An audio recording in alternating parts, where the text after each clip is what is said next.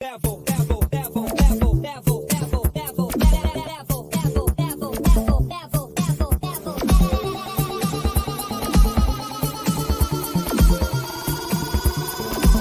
it to the next level.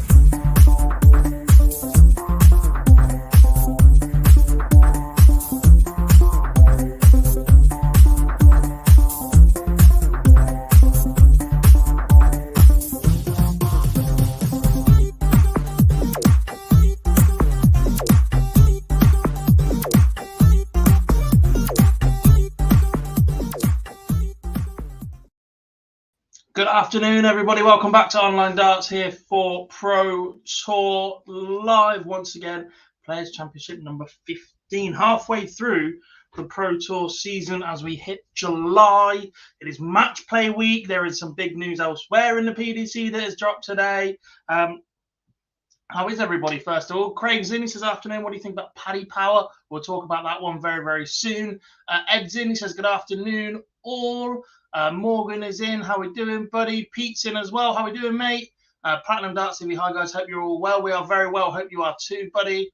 Martin is in. He says, hi, everyone. David's in. He says, afternoon, all. How we doing, pal? Juanita is in. Good morning. Or is it very, very late? Good evening. How we doing? Kieran's in. He says, afternoon, all. Kurt, good afternoon. I thought Bo was in Worlds with Men. Not yet.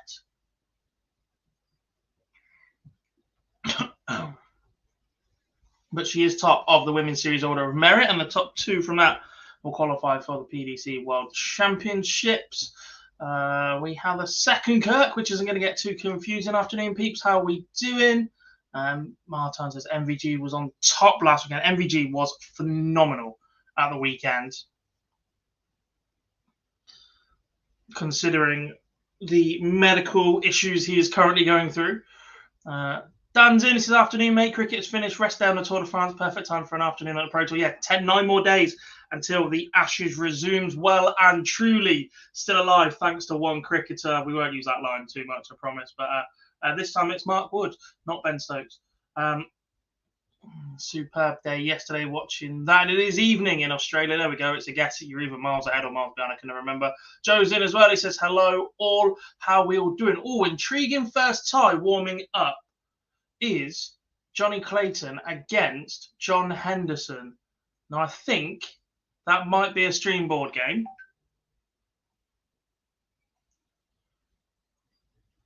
I'm just going to mute that one because I was there. We're going to go berserk.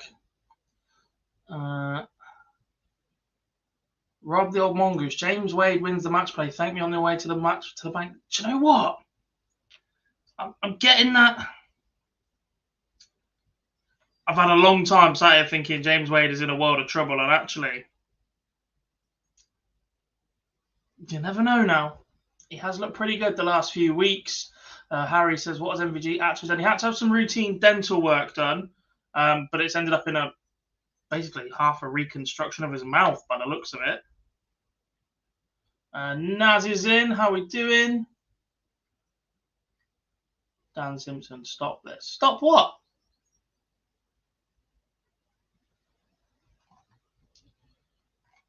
Stop the James Wade talk. That's probably what it is. True, though. Afternoon, Bob. How we doing? Nazim is in as well. How we doing, pal? 8 p.m. Monday evening. Perfect, Juanita. Speaking of 8 p.m. Monday evening, UK time, myself, Phil Bars, and Lee Boyce will be here once again this evening for the Online Darts Live Lounge, our weekly roundup show. You know the drill by now. 2 hours of nonsense.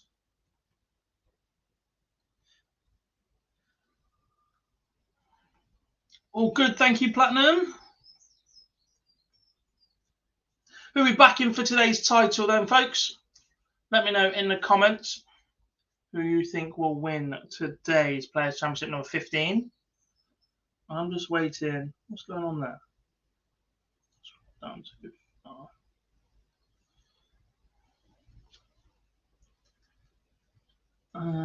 where's Dan Dawson when you need him?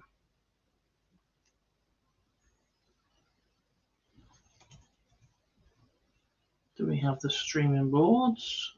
No, because they're too busy tweeting about Paddy Power. There we go. Streaming boards. Dave Chisnell, Damon Hatter, Rob Cross, Johnny Clayton, John Henderson. That's a shame because that was definitely going in the conversation for featured game. Is Wade on? Not yet, I don't think. Is Wade seeded yet? Is Wade there?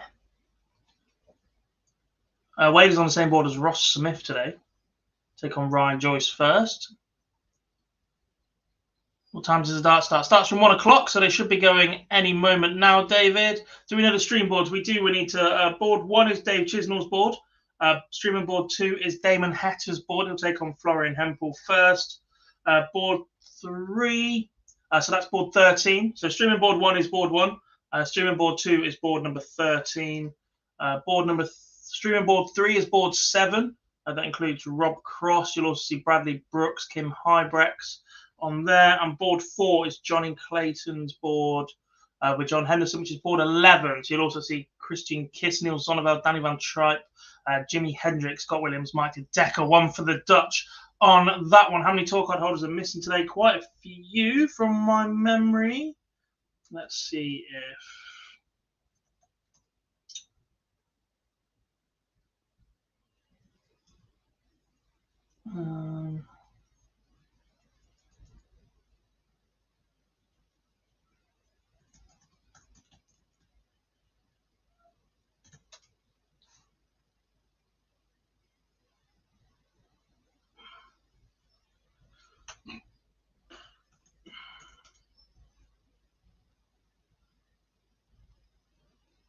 there it is, darts, tennis, do they know?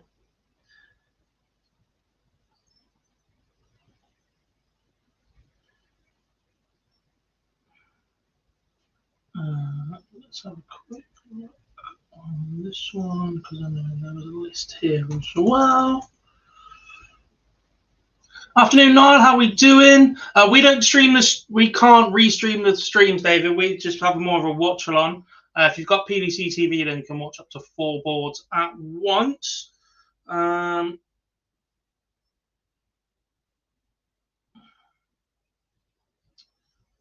Where's it gone?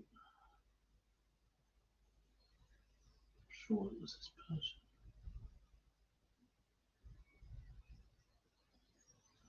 Or was it here? No, Gezi is a late withdrawal, so that is one of 2. I'm trying to have a look at the full list. I can't remember who posted who actually wasn't there. 2 late entry changes.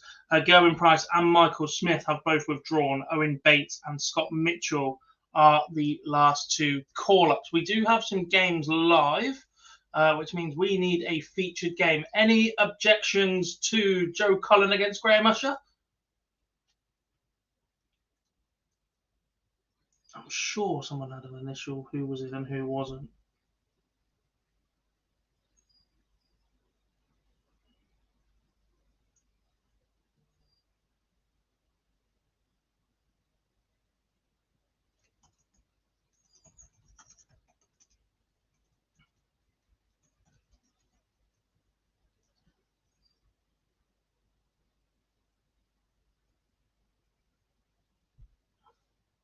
It's all well and good setting up all your live streams, but then they all go live at once. And there's no option to change the board until they go live. So I've just got 4 lots of Dave Chisnell.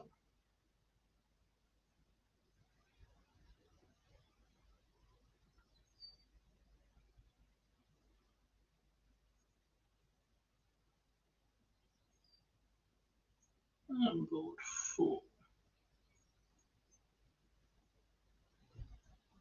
So no live darts specifically from us, but we'll do our best to keep you up to date throughout the day. I will be joined by Phil Bars around 3-ish.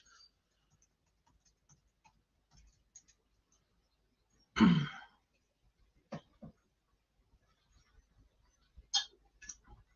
need to move this one down a bit, don't I, so that we can see it all lovely. And I need to change my view on this screen. Right, now let's go back. duplicate it. And we'll have a normal view. Did I see you're heading back to Portsmouth, Niall? Winning the ADC Ireland title.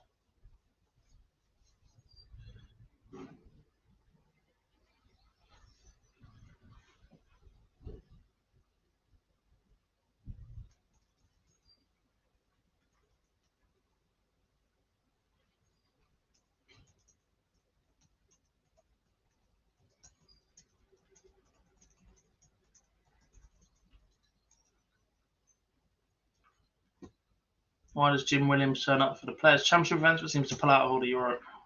That's a question you will have to ask Jim, and one that we've been pondering for a little while now.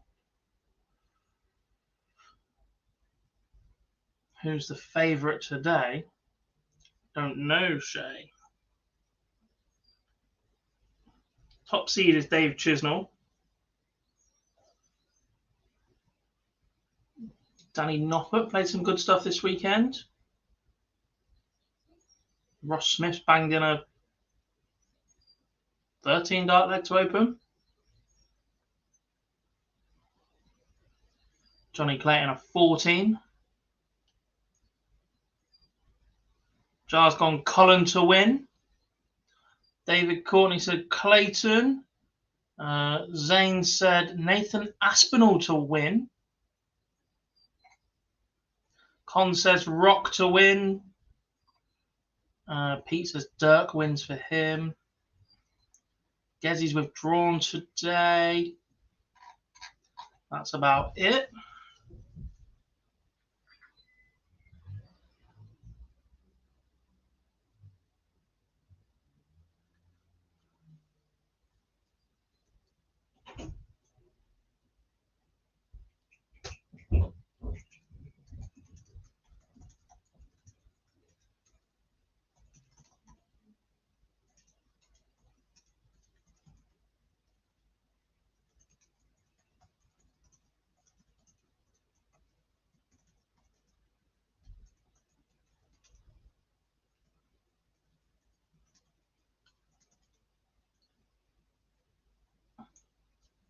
Scott Mitchell could be a surprise win. It depends how much time he's had to practice. He was on commentary all of last week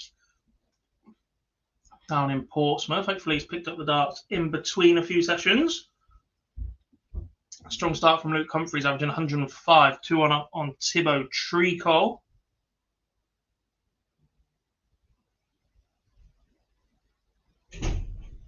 Jose de Salza was averaging 120 against Scott Waits.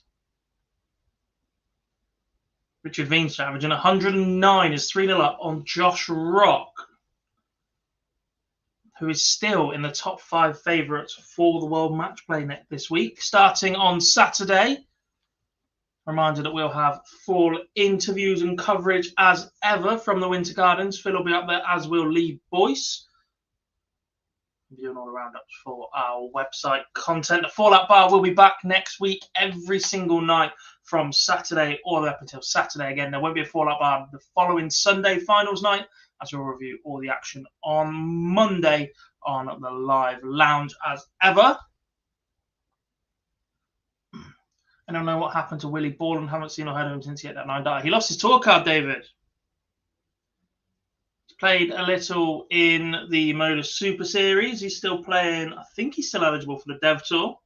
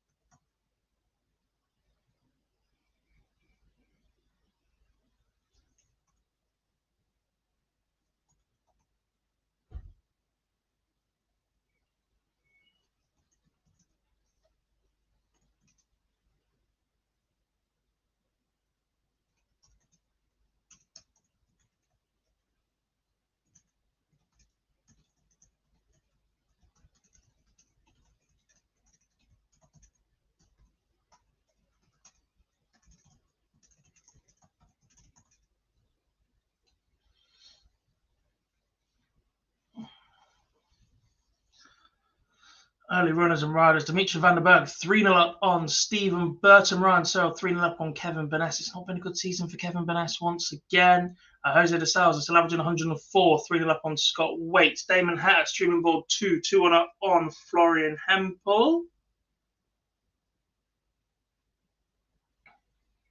Thanks to a double 6. Dave Chisnell 2-1 up on Damien Mole. Rob Cross 1 apiece. Johnny Clayton. I'm going to sort these by board number because they're easy to look at.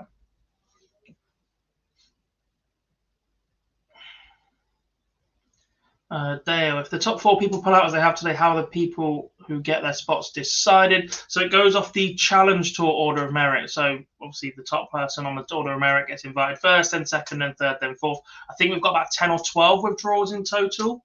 Let me have a quick look now for you.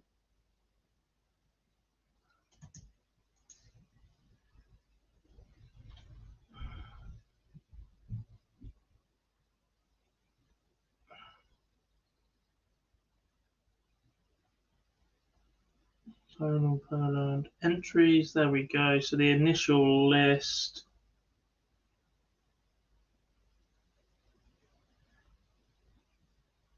So we're missing Vladimir Anderson, Corey Cadby, Danny Janssen, Adrian Lewis, Christian Perez, Gerwin Price, Pascal Ruprecht, Jeff Smith, Michael Smith, Mental Sulovic, Michael Van Goen.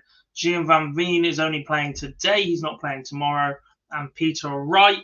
Those that have been called up in their places: Owen Bates, Andy Bolton, Cam Crabtree, John Henderson. James Hurrell is the man that is only playing one day. He's replacing Gian Van Veen tomorrow.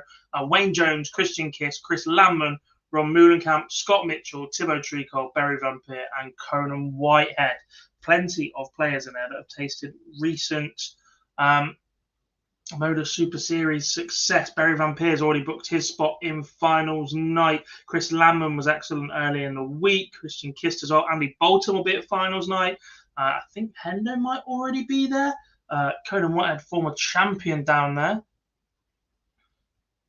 How do you mate? That's made it in time. Was I struggling? I'll be honest, guys. I've not really been out of bed very long today, so I didn't catch up with anything this morning.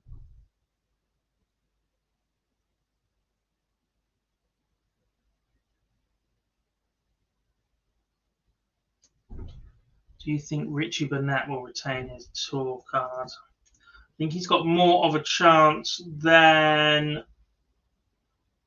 Kevin Burnett. They both picked theirs up at the same time. Tour card race. Burnett. 72nd in the world. 11 grand behind where he needs to be with all future prize money added on already. Tough ask, but if he can find some form, start making some. There's still 50. There's still half a Pro Tour season to go yet. If he can start picking up some board finals and beyond, then yeah, he can definitely keep that card.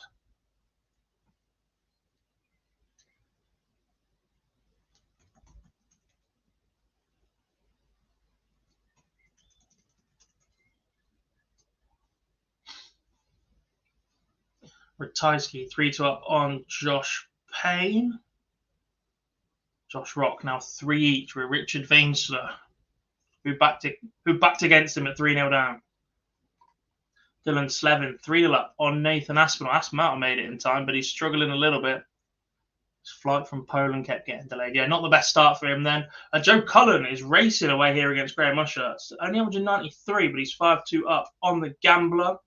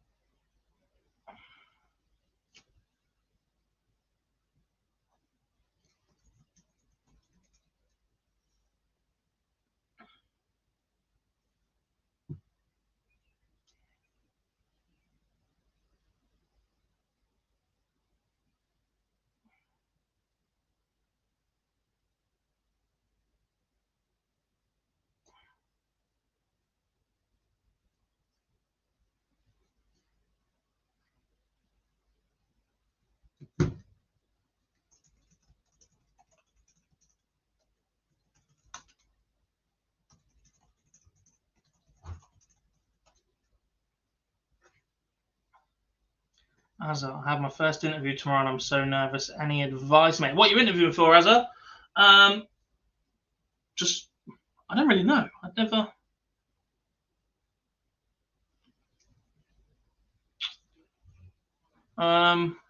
Any advice for an interview? Just be relaxed. Not too relaxed. Don't be in there slumped over. Come across professional as you can, but don't overthink it, I guess, is the way.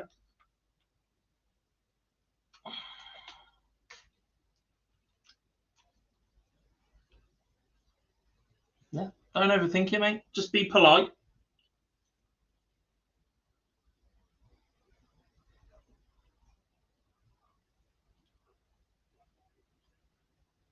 Bring up Rock game after Cullen. It might already be over because he's 5-3 up.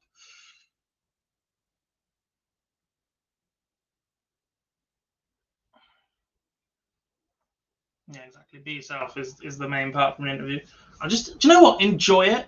I think too many people overthink situations like exams and interviews and whatever else because of they are quite significant. But actually, if you go in there, you enjoy it. Enjoy the experience. If it's your first ever,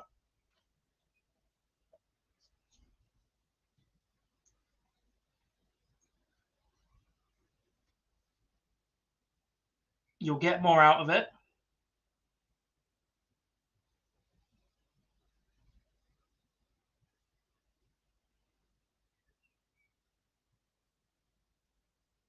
That's the one as well, Pete. That's such an easy little win as well. Ask them questions at the end. They'll finish asking you questions. Then they say, have you got any questions for us? Even if it's something quite simple, go in there with a couple of pre-planned things. Let's see if Josh Rock completes the job.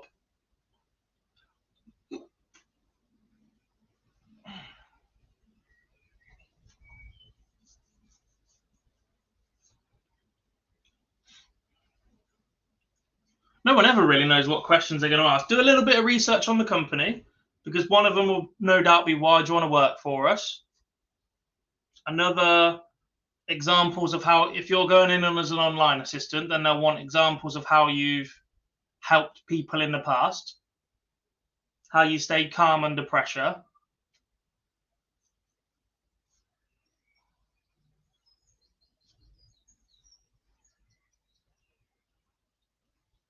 Josh Rock does complete the comeback, 3-0 down to Richard Veenstra. He turns it around and wins 6-3. Which game is still quite early? Or we're going to wait. We're going to wait for Rafferty versus Vanderbilt. That will kick into life pretty soon. Most of the stream games are about the same. Johnny Clayton 4-2 up on John Henderson. He has the advantage of a breaker throw. Rob Cross exactly the same, 4-2 up for him for 5-2. Dave Chisnell already has a 5-2 lead. And Damon Hetter, does this guy, is 4-3 up on Florian Hempel. Afternoon, Laura. How are we doing? Dave Chisnell is a winner. He beats Damian Mole 6-2. That was on streaming board 1, so we'll get a second game on there shortly. We also have wins for Dimitri Vandenberg, 6-1 over Stephen Burton. Steve Lennon, a 6-2 win over Ross Smith. The first seed is out, and it is Ross Smith. Luke Humphreys goes one away against Thibaut Tricol. Scott Waits has pegged Jose de Souza back a little here. Back to 4-3. Still work to be done for him. Ryan Searle was cruising against Kevin Burnett. He's now 5-4 behind to Iron Man.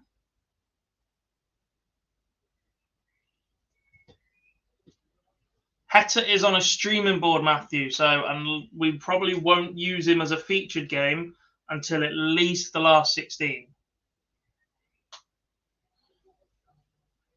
Because those are PDC TV subscriptions. We'll have them on at the same time. And us putting it up as a feature will show the scores before they're even hit on the live stream.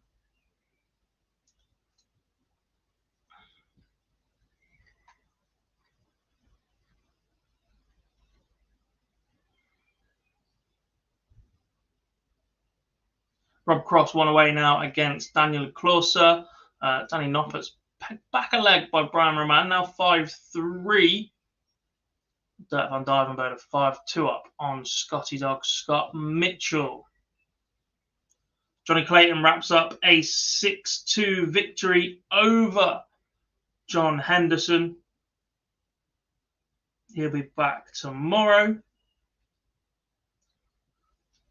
Nathan Aspinall gets another leg back against Dylan Slevin, but he's got to win 4 more on the spin. He's 5-2 down to Ocean Slevin. Luke Humphreys, 6-4 winner over Thibaut Tricol. Look out for Luke Humphreys, the form he's in, if he brings his Euro Tour form to the Pro Tour.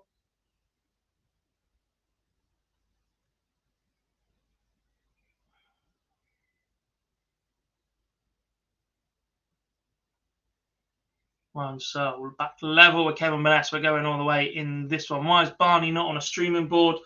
Because of the way that they do streaming boards at the minute, James. Now that they've moved up to 4 streaming boards, they're predefined before they even get there. So it depends what board Barney is drawn onto. On the day 1 of a Pro Tour streaming weekend, they will use seeds 1, 3, 5, and 7.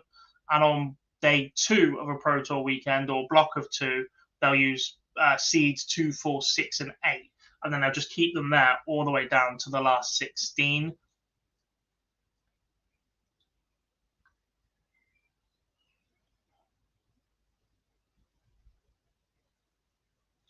Martin Schindler, a 6-3 winner over Joe Mernon, and Danny Nopper, a 6-3 winner over Brian Roman.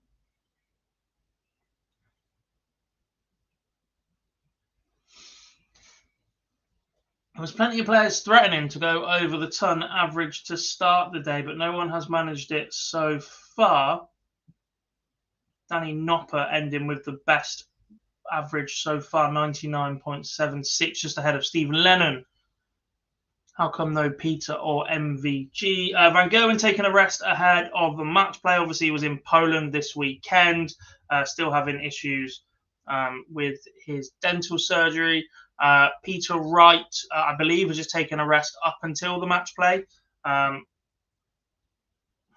Who knows with him? There is a ton average. It's from Rob Cross. He's a 6-2 winner over Daniel Closer. Finishes with 13 to finish.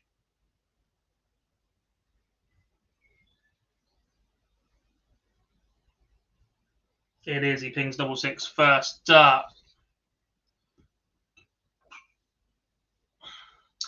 Damon Hetta is also in the winner's circle. 6-3 winner over Florian Hempel. As it stands, we still have only lost 1 seeded player to start the day. Nathan Aspinall has another back. He's 5-3 behind. He's the most likely to fall from here. Christoph Ratajski, 4 apiece for Josh Rock.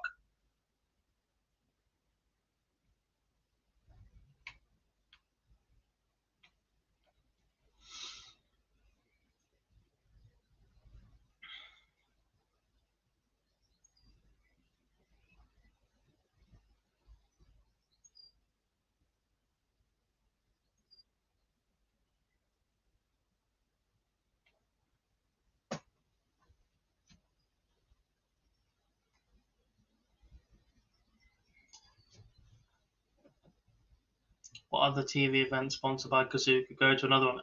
Looking at it, Jamie, the presumption right now is that they all do. Is that Kazoo simply do not have the money to honour the rest of the deal that they had. If they did, then they wouldn't be losing the events that they've already got penned in, would they? We've already lost the World Cup and the World Championship. The match play was already sponsored by somebody else. It would not surprise me if we see changes to the Grand Slam of darts, to Players' Championship finals, UK Open next year. Just got to give the PDC time to go and work those deals out. They've just secured the biggest one of the year, and now they'll go and pick up the rest, I guess. Jose de Sal's a 6-4 winner over Scott Waite. There was a last leg decider win for Ryan Searle over Kevin Burness. Nathan Aspinall has another leg back. He's now 5-4 behind to Dylan Slevin. Afternoon, Tommy. Afternoon, Pete. How are we doing? I am solo until about 3 o'clock when Mr. Phil Bars will join me. He's currently on MODUS Super Series duty, but he will be here after that. Premier League. Yeah, Premier League's next year. Euros are this year.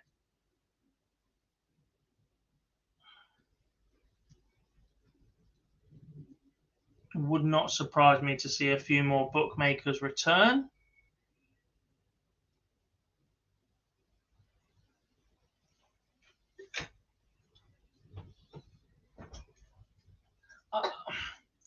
I'm not sure, James, that that's the way to look at it here, because it was never the PDC actively moving away from bookmakers. It was just Kazoo offered a shed load more cash. They didn't suddenly grow a conscience overnight and go, right, we're never working with another bookmaker again, because they've had associate bookmakers as sponsors of sub-sponsors of events since anyway. There was never some big move by the PDC to move away. Kazoo just paid a massive amount of money for the World Championship and the collection of other events that they had. They did a massive deal with Matchroom because they took on the Snooker World Championships as well, didn't they? And it seems like they've overexpended. Their plan that they've used in other businesses in the past to crash markets with massive amount of sponsorship, run everybody else out, and then run up the profits afterwards hasn't worked here, because them, Cinch, Motorpoint, We Buy Any Car all still exist. They haven't been able to push them all out. Dylan Slevin is a 6-4 winner over Nathan Aspel. That delayed flight, not the best preparation for the Asp, as he becomes just the second seed to fall so far today.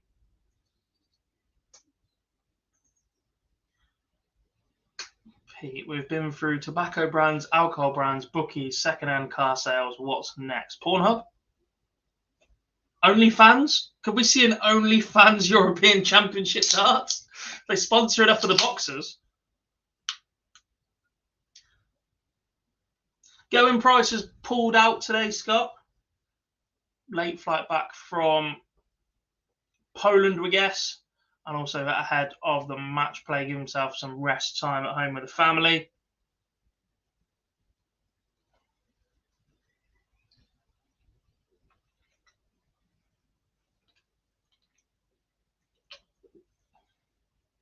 The PDC dance. I like that. Who's the biggest player out so far? The highest ranked player out so far is Nathan Aspinall. He's a 6-4 defeat to Dylan Slevin. We've also lost Ross Smith. A couple of Germans have fallen with Daniel Closer and Florian Hempel. If he's not played at all, it should be voided yet for German Price.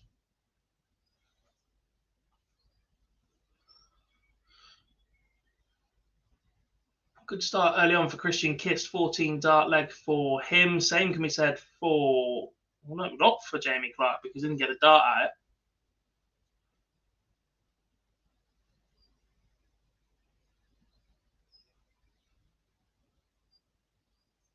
Maybe he did. Sorry, he did take 14 dart leg out. James Wilson, Conan Whitehead, 1 apiece. That's on streaming board 1 for you. Bizarrely, despite not having a tour card, Conan Whitehead has probably had more TV exposure than James Wilson in recent times.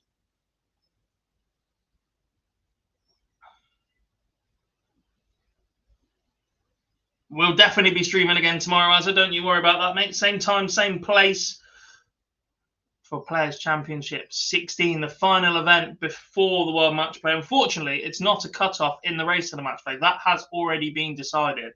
And I'm a little bit disappointed that it fell on a Euro Tour and not the Pro Tour. But we move.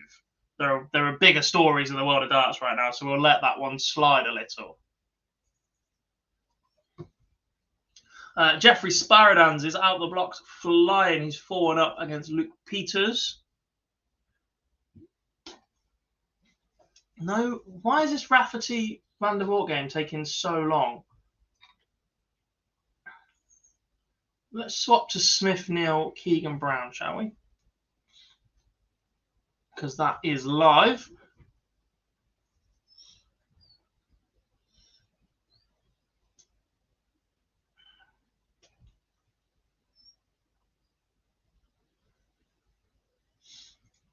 Ooh, another seed is gone. We do lose 3 in the opening round of the top 16. And number 13, Christoph Ratajski, is gone. He loses 6-5 to Josh Payne.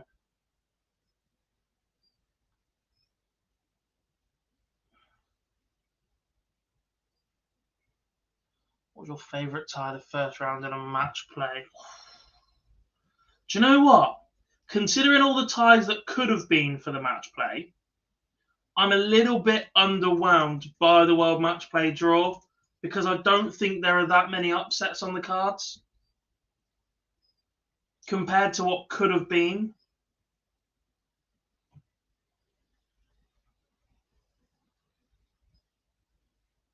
I still think the section of the draw you want to be in is Peter Wright's half.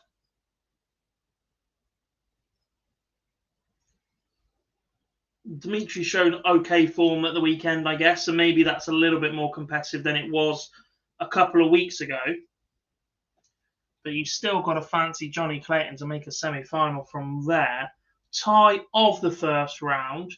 I mean, given the history at the World Match Play, Stephen Bunting versus Gerwyn Price should be good, but Gerwyn Price is on another level right now.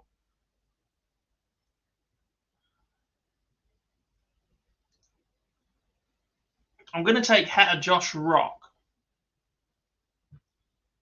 closely followed by Dirk van Dijvenbode and Kim Huybrechts for different reasons. I think Heta versus Rock will just be out-and-out quality, whereas Dirk versus Kim Huybrechts is the testosterone derby.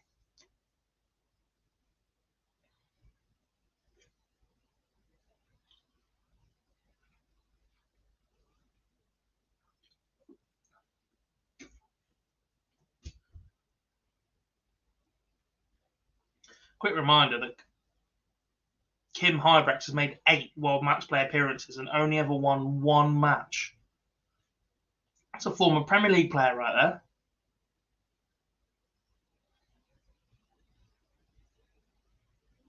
Jeffrey Spiraland has absolutely raced through Luke Peters. He's a 6-1 winner.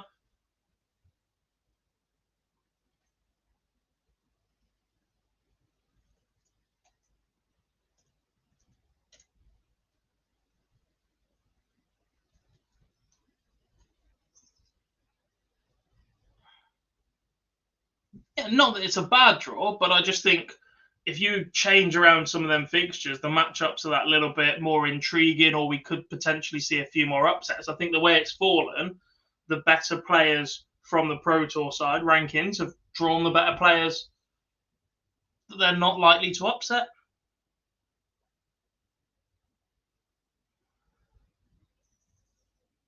Or less likely to upset.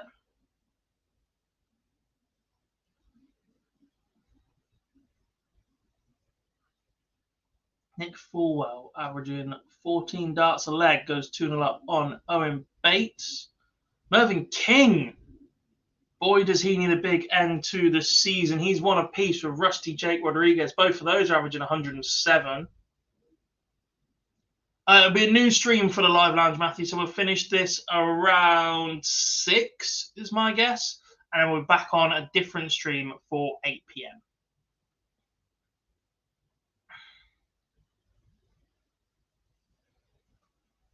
Make sure you are subscribed to the channel and hit that bell icon to be notified when we do go live. As I said, big week of content coming up for us. 2 Pro Tours today. The match play starts on Saturday. Interviews with winners from every single match all the way up to the final, including the second ever Women's World Match Play winner on the following Sunday. The Fallout Bar will return.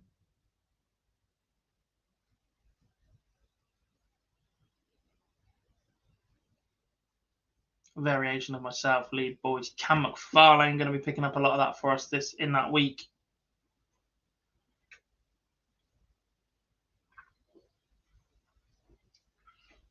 And various other members from the team will be involved.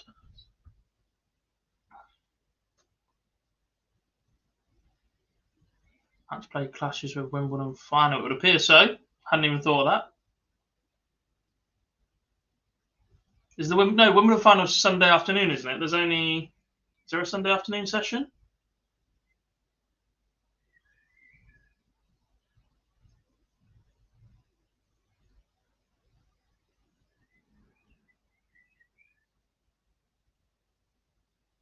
Schedule.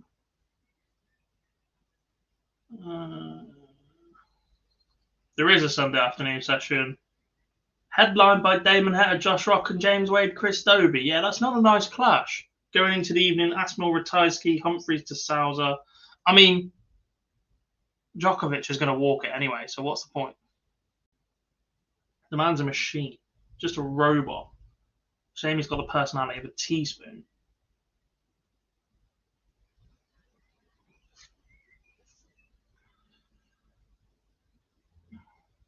My 40th on the Wednesday, the match place to get the drinks in a trilogy. I won't be there, but speak to Mr. Lee Boyce.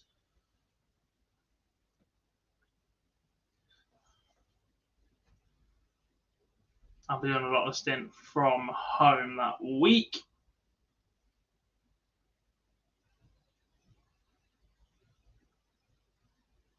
Especially as I'll be working a lot on the MODUS Super Series as well.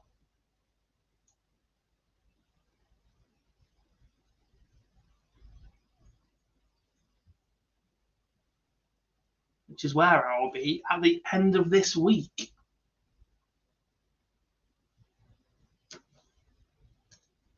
Heading down to Portsmouth in a few days' time.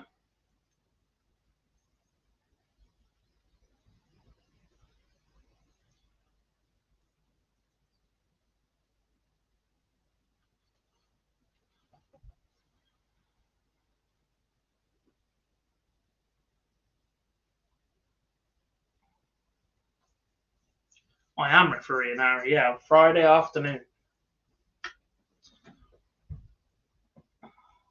Should be exciting. I watched last night. Djokovic should have at least. Yeah, the tiebreak where he comes back from 6-3 down to win 7-6 is just. Sagansky beats Jim Williams 6-3.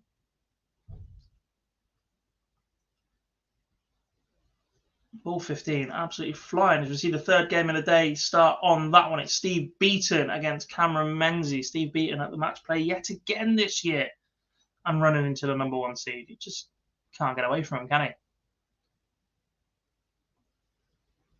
he? Is Gerwin coming in tomorrow? I don't think so. I think he's out all weekend. Say weekend. They're normally on a weekend. Monday, Tuesday.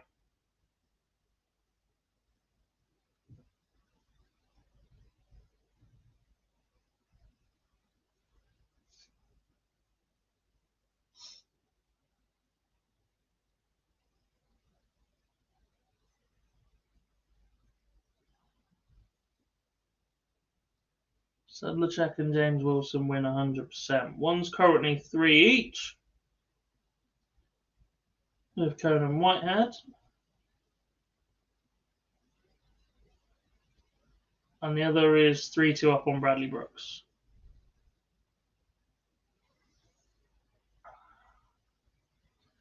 Jurgen van der Velde 4-1 up on Ron Meulenkamp, another all Dutch match. We've already seen Christian Kist beat Niels Zonneveld.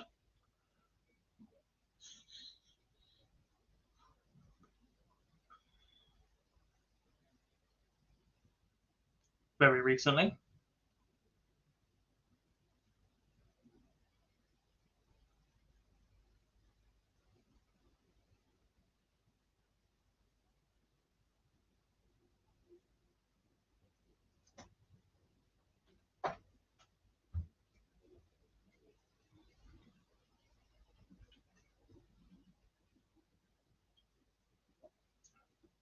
Mervyn King is still averaging 102 as he's 3-2 up on Rusty Jake Rodriguez. Sorry. Van der Voort and Rafferty were slow to start, but Van der Voort currently leads 3-2 in that one. Mike de Decker warming up shortly.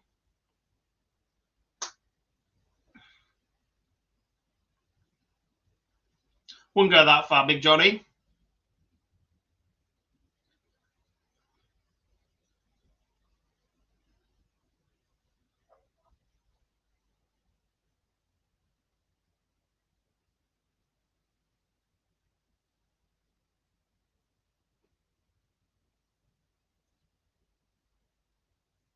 Is that connect broken, or is it just Adam Smith-Neil versus Keegan Brown?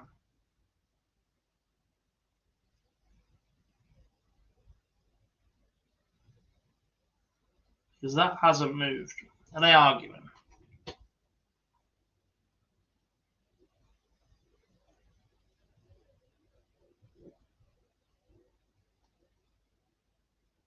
They have a hold up in the Smith Neal Keegan Brown match. Let's whack that one on while there is numbers coming through.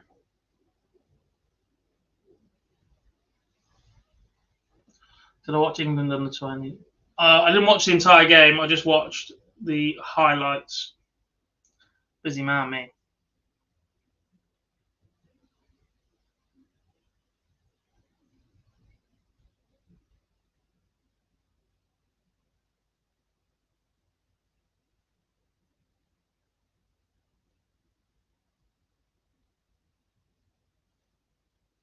Hughes, Dazwan is paused 2. Are they next to each other? What board is that on? Board 8. Board 5, maybe not.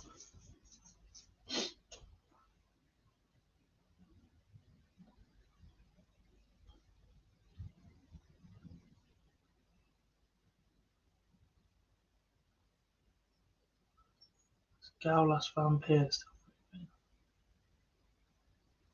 Back now, there we go.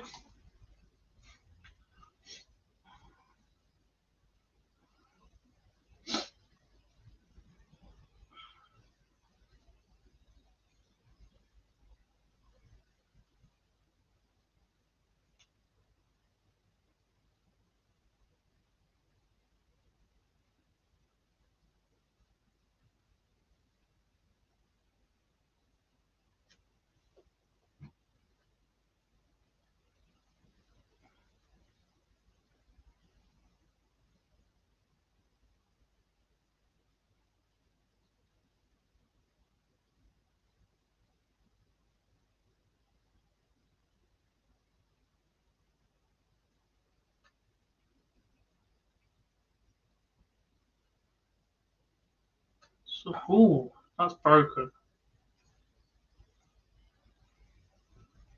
Because I now have another Smith Neal Keegan Brown game that allegedly is showing them averaging 172. I think the iPad broke on that one, so we won't get proper stats for that.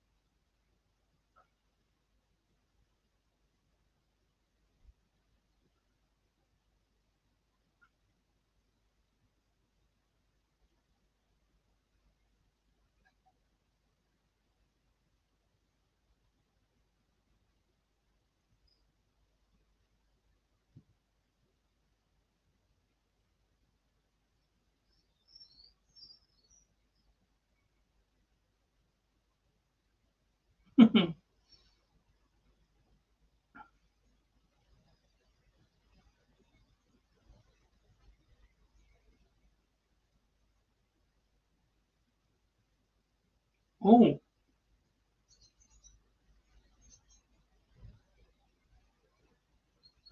Ooh, fiery.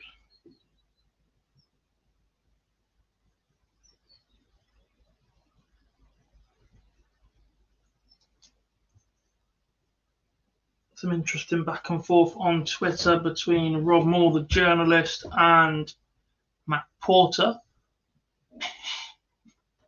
Tommy, it was in the announcement this morning, mate. They will be on general sale on the 31st of July.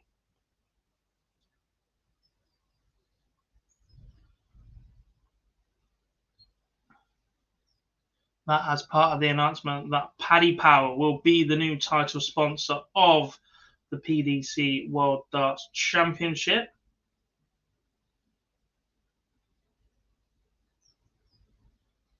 Let's have a look at that full announcement, shall we?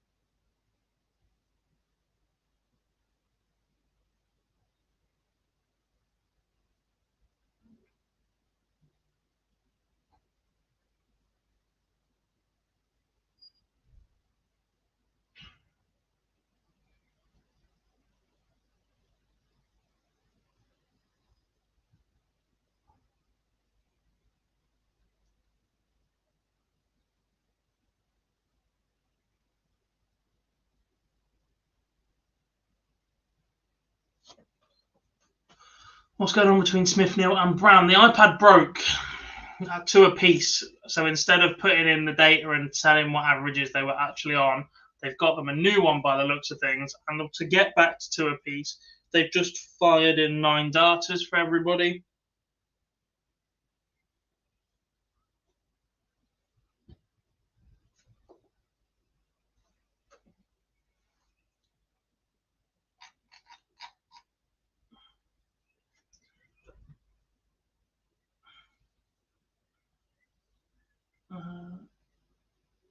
Where's the stats gone for that one?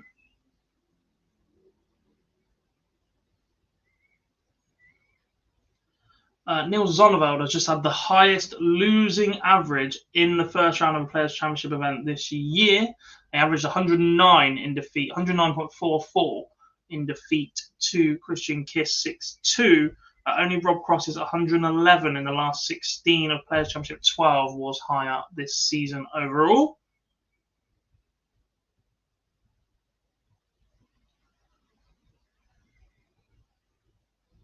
Big thanks to FEB's data on Twitter for that one. Owen Bates has fought back. Nick Fuller led that match 3-0. It's now 5-4 to the Master.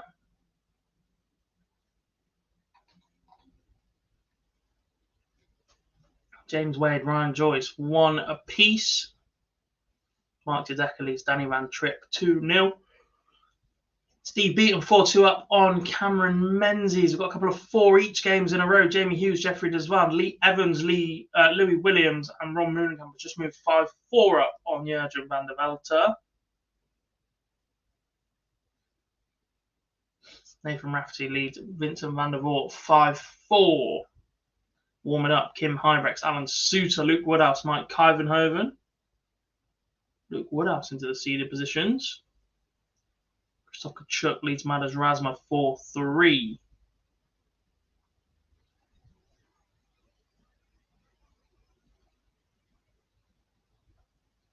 Mervyn King gets pegged back a little by Rusty J. Rodriguez. Now 5-4 up. Can Merv get over the line?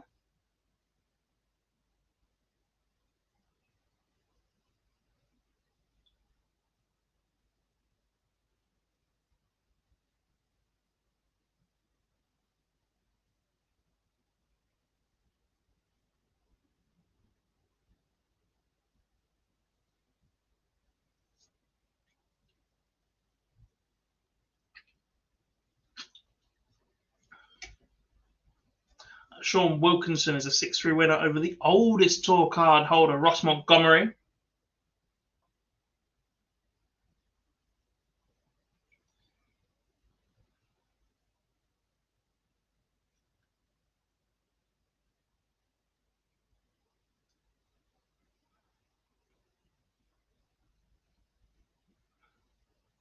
Interesting attire from Kim Hybrex, who has opted for blue trousers, but is playing in a black and red playing shirt.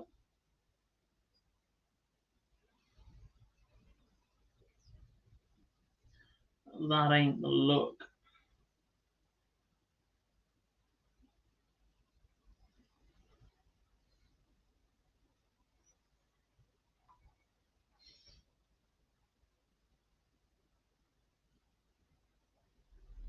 James Wade 2-1 up on Ryan Joyce, now averaging over the ton mark. Scoring power of James Wade in the last few weeks has just flown up, massively gone under the radar. King pegged back to 5 apiece then by Rusty Jake Rodriguez. Is the momentum with the Austrian. Jeffrey Desvan beats Jamie Hughes 6-4, and it's a 6-4 win for Nathan Rafferty over Vincent van der Voort. Someone earlier was asking if Andrew Gilding had played yet, so we'll put him on next against Tomaine Watermain. That could be interesting. Clash of styles and pace.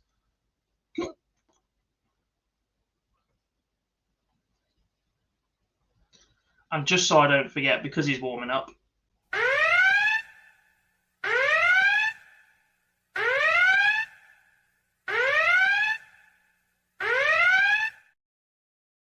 5-time champion of the world, Raymond van Barneveld, will start his campaign today against Ricky Evans in a couple of moments' time on board number 4. Also ready to get going, William O'Connor against Matt Campbell, Gabriel Clemens against John O'Shea. Laura's still in the chat room. Hope Maisie's still at school today. Ron Moorenkamp, 6-4 winner over Jurgen van der Velde.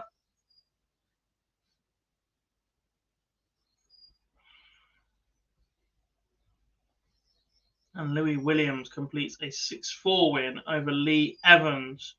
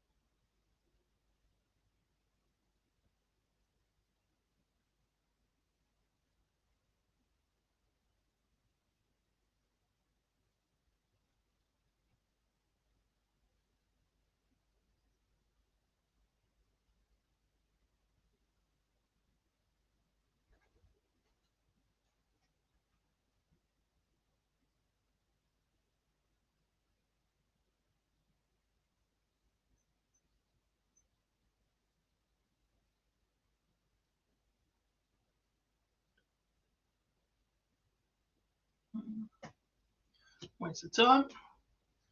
Second missed phone call of the day from an unknown mobile number that does not have good reviews, so I'll scam someone else, you little dickheads. Excalibur's in. How we doing, mate?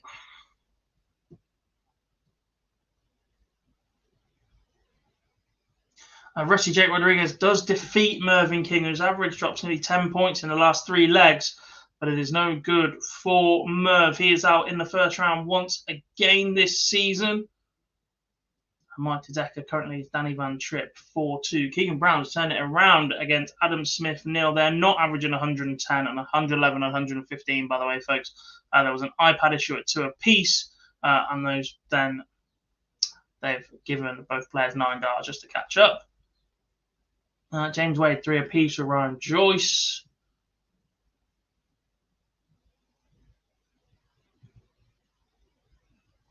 Brendan Dolan opens his account with a 14 dart leg against Devon Peterson.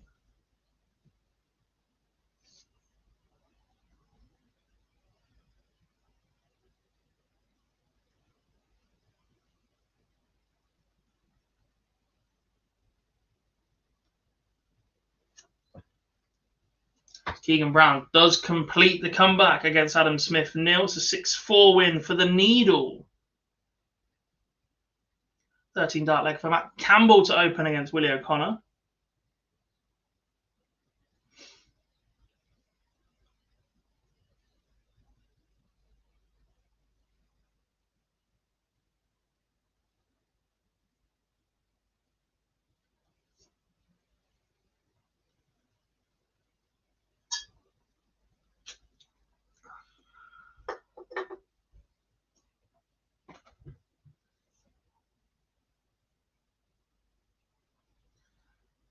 Automainer takes the opener.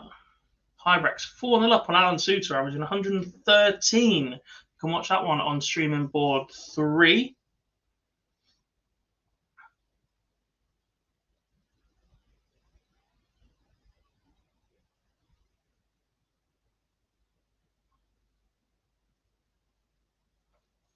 We'll be joined by Phil Bars shortly this afternoon.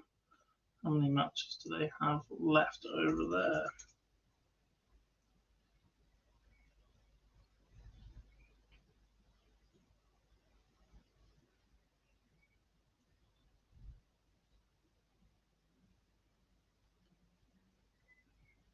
No more. That's it. You should be joining any moment.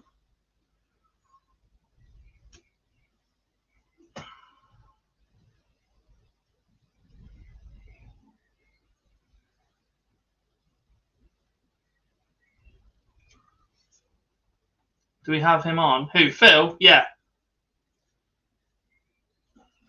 Better than just me alone all day, trust me. Well, until he starts talking nonsense. Then maybe I'll change my mind on that.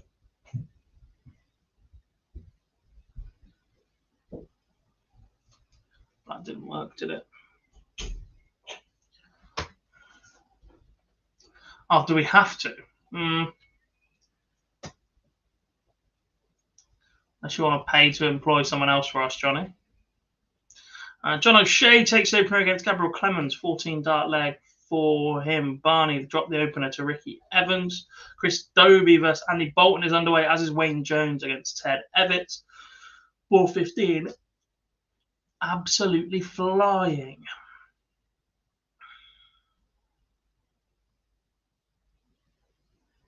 Barry Van Peer won away against Adam Gaulas. Pray for the marker after that one. We'd rather you do it. Thanks. As much as he jokes about us not being cancelled yet, we're not actively aiming for it.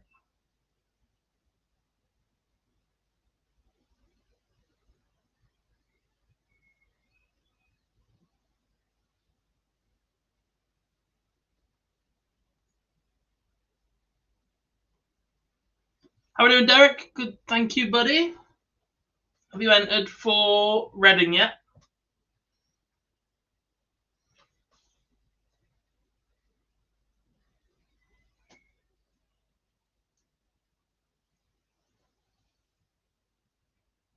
Madars Razma completes the comeback against Christoph Kachuk, winning in a last leg decider 6-5.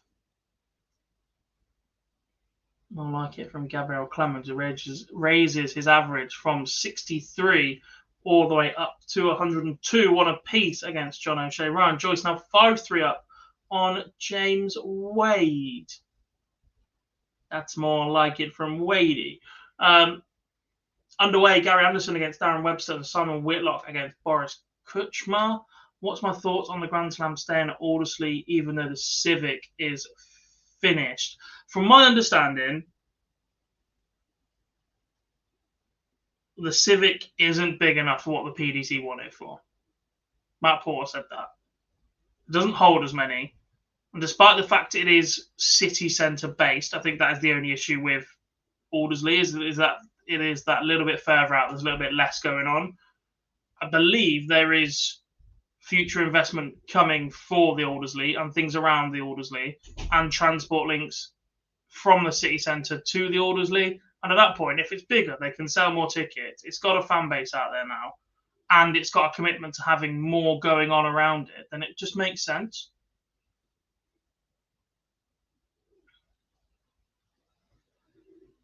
Because the big argument at the minute is, why won't it go back to the Civic? The Civic was great. Because the other option is, it just won't go to Wolverhampton.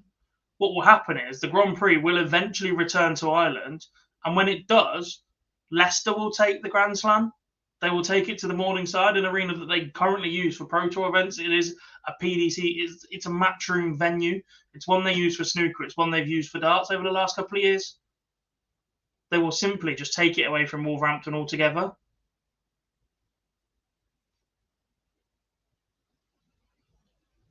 How did Jamie Hughes get on? Let's have a look.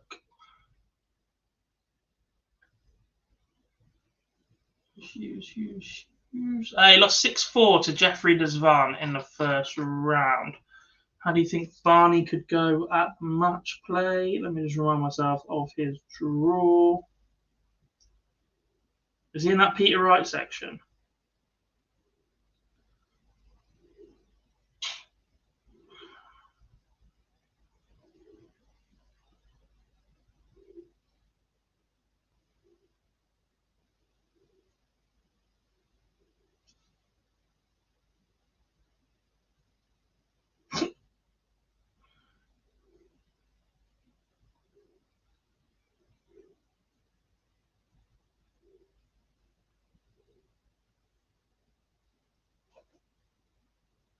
I mean, Searle's tricky enough. I don't see. We'll see after this game. Has he played yet? Has he lost yet? 3-1 down to Ricky Evans. Not convinced, you know. Look, Searle will just be steady. If he can match him, then fine. Race to 10. It depends which Peter Wright turns up, doesn't it? Although Andrew Gilding is a major champion and plays at an awkward pace. Heat up there, that will get to Barney a little. Then you're running into Clayton, Clemens, Vandenberg, or Ross Smith. He doesn't get out of that section. He doesn't make the quarter, doesn't make the semis minimum. Can't see him making a quarter.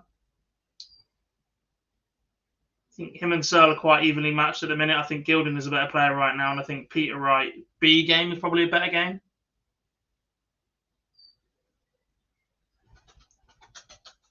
Barzy is on his way, Liam. So he's been working on the MODUS Super Series so far this morning. That finished about 5-10 minutes ago. So he'll just be having a quick debrief with the team. And then he will be logging on. Who's on comms today? Is there a certain Mr. Matt Edgar in the building with him?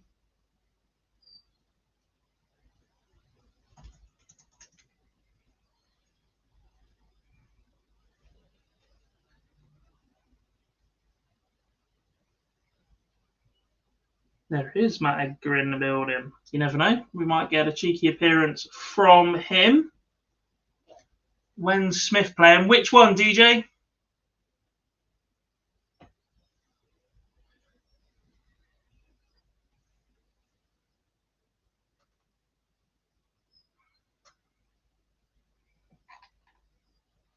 Gary Anderson finds himself 2-1 down to Darren Webster. Boris Kuchma, 115 average, 2-0 up on Simon Whitlock. Did we just lose James Wade? We did. 101 average from Ryan Joyce. Sends the machine packing.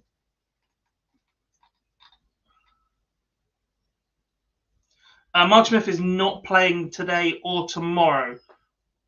He was a late withdrawal because they've been in Poland over the weekend. He'll taken some time off ahead of the match play, which starts on Saturday.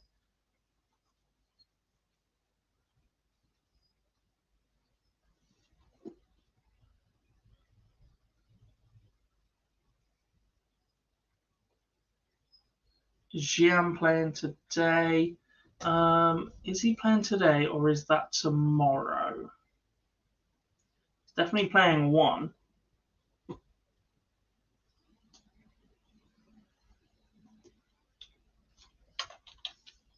He is playing today. He will take on Daryl Gurney on board 3.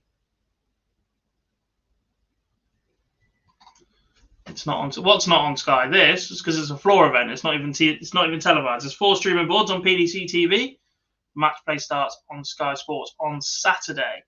Jian is playing yet, as I just said. He takes on Daryl Gurney on board number 3. They've literally just started. Daryl Gurney's taking the opener in 15 darts.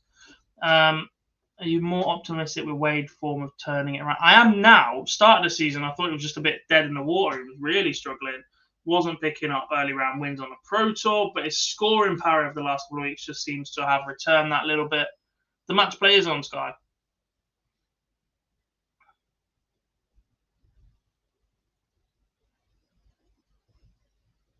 Why what, Chaz?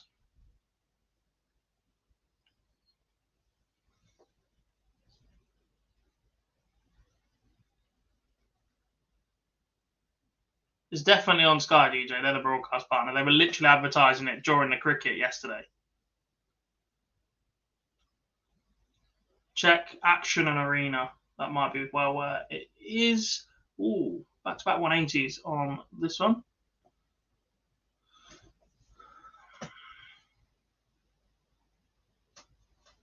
Bad news for the O'Shea clan, by the way, from 1-0 up. Gabriel Clemens has won, from 1-0 down. Gabriel Clemens has won the next 5 on the spin. Just not quite happening for John at the moment. Ricardo Petreczko leads Callan Rids 3-1, another player who it is not quite happening for recently. The Riot is not in the same form that we saw him go deep in the PDC World Championship a few years ago. Simon Whitlock has levelled up at 2 apiece against Boris Kirchmar. Gary Anderson from 2-0 down to Darren Webster now leads 3-2. Stephen Bunting with an 11 dart leg has just taken the opener against Gert Nentjes. Gian Van Veen levels up with Daryl Gurney, averaging 106 through 2. What was your previous message, Chaz?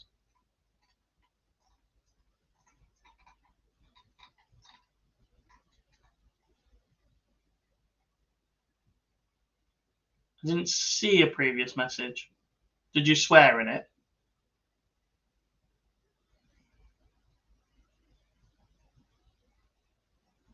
If so, it would not have come through. It would have been held for review. Raymond van Barneveld is out. He's beaten 6-2 by Ricky Evans, who averages 100. That's more like it from Rapid Ricky.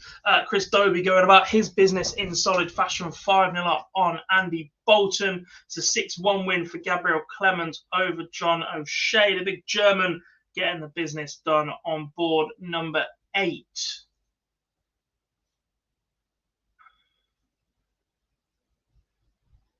Wayne Jones 2 apiece with Ted Evans. That's a Warwickshire derby, if I'm not mistaken.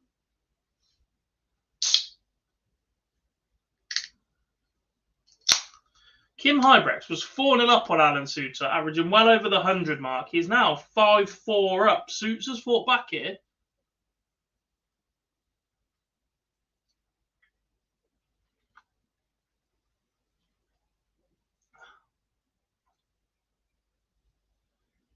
Oh, that didn't come through. What did Smith say? Remember to click the right one, as he had 2.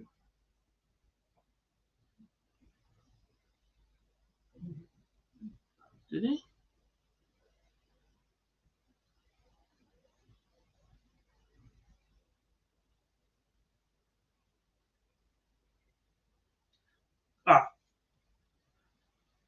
Michael Smith needs an eye appointment. He's only got 2 sets of daily contact lenses remaining, so needs an appointment before Blackpool and Australia. Warwicksworth, West Mid, of course.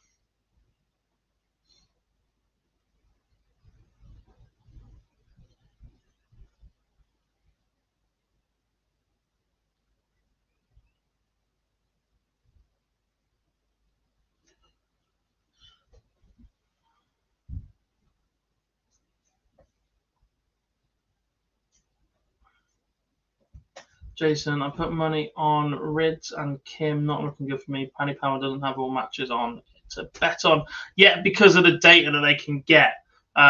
So they will only allow you to bet on the streaming matches that they have a direct feed to. Chris Dobie is a 6-0 winner over Andy Bolton. Yeah, that's another illusion, I guess, of... Yeah, I've seen it, Chaz. Thank you. The PDC moving away from gambling companies when they've added 2 more streaming boards to Pro Tours specifically so that gambling companies can offer in-play markets.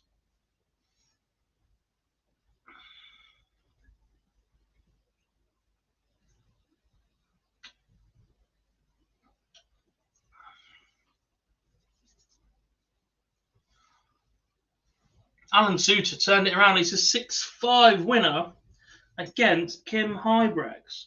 Well, that's come up on... How far behind is that stream? Quite.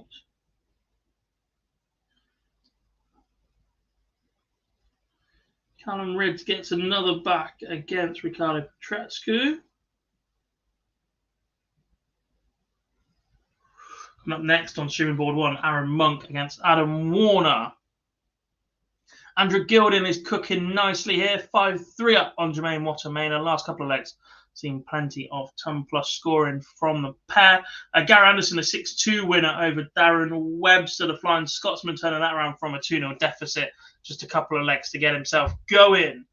Could we see something magical from him in Blackpool at the end of the week?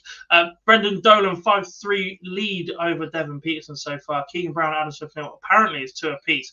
I believe what is happening right now is they'll be putting the data back in from the 2 games they lost, 4 legs they lost, then had to restart just to build it back into the system. They'll have deleted the other one, so the stats there are correct. So ignore that at the minute. The only game on board 5 right now is Boris Kirchmar against Simon Whitlock.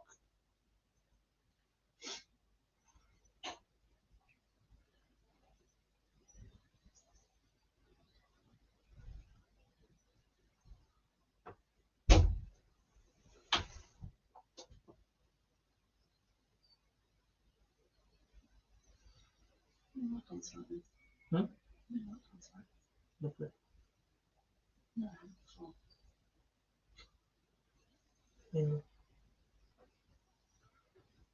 What's that?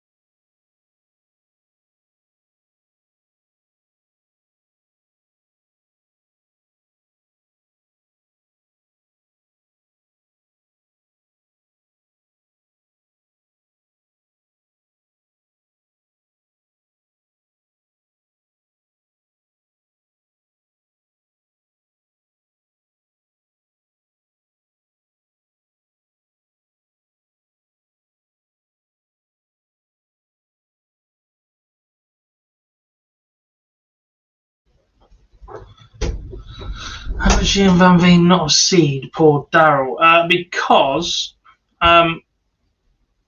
it's in his tour card 6 months. We're going to see Christian Perez play in Player Championship 15. Note he is one of the players absent from today.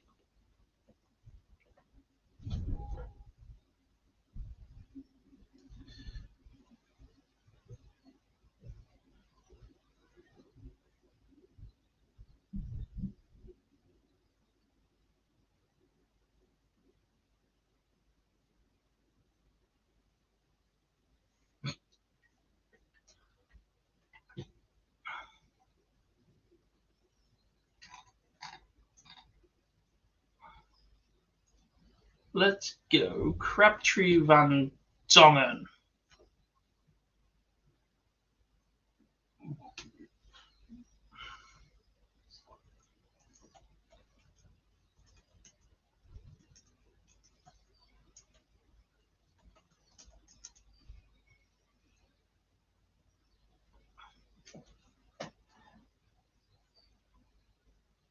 Tretzko one away now against Callan Ritz. Adam Warner against Aaron Monk now underway.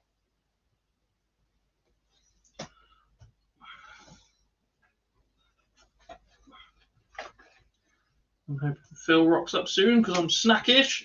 Pringle's going to make a noise. Oof.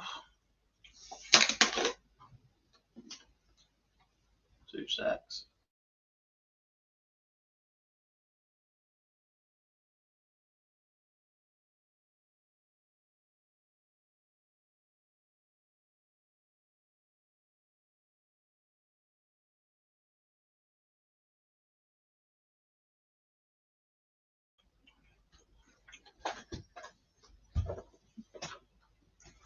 Nah, just original.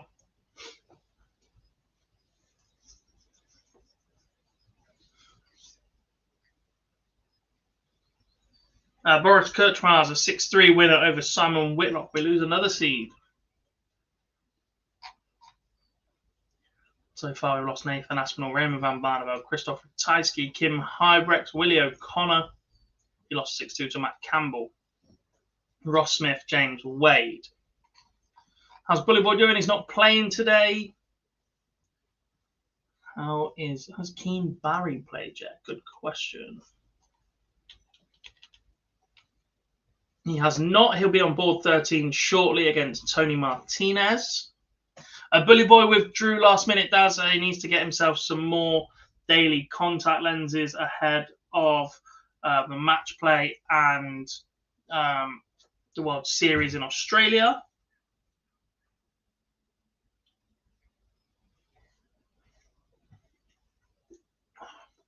I'm struggling to see a little bit.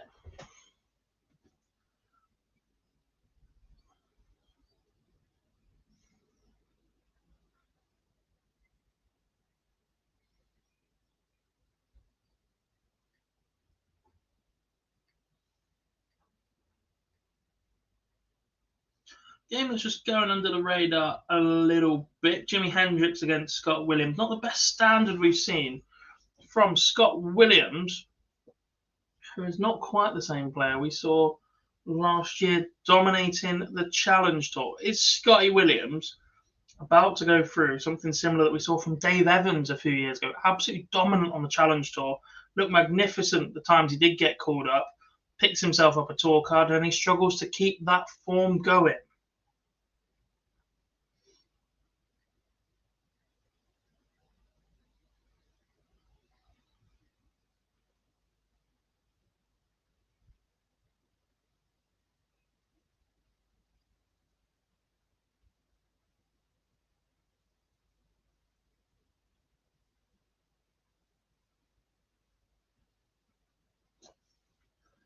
The change from big fish in a small pond to just fish in a big pond is very difficult for some players to comprehend.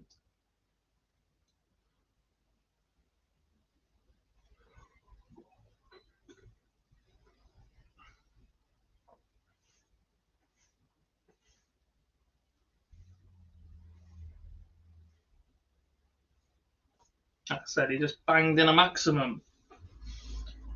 Robert Owen takes opener against Callum Goffin. Stephen Bunting, 5-top on Gert Nenches, averaging 98. Stephen Bunting against Gerwin Price at the match play is a sneakily good game once again. Especially given their history up on that stage.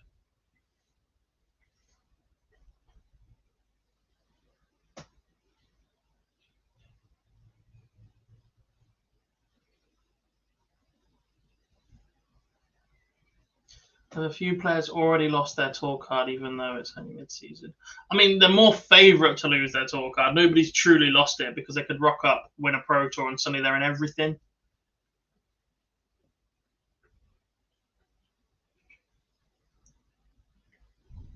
Callum Ritz has leveled up at 5 apiece. We're going all the way against Pikachu Ricardo Petrescu, who is still throwing the Pikachu Dart Flights. Surprised Konami haven't been in touch yet. Now very hot on their copyright laws. Chris Lamman leads Robin Knops 2-1.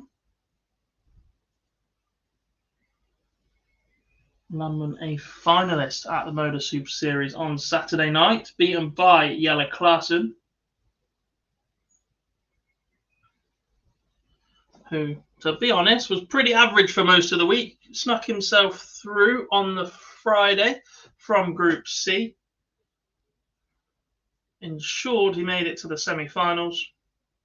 And then turned on the style. 4-0, 4-1, I think it was. Super quick time from him. Adam Warner now leads Aaron Monk 2-1. Stephen Bunting, a 6-2 win over Gert Nenches, 100.94 average for the Bullet. Ian White is underway against Ronnie Hybrex. Nick Kenny's dropped the opener to Martin Lukeman. There's a win for Jules Van Dongen against Cam Crabtree. Callum Riggs does defeat Ricardo Petrescu. Who saw that coming at 5-2 down? Someone asked about Keane Barry, so we will put him on next.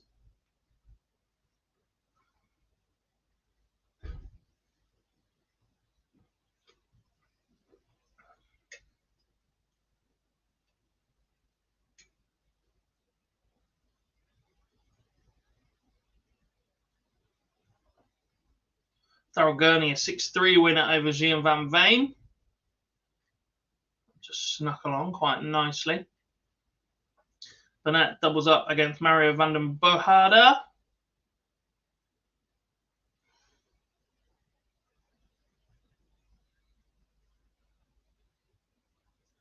Wayne Jones leads Ted Evett 5-4. The Wanderer.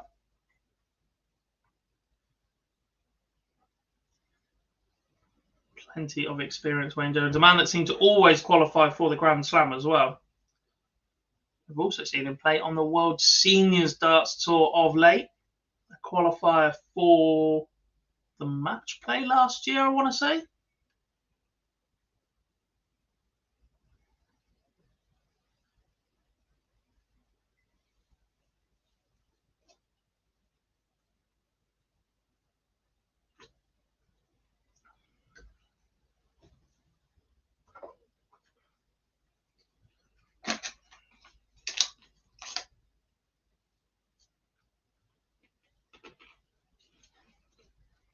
There is that victory for Wayne Jones, 6-4 over Ted Evett.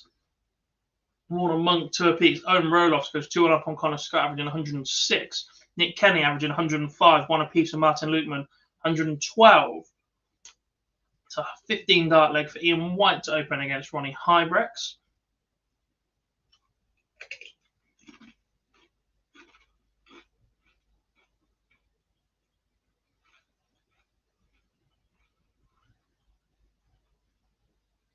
As board 15 continues to motor along. The last 64 game coming up will be Josh Rock once again against Jeffrey Sparadans.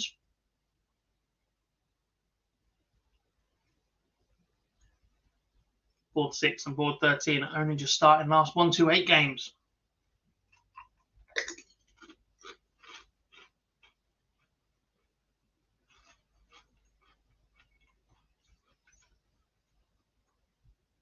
I've just realised why Keane Barry and Tony Martinez are taking so long to warm up, because they are a streaming board game. So we'll put Josh Rock on instead. Is this the last few games of the day? Only game to bet on is Barry. No, it's the only one yet to go live on the streaming boards. The others have games in play. And then they'll be regenerating the next round of fixtures.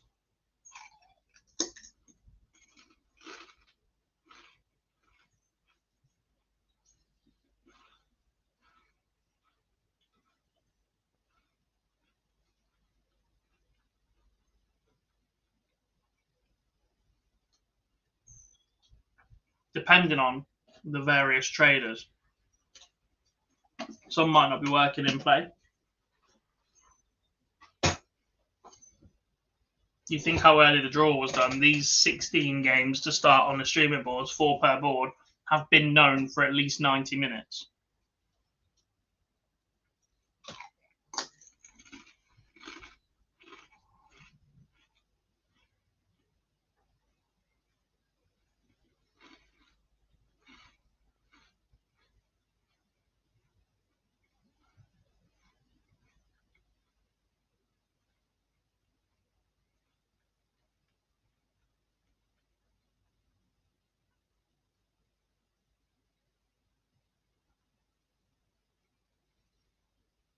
Big news coming from Portsmouth. In the warm-up of his game against Steve Brown, John Worsley fired in a 9-dart leg. Doesn't quite count, but you know.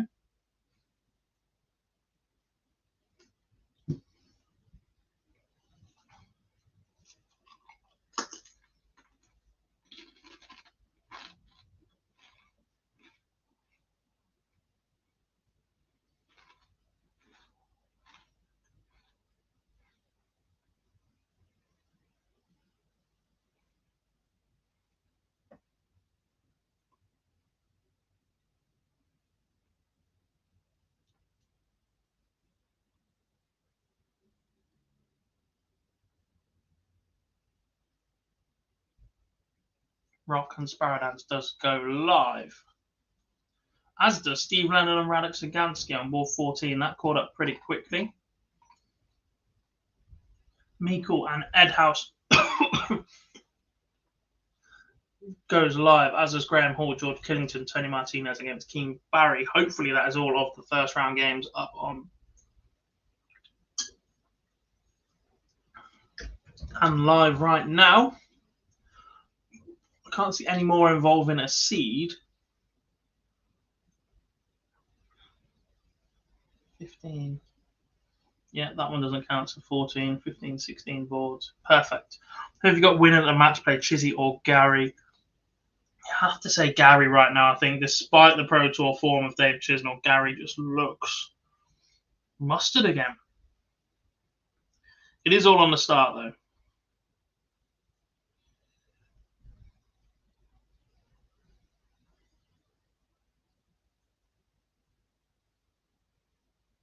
Chizzy gets out to a good start, then he's got a chance. But if not, if Gary's there or thereabouts at the first break, 3-2 either way, Gary.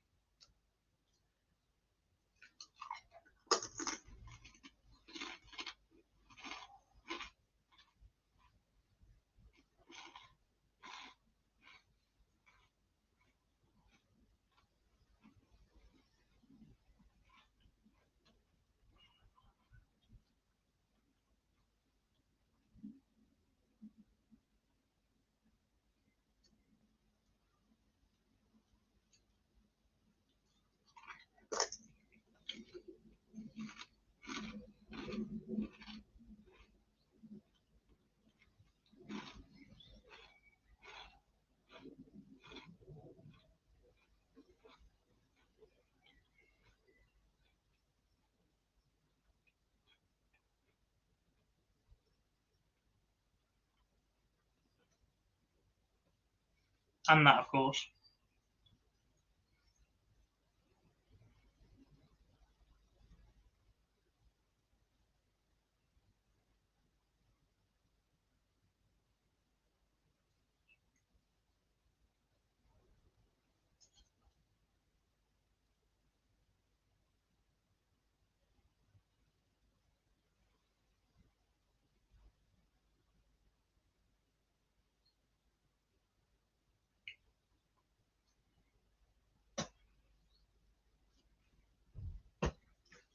(1-1) Rock Sparrow Dance.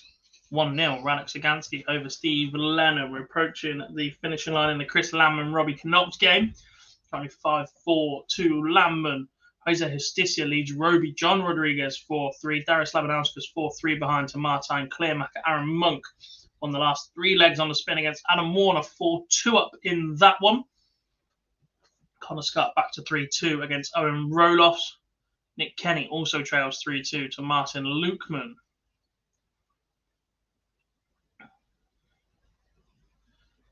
Johnny Clayton up next against Christian Kist. Again, that'll be on streaming board 4, I believe.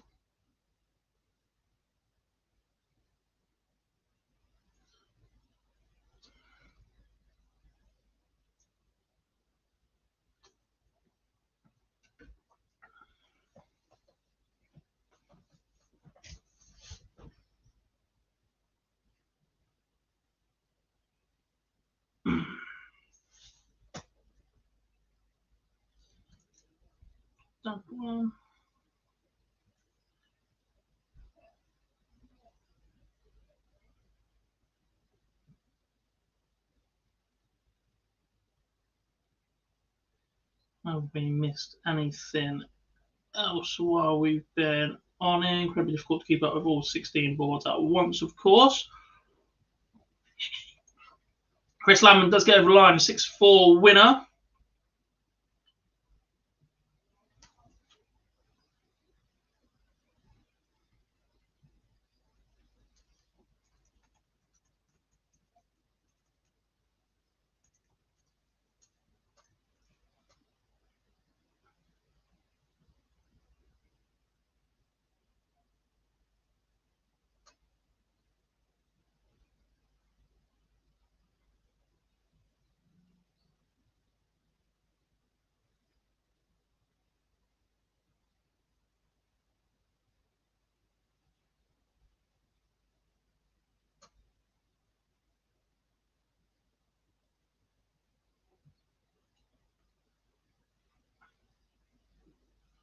I believe. Where was that? Was that yesterday?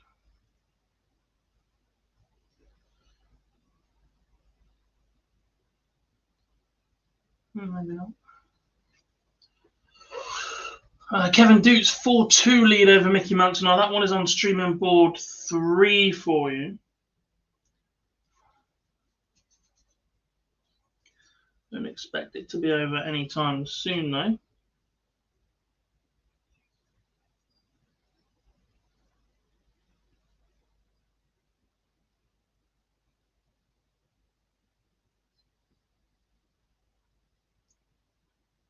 Josh Rock's averaging 108 here. That will fall. Best he can do in this leg is 17 darts right now.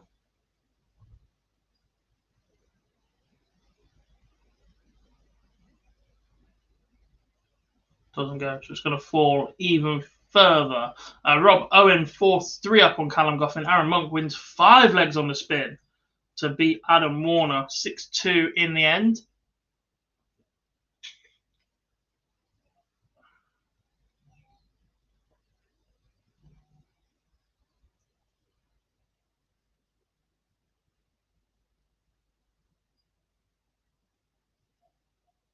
Taking out 104 for the match there, and after Adam Warner had missed a dart at tops. Josh Rock 3-1 up now. Did say his average was about to drop. Radek Sagansky also 3-1 up on Steve Lennon. Keane Barry 3-1 up on Tony Martinez. Ronnie Hybrex 3-1 up on Ian White. Landon Boharder gets a leg back against Richie Burnett. Trails 4-3. So Sticia close to the finish line. 5-4 up on Roby John Rodriguez. As is Martijn Kleermaker. 5-4 up on Darius Labanauskas. Number 1 seed Dave Chisnall knows his second round opponent.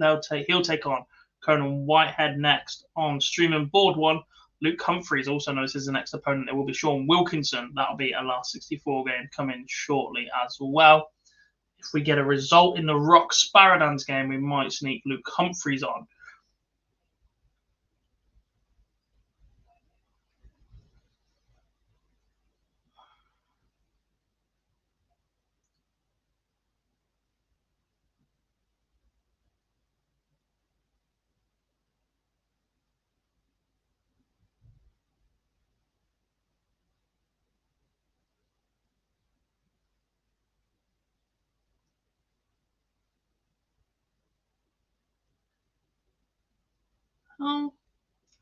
How tall is Keane Barry, anyone?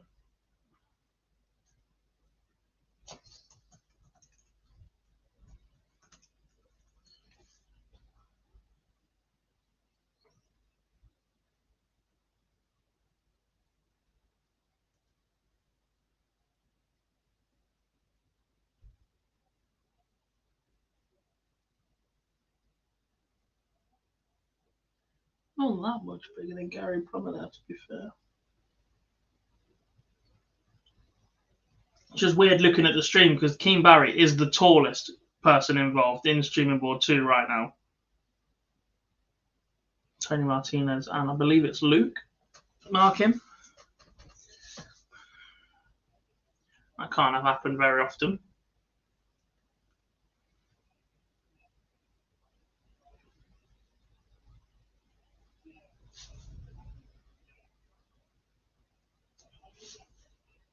MVG at 4-1, it's a big price. 4-1 for what? Match play.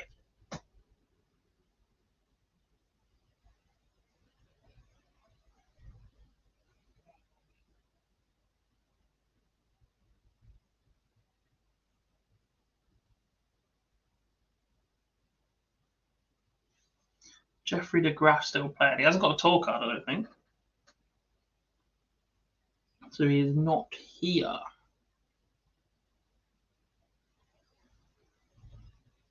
Connor Scott 5-4 up. Jeffrey de Graaf playing the Nordic and Baltic Tour on course for World Championship qualification tonight.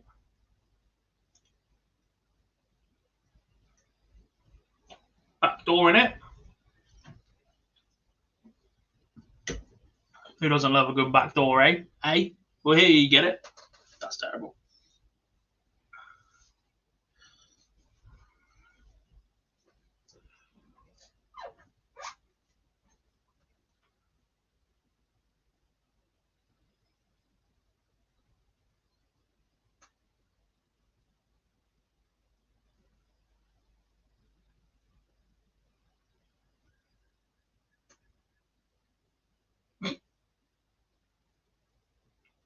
Hey, what you get up to in your spare time, Tom, is completely up to you, mate.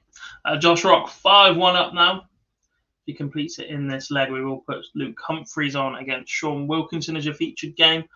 Johnny Clayton leads Christian Kiss 2-0.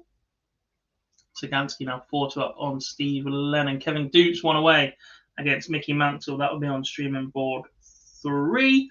So we'll get a seeded player back on that one shortly.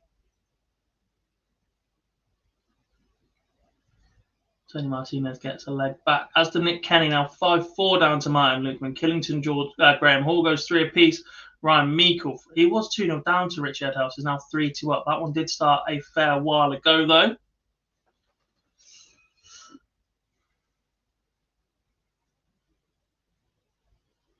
Richie Burnett is a winner. He beats Mario van den Bohada 6-3.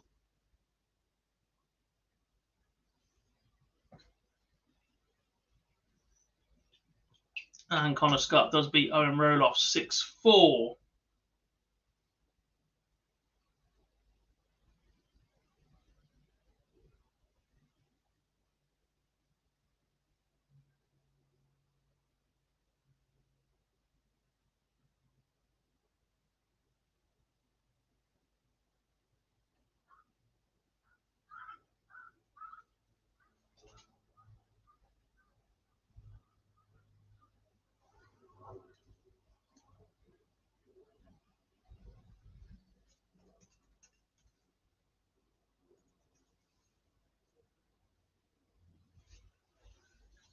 Claire Macker beats Labanauskas 6-4, and it's a 6-5, sorry, and it's a 6-4 win for Callum Goffin over Robert Owen.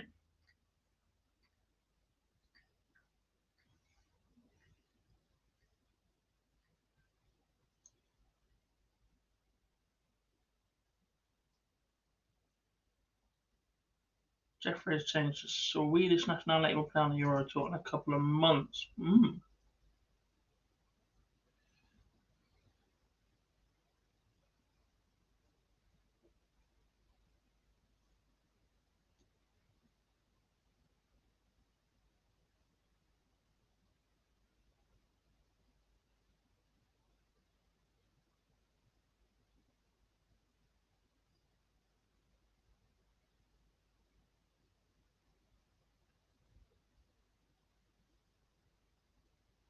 Clear Macker, the tallest on tour. Close. Him, Kirkmar's quite tall. Barney's quite tall, you know. Van der Voort also. Couldn't tell you exactly who it is, though.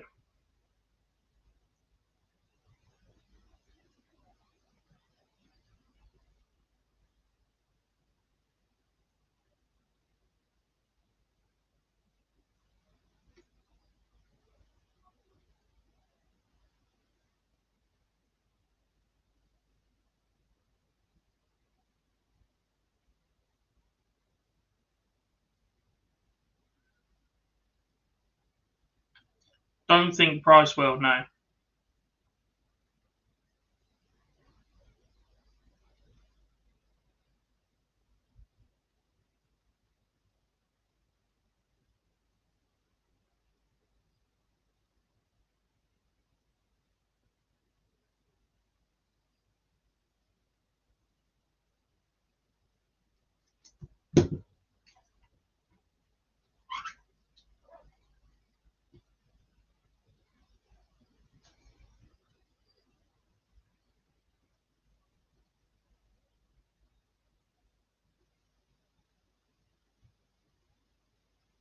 Where do we go next? I promised you Luke Humphreys, didn't I? He was currently 2-0 up.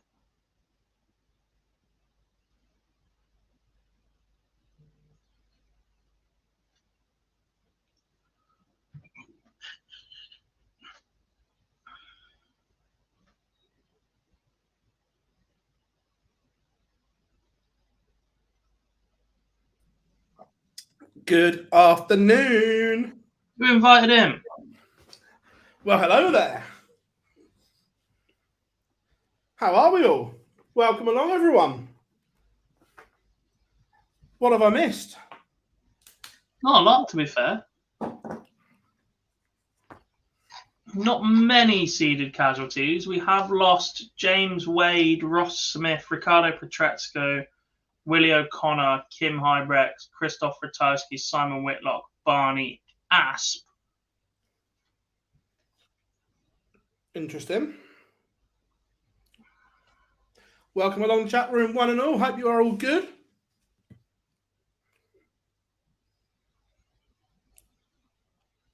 Have you spoken about the World Championship news? A little, not massively.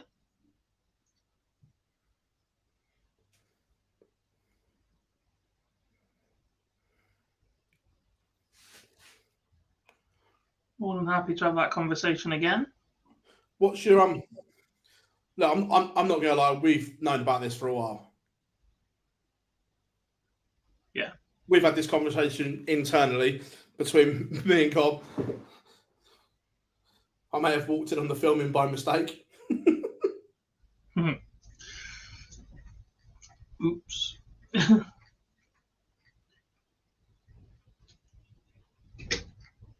Look, the thing is, the PDC never actively made a move away from gambling companies. Kazoo just came in with a better offer, paid a shed load of money for it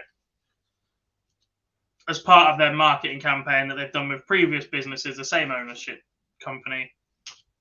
And it didn't work. It didn't get rid of everybody else in the market as they planned, and they haven't seen their profits go up because of it.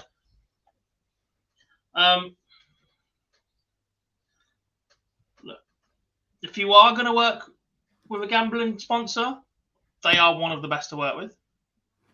Yeah. I believe, in terms of, I mean, we're working with Betfred right now, who have been brilliant when we've worked with them in the past. But in terms of marketing, Paddy Power are right up there. Mm-hmm.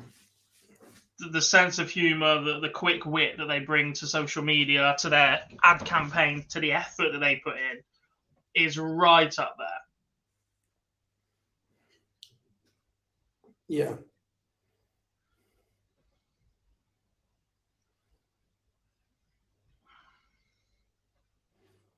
Yeah, 100%.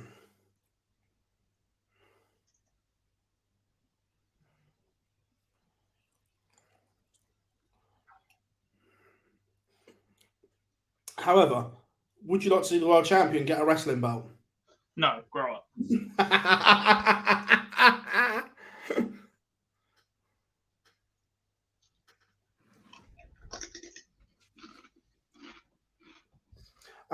Pete, well, that's what they were worried about, but apparently it's not anything that is anytime soon.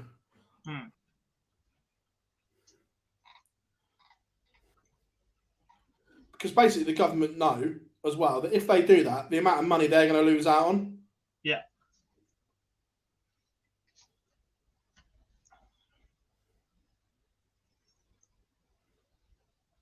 And I saw Jay from Live Darts having a decent conversation about this. It's not like F1 or golf. Darts doesn't attract the blue chip sponsorships. It's not about to be sponsored by Rolex anytime soon. No. There aren't many companies out there that have a lot of expendable cash that target The your audience. typical darts audience. No.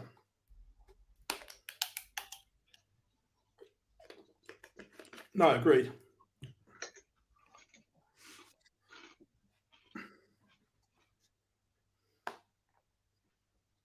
Oh, Paddy's marketing for this is going to be brutal.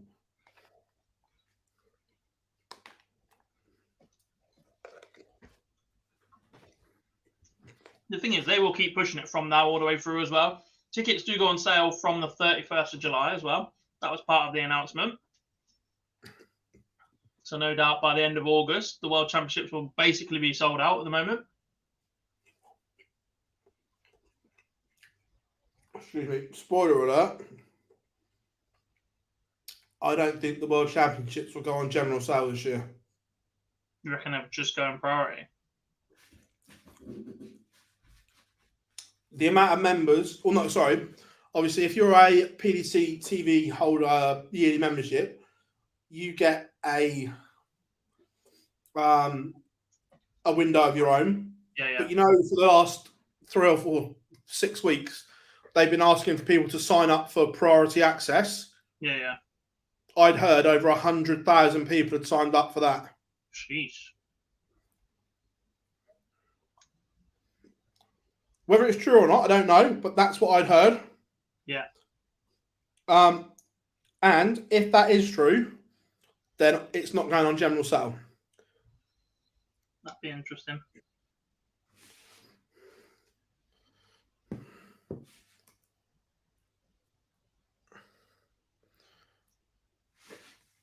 Demi on a 9, is he really?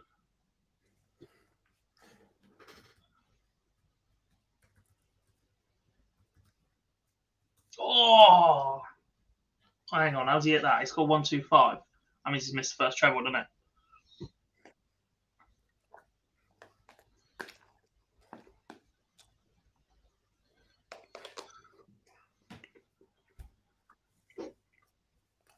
You won't get every match of a Pro Tour, Jason. You will only get ones that are streamed, and that depends on the bookmaker as well. I told you they will give you all 16 at the start of play because they are known. It depends how many traders they've got working on the day to update for those ones that then are in the second round and third round onwards. You'll be able to back on the first 16 matches of the day that are streamed, 4 on each board, and the outright winner. That's pretty much it. No, granted, Pete, we don't, but I'm just letting everyone else know. Yeah. I see every session anyway.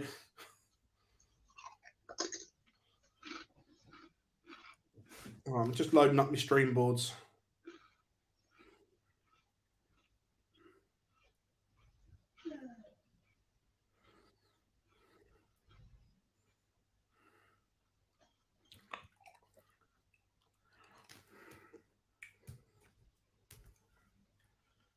Afternoon, Joe. Hope you're all good.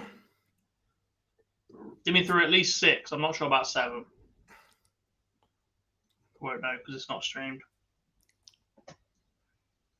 What happened in the Keegan Brown match? The iPad stopped working at 2 apiece. So then they got him a new one. To get back to 2 apiece in the short term, they basically just went 9 data, 9 data, 9 data, 9 data. So the scoreline was right. Then they'll have gone back in and rechanged the stats for that game. Now, where's that gone? Is it there yet?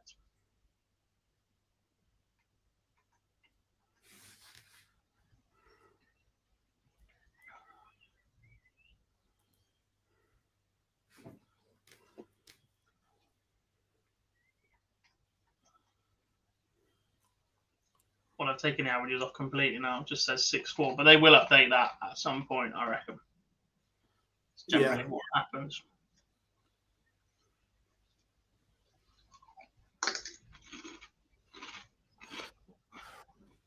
Phil, do I ever watch darts on the TV? Not for a long time.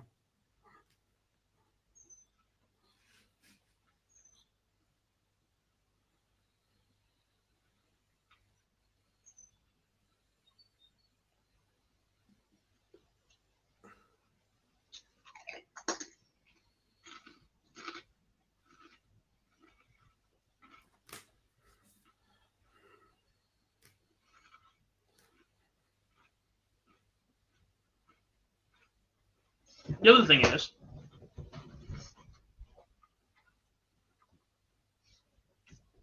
the same people that are complaining about bookies sponsors are the same people that were congratulating the PDC when they added Streamboard 3 and 4 to Pro Tours. Yeah, and it was done for bookies. Yeah. Who do you think of funding that extra equipment and stuff?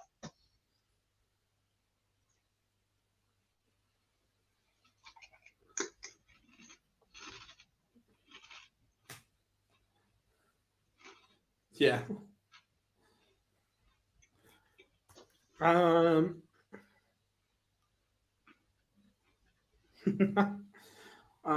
Yes, I will be in Blackpool for every day. Pete, are you coming to Blackpool? Wrong end of the country for a minute. Yeah, but it's the Winter Gardens. In the summer. Fucking oven.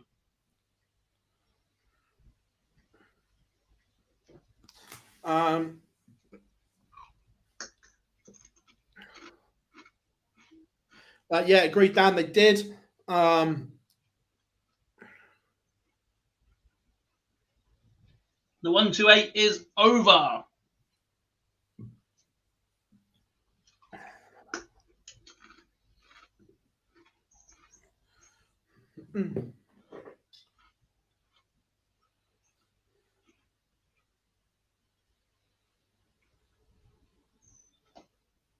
Correct, Pete, because it's grim up there.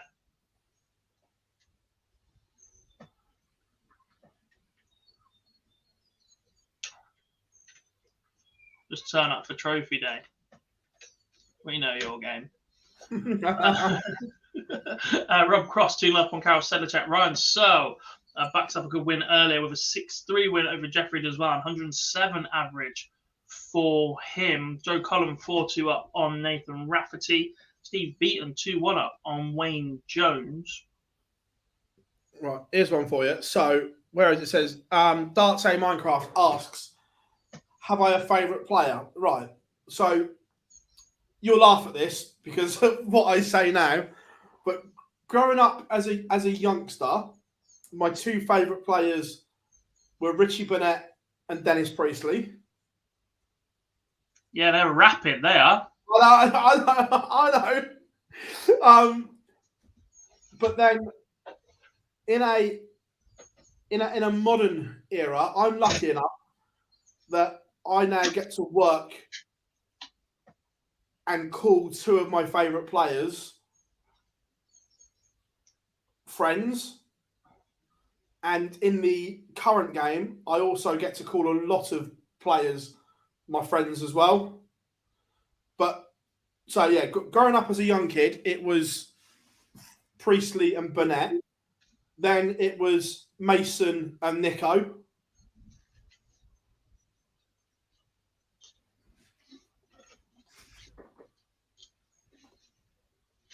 And now I get to call a lot of them friends, so it's great.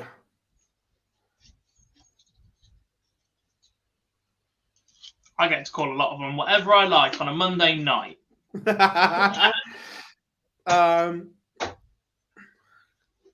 Okay, of course we can. Massive shout out to David Lloyd watching along. Hope you are good, buddy.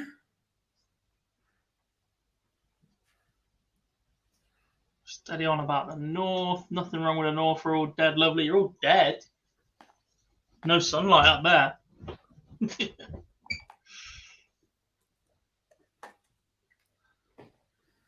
Don't use the J word to Phil, Pete. Whoa!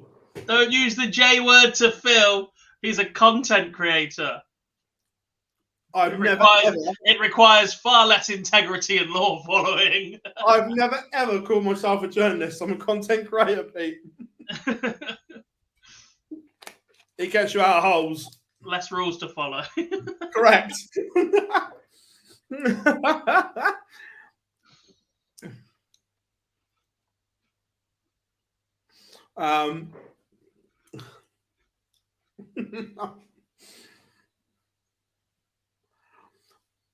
I still love the fact that people actually care what I think. You know, when they start going, blah, blah, blah, it's like, no, you actually care what I think. It's brilliant. No.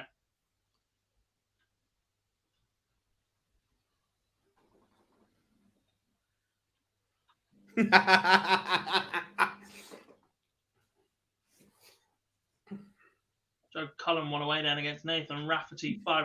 Damon Hatter 4-1 up on Louis Williams. That's streaming board 2 for you.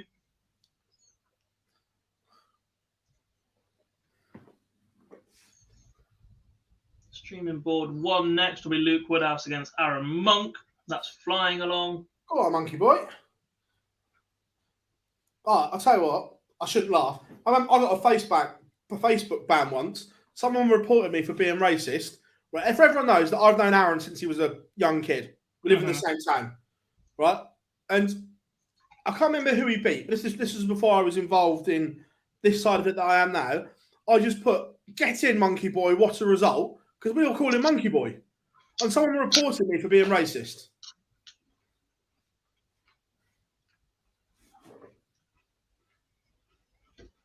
Ridiculous. You can't be racist. You're ginger. Yeah.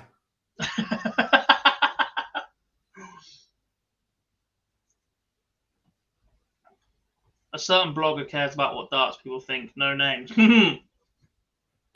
I've never been in the crosshairs of that. What's that? A certain blogger.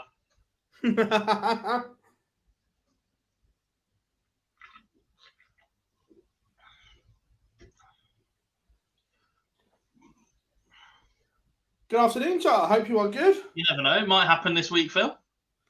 What's that? Being in the crosshairs.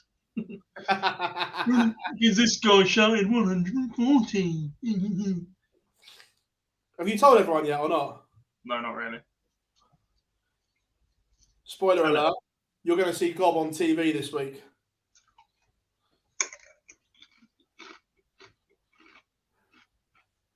Because I sorted it out for him because I'm nice. Without the Pringles in my mouth.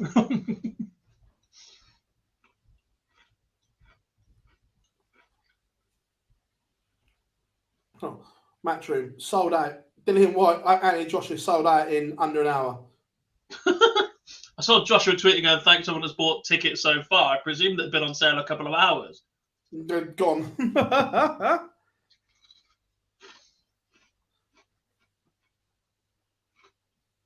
It is not Crime Watch, Pete. Don't you fucking dare.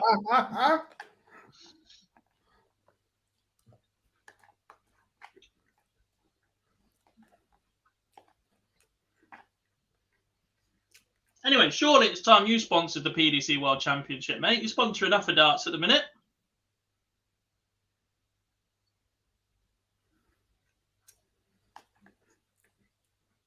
Who do I think is going to win the match play? My answer has changed compared to this time 2 days ago.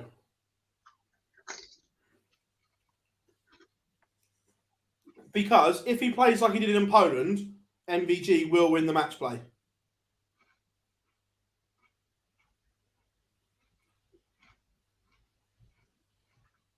I'm not saying he does play, but I didn't think that was in the locker, God, did you? Not given his medical condition at the minute, no. No.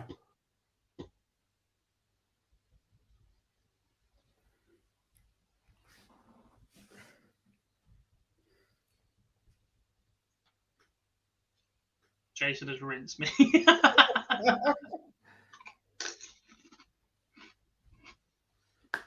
No comment.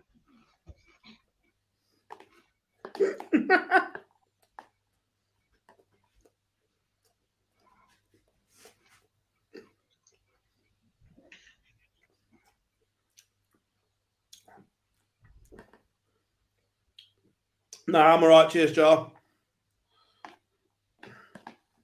All about the darts. Why would he go to finals day instead of me?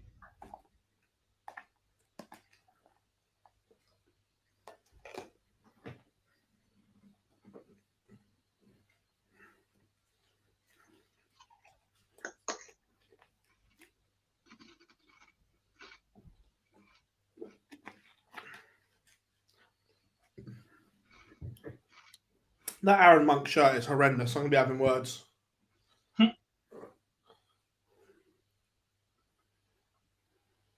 My favourite outfit of the day was Kim Hybrex in navy blue trousers, but with a black and red dart shirt. Just not the look. No.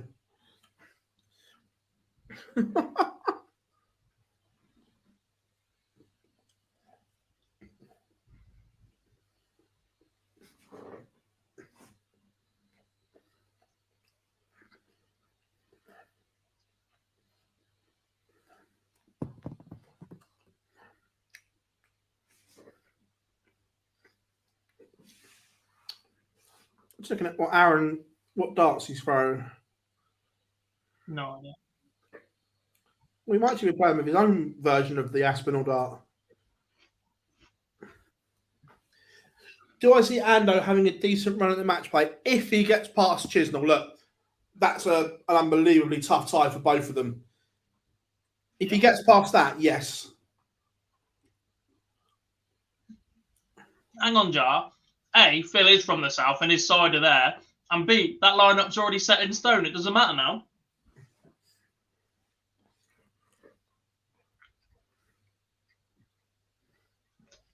Right, that's an easy question. Tottenham have more chance of winning the trophy. Long shot.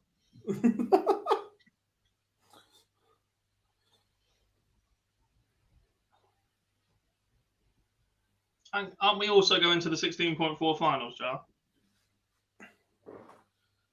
I'm racking up some mileage, by the way. Really? So I'm doing Portsmouth for 3 days this week. And then I'm driving to Birmingham because it's T20 on Saturday. The day before the 100 finals that me and Jar are going to is the Red Dragon Champion of Champions. Because Nottingham to Cardiff, Cardiff to Birmingham in a day, and then train to London the following day.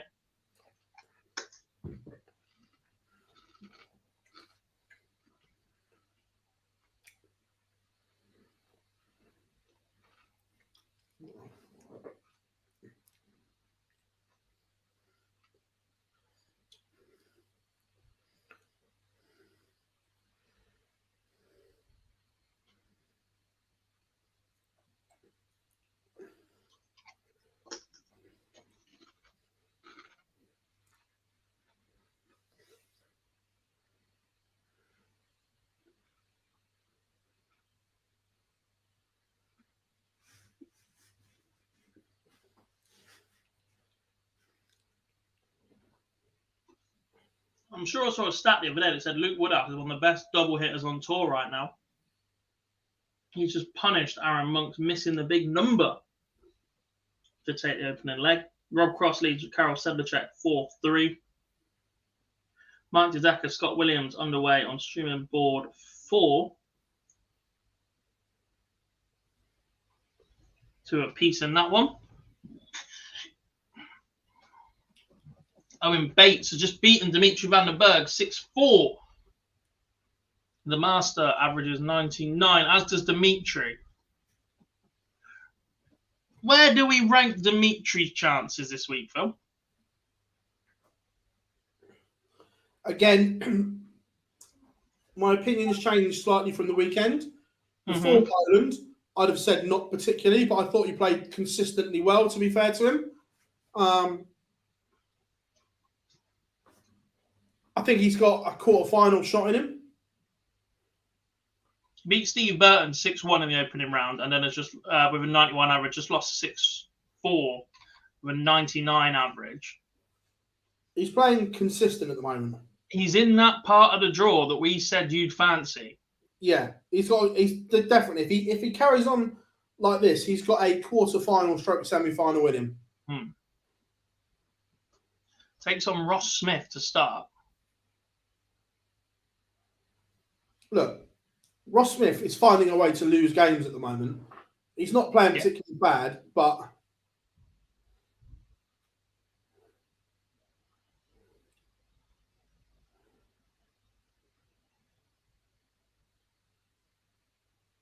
stop it, Pete.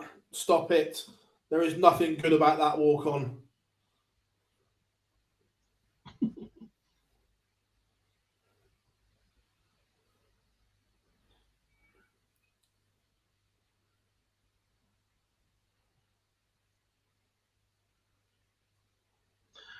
To be fair to them, I did quite agree with that bit of the Paddy Power launch video this morning.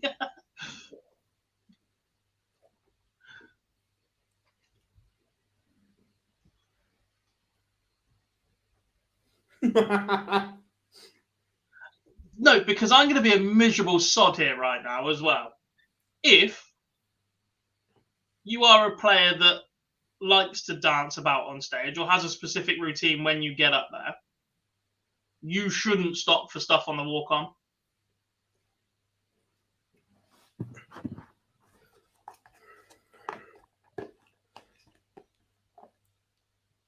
I don't know, I'm torn. Within a certain tolerance, walk-ons should all be the same length. and stopping for 3 selfies and autograph and then going up, shaking everybody's hands and doing a 20-second dance means yours is much longer than somebody who just walks along, says hello, gets up there and says hello again. That's why I quite like it, because I like mind games. But it's not mind games. Just lack of awareness. No, it's making your opponent wait. This.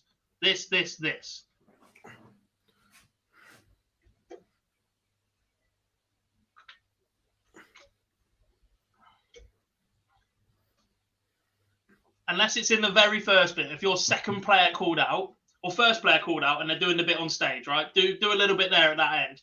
Stopping at the end of the walk-on, big no-no for me. Why? It's a waste of time. That's not the time and place to be signing shit.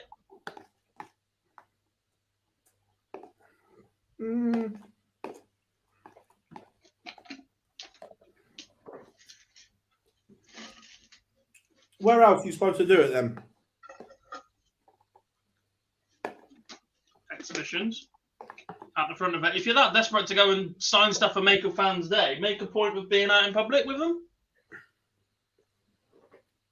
Yeah, but these are World Series events in Poland. That's the only time they're there. Yeah, but they do it at every event. I'm not just saying it about the World Series.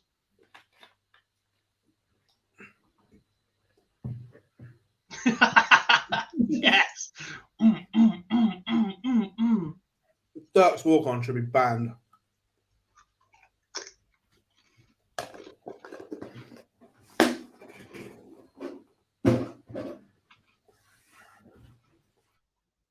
Get out. Dirk's walk-on is fantastic, and I won't hear any slander against it. You have been warned. It's shit. You're ginger. What's your point? Same thing, innit?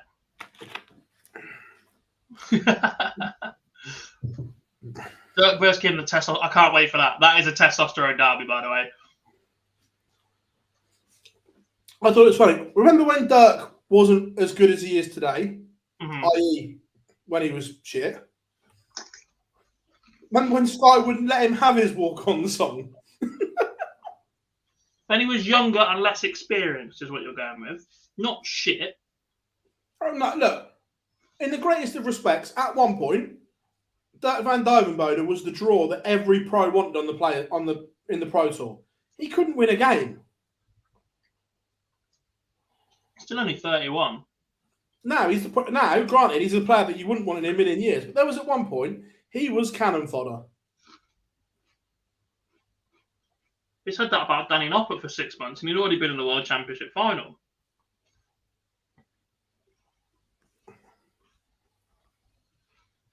He played well at the weekend, so he lost to Smith.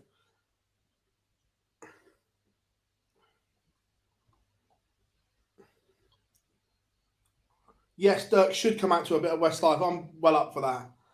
Everybody should walk onto Westlife. Westlife Boy Zone. We'll go full boy band. Yes, the Ultimate Warrior would be an unbelievable walk-on. Don't encourage him. Barry Vampire beats Josh Payne 6-2. The best player in the world without a tour card right now, into the last 32. He's in the top 5. There are arguments for a few, and he's one. The tone was said to suggest that it was a debate, not he is. Yeah. Oh yeah, no, look, he's in that question without a question. I think. Go on then. Who are your top 5? We'll come back in a second. But who's your favourite walk-on, guys? Jason says, can't lie. I love it. Willie O'Connor's was great, but will never be seen again. I'm still surprised it was allowed. Mm-hmm.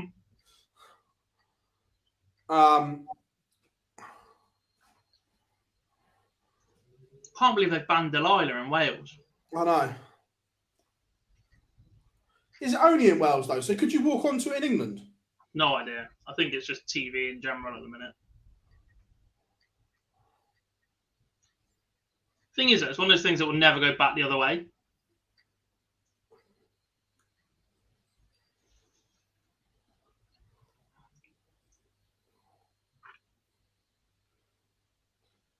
Oh, did anyone see the the Super Series day when John Worsley hit a 9-darter in his practice darts? We've spoken about it already, yeah. Hilarious.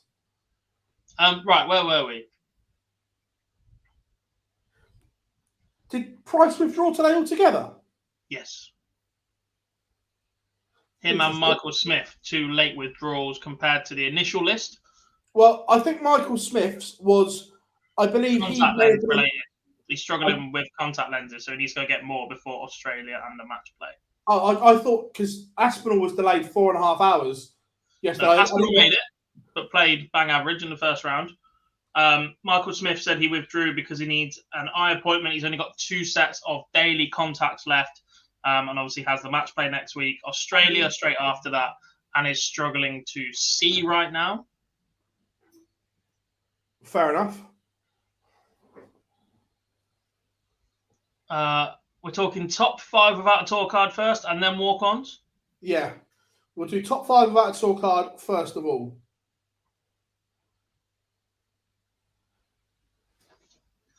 Let me just whack up my friend Darts rankings, just for a basis.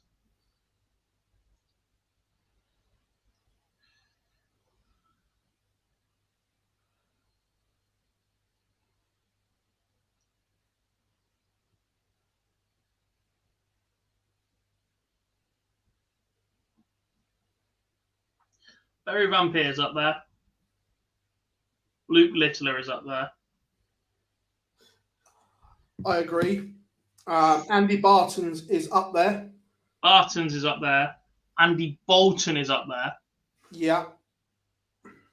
I think your 5th, you can get a little bit more creative. I think there's an argument for John Henderson still. Yeah. There's an argument for Luke Littler. I think Littler's in there for me. Did I not say? Was he one of my first 2? Yeah, he's one of the first 4.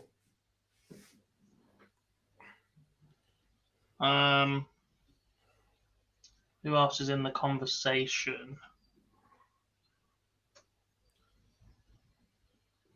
Current form, Wessel Nyman's not a million miles away. Then you look a little bit further afield.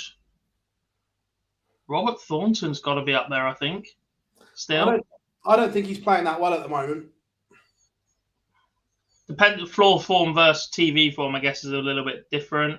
Yeah.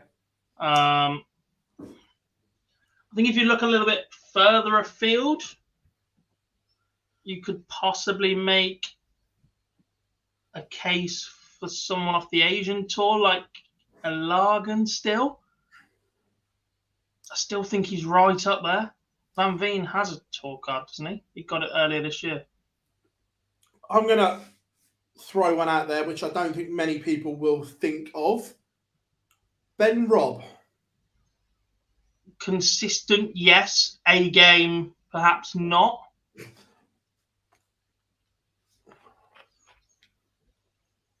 Chris Landman's in the conversation, I think. No, I'm not convinced. He's here again, though, isn't he? Yeah. Second on the Challenge Tour Order of Merit. Final of the Super Series last week. I don't think Thornton does anymore. Thornton's pretty content where he is.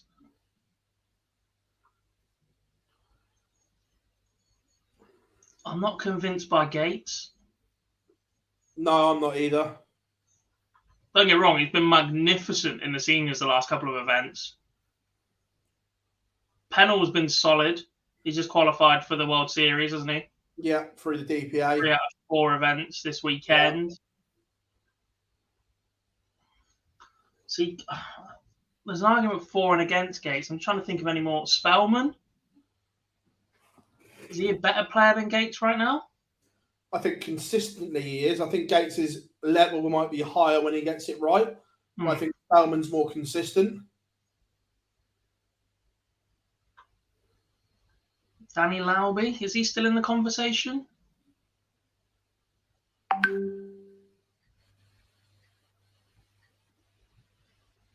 Possibly. Right, Jar, my issue with Bo's game at the moment, and she's fabulous. I'm not arguing that, but we're judging her pretty much off of just women's events. Where, Gob, you and I have both said we wanted to see her go and test herself on the Dev Tour and things like that, and see where that game is against others that are hitting astronomical numbers as well. Yeah. And that's the only slight blot on Bo's copybook. Yes, she is amazing. But I want to see her test herself against the other opponents. Look, is Bo consistently playing better than Fallon at the moment? I'm not arguing that. But at least Fallon has gone out onto the Challenge Tour and tested herself there and at the Super Series. Yeah. And for all those saying why isn't Bo at the Super Series, Bo has been invited multiple times and declined or pulled out. So it's not a case of the Super Series is favouring. I mean, Bo has been invited numerous times, and for whatever reason that she wants, and that's down to her. She's doing things her way, but she has either declined or pulled out. So I want to see her go and try it against these young, hungry ones and things like that.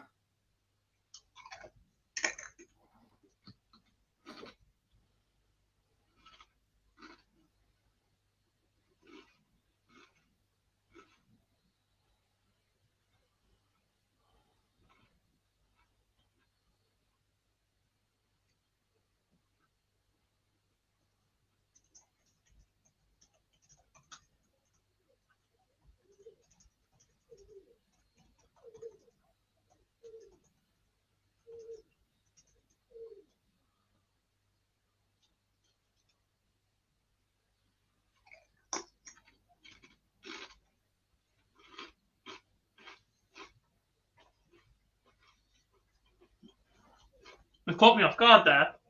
It just said Bates and White. I was like, what? Barry Bates? I was like, no, Owen, isn't it?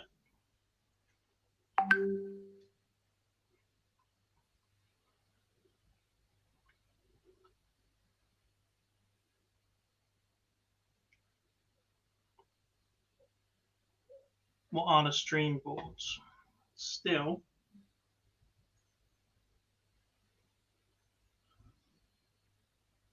Luke Woodhouse, Aaron Monk still underway. I believe they finished on streaming board 2 and 4, so they will change shortly for the last 32 matches. No, they won't. We'll have board finals on there. So we will see Johnny Clayton, Scott Williams on 4.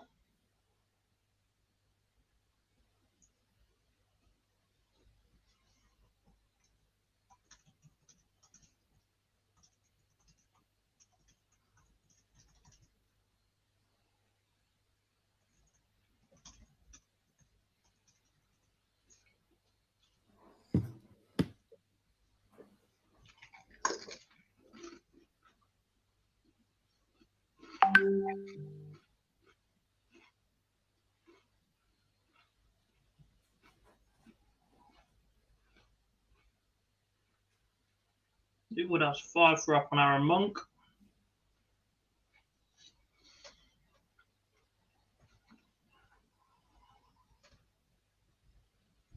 Chris Dobie 5 up on Richie Burnett, averaging 107. Decent.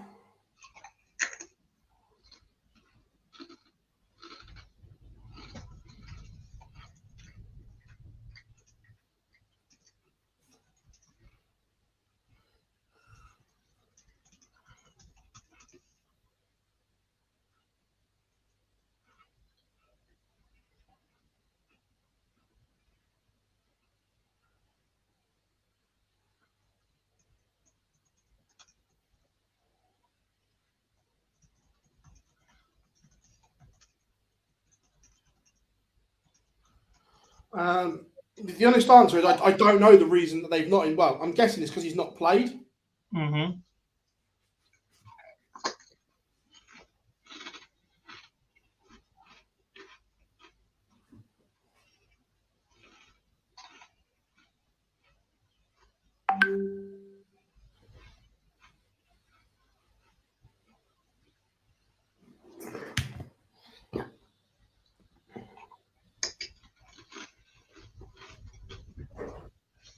If MVG plays like he did the weekend just gone, he's walking the match play.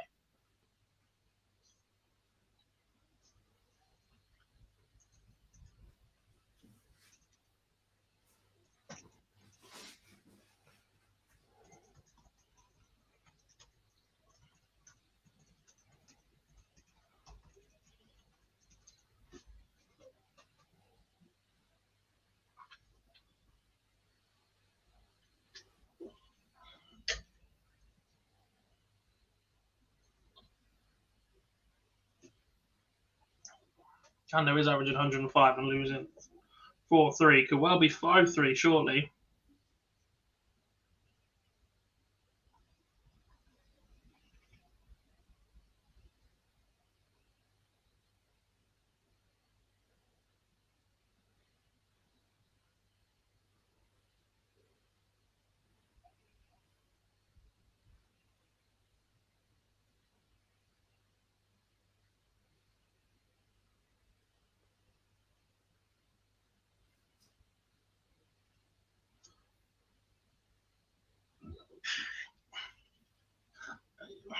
You say punish, but no, he doesn't have a visa yet. Christian Perez's visa has been resolved. What I believe happened is that Cabby and his team believed that he'd just be able to extend his previous visa, and since then he has had more indiscretions in Australia that make it more difficult for him to obtain one.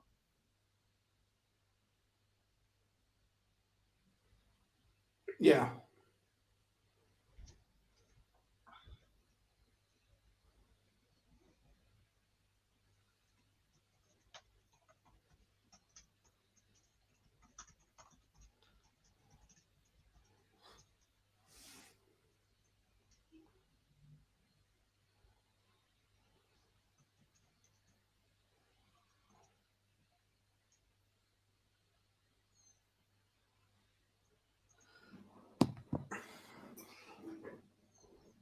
I'm not a fan of the way the streaming boards are done either. I thought it would be okay, but it's not. No.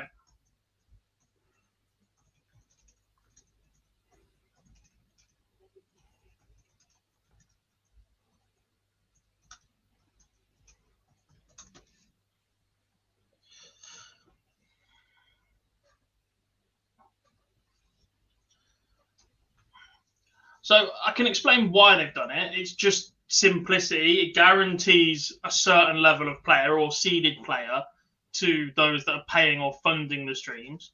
And actually, for the first 3 rounds, because so many boards can get thrown out by different players' speeds and how you think how far ahead board 15 was at one point today. And I think streaming board 4's been pretty ahead of the others as well. Trying to match that up with other boards finishing is incredibly difficult because the way is that you play every match of that round. So if they're trying to change after the 128 onto the 64, they've got to wait for 4 boards to finish. There's only another 12 boards available. And then they've got to bring 4 more of them back in to play 2 more games and stagger people around, etc. Not saying I agree with it, but actually the coordination to then change people onto streaming boards is so much more difficult. Yeah.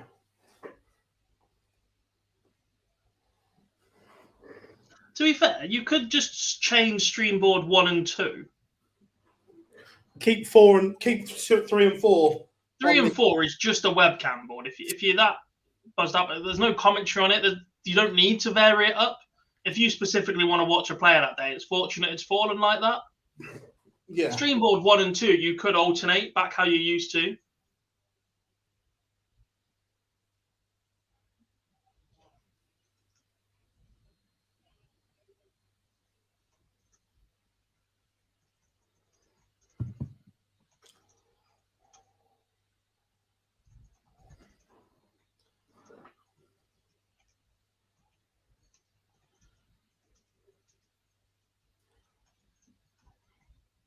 Gary Anderson with some work to do here, Gob. He's averaging 105, but he's behind. Yeah, I mean, this should be 5 apiece, and then he's thrown for the match. But yeah.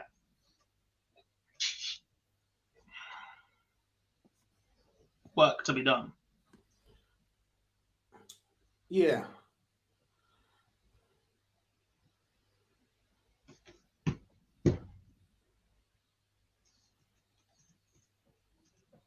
And it is 5 apiece, and it is a break of throw for Gary Anderson.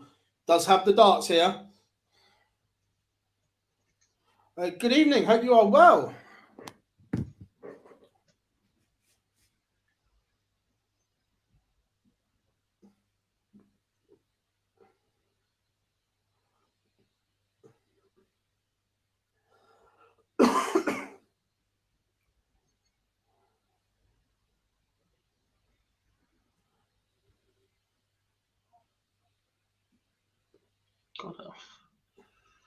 Yeah, I'm not looking forward to that one.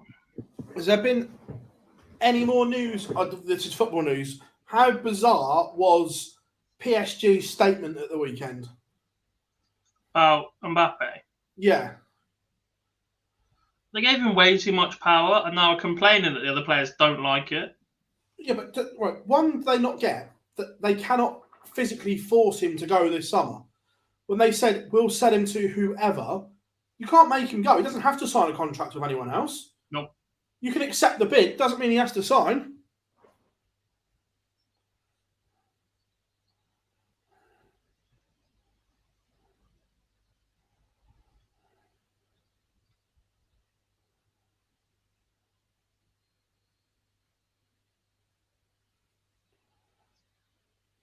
Gary is really on it. He wants 56 after 9. He's done all right, isn't he?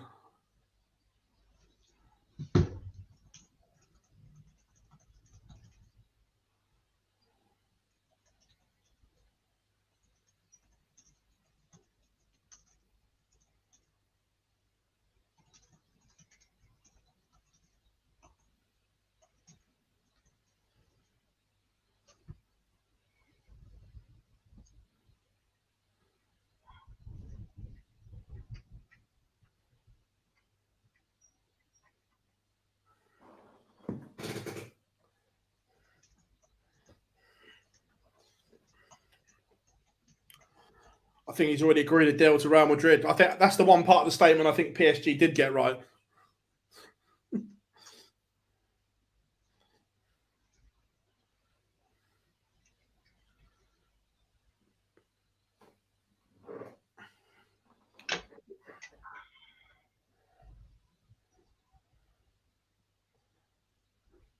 I was surprised Gazzy didn't go, considering what he said in his interview at the weekend.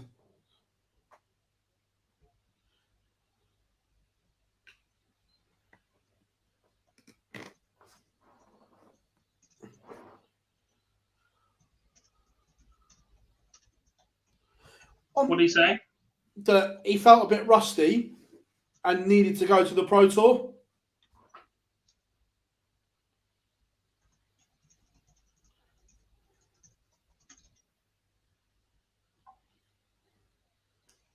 I'm sure he's out for both.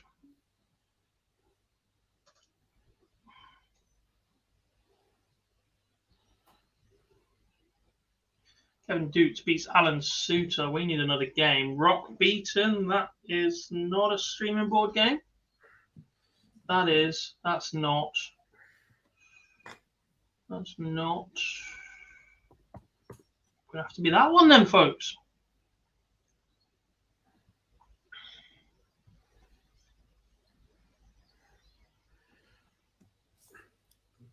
It's advantage Andrew Gilding in this noble leg.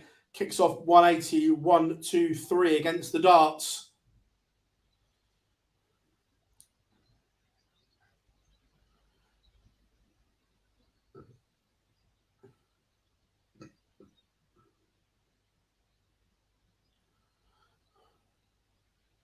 Scott needs a big visit. Can't find one. So Gilding has 6 to get rid of 140.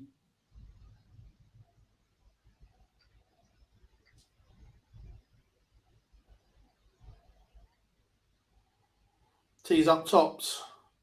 Scott back on 2-2-1. All he can do is hit trebles and hope. Ton to leave 1-2-1, but Andrew Gilding, 3 clear darts in hand. Only needs the one.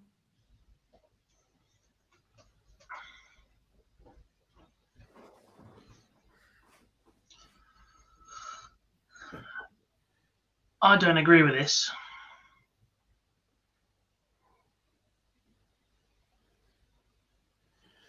Players don't turn down Real Madrid. No, but if I want to create a legacy, I don't go there because there's too many that already have that. I can remember ever since I was a kid, players have never turned down Real Madrid. Ever. I would.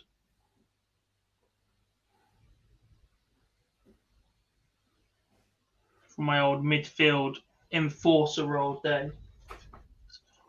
Nah, you're all right, boys.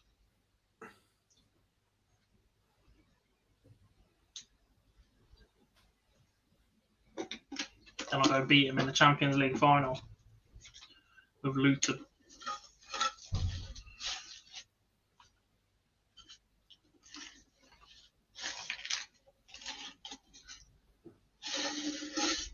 Neither, Maliki. Flockers are expensive and then they don't fit after 3 weeks. Although Szoboszlai looks unbelievable. Yeah.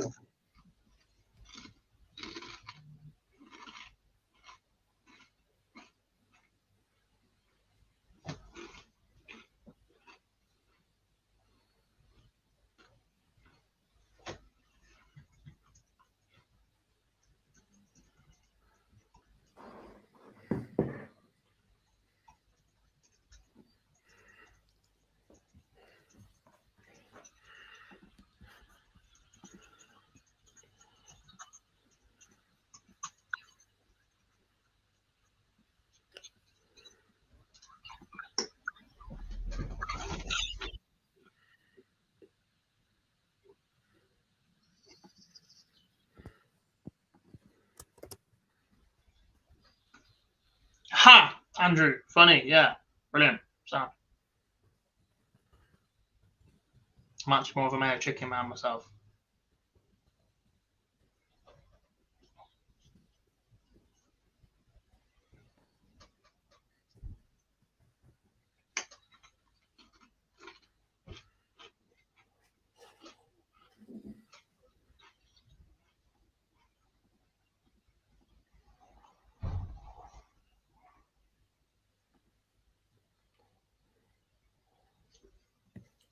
Bit of a run. Josh Rock takes out 120. Bit of a run here for Jules Van Dongen.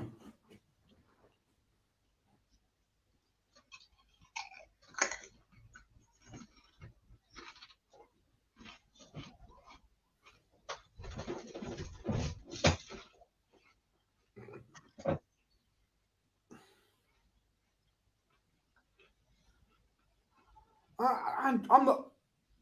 Yeah, look, triple cheeseburgers are all right. Not my favourite, but if there was one going, I wouldn't say no.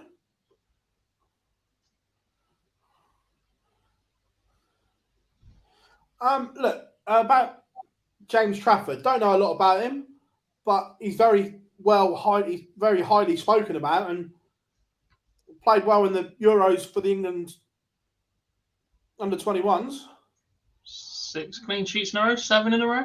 And you think about it, look, obviously £19 million is a staggering sum of money, but in the transfer market, it's not. A, he's English, which helps you go towards your English quota. B, he was that good in League One, I think it was, that he played in last season. He was head and shoulders above everybody else. And all right, it's 2 divisions below, but actually as a goalkeeper, your role doesn't change massively. Yeah. Like, there are some positions on the pitch that are transferable. If you're a centre forward, you've still got to break that final line, make the runs and score. It's easier to make that transition as a centre forward moving up the leagues than it is a centre back or a midfielder, because the game's played differently. It's at a different pace. The way that you move the ball and keep possession is played differently. And a goalkeeper is another one of those that their role doesn't change an awful lot. They might be asked to play with their feet a little bit more, but that's about it. Yeah.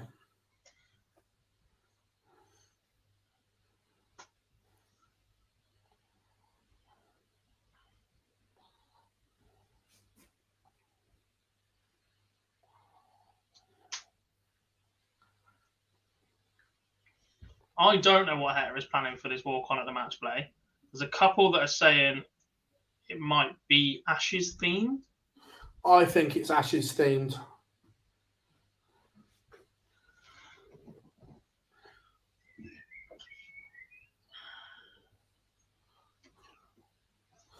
There's quite a few missing today, Paul. Michael Smith and Gerwin Price are not there. Van Gerwen also. Where's it gone?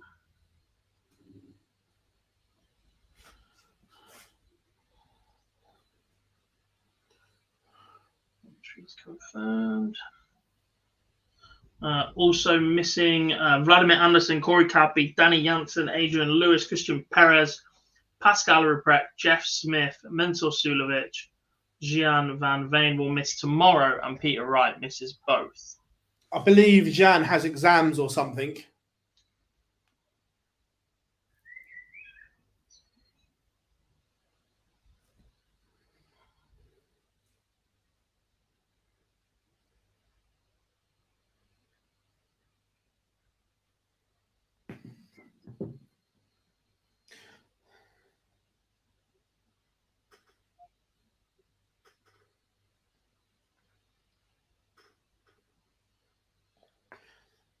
With Heta, if he goes for the Ashes theme and if it's Aussie based, is he asking for trouble? It's asking to be booed. That's what I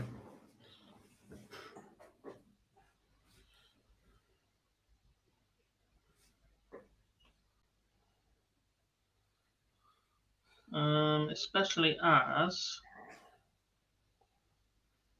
Josh Rock? Yeah, it's not that I'm worried about.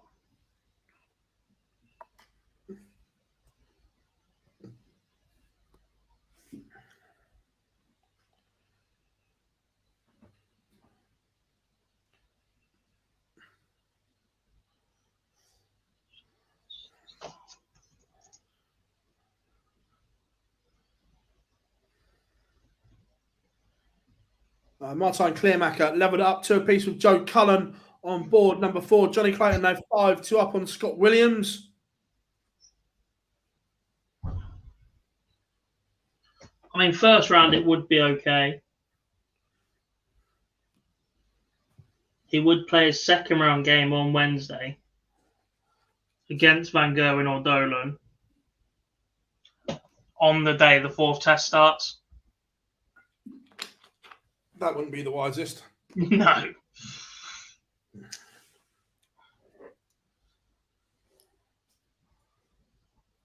What changes would you make for the 4th test? I would make 2 changes. By the way, Luke Humphries is just at a 9 and we've missed it.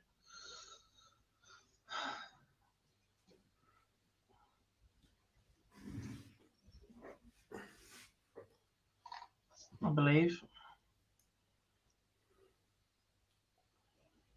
Yeah, 4th leg. Great success. I'm taking Robinson out. Is he not fit? It's just not bowling quick enough. He's not bowling quick enough, and he's not getting enough wickets. The wickets he is getting is coming at a decent rate. But he would be gone for me. I'm not sure who I'd bring in, whether that would be Josh Tongue or Jimmy Anderson, given it's Old Trafford. Being it's his home ground, you'd like to think. If he's going to be able to bowl something. It depends what pitch they prepare, though, doesn't it? Let's be honest. Yeah. I'm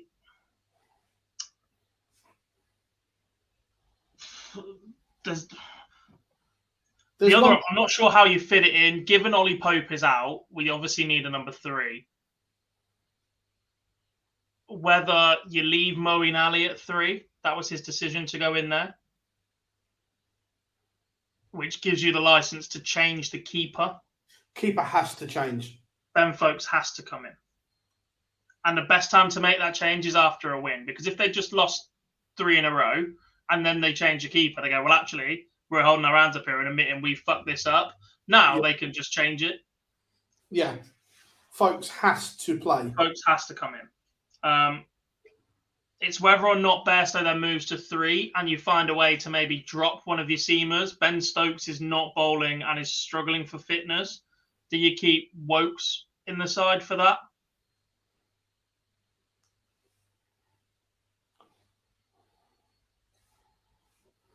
He's not a number 3, but who's the other option? Bairstow or Dan Lawrence, maybe? But then you're making 3 changes to a side that have just won. Also, have you seen Bairstow's average with the bat in the second innings when he's got the gloves and when he hasn't got the gloves? Is it night and day? 11 with the gloves, 77 without. No further questions, Your Honour. How are we doing, James? Hope you are good. Josh Rock. Lawson won't get in. It'll be Dan Lawrence because he's already been in the side. Or they might go Rayan Ahmed as a bowler, but then you still got to find yourself a number 3. I think Wokes and Wood have to play. Given that it's a 10-day rest, I think Broad stays in there as well. Ali plays as the spinner. Whether he bats at 3 or not is another issue, but he plays. If he doesn't bat at 3, who does? I don't know, but you're not dropping Ali because you're not going to not go without a spinner. Not Old Trafford. That's what I mean. So Moeen Ali plays. It's just a matter of where he plays.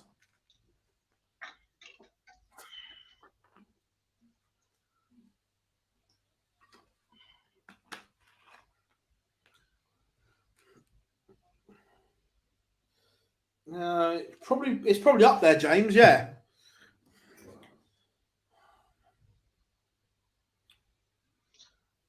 Also, I know he's listed. Have you seen Scott Boland's bowling average? Go on. In Australia, when he made his debut 2 years ago, whatever it was, 18 months ago, he averaged 9.55 with the ball.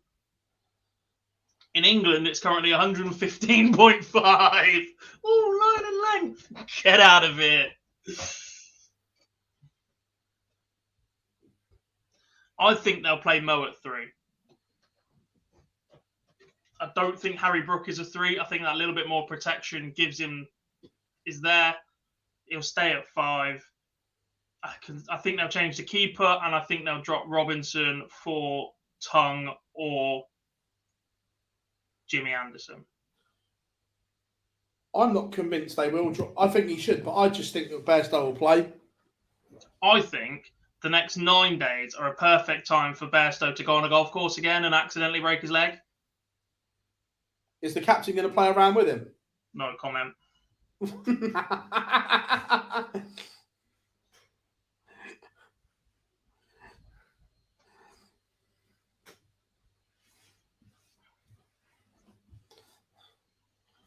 I think the time for favours for keeping your mouth shut are over in an Ashes series. It's winnable now, Pete.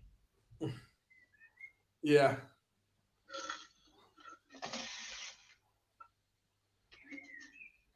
Damon Heta, 25 needed. Unless you drop Ben Stokes. And he says, I'm not fit. I need some time off. I'll be back for the 5th if it's level.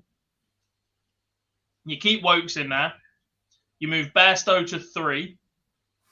You keep Moeen in the side, and you bring Ben Folkes in. So it's actually Folkes for Stokes. I don't have to tell you, Stokes is playing. Oh, I think he will. But also, he's not bowling at the minute, and he's broken.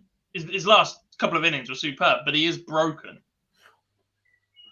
Yeah, look, he'll probably have whatever surgery he needs after the Ashes.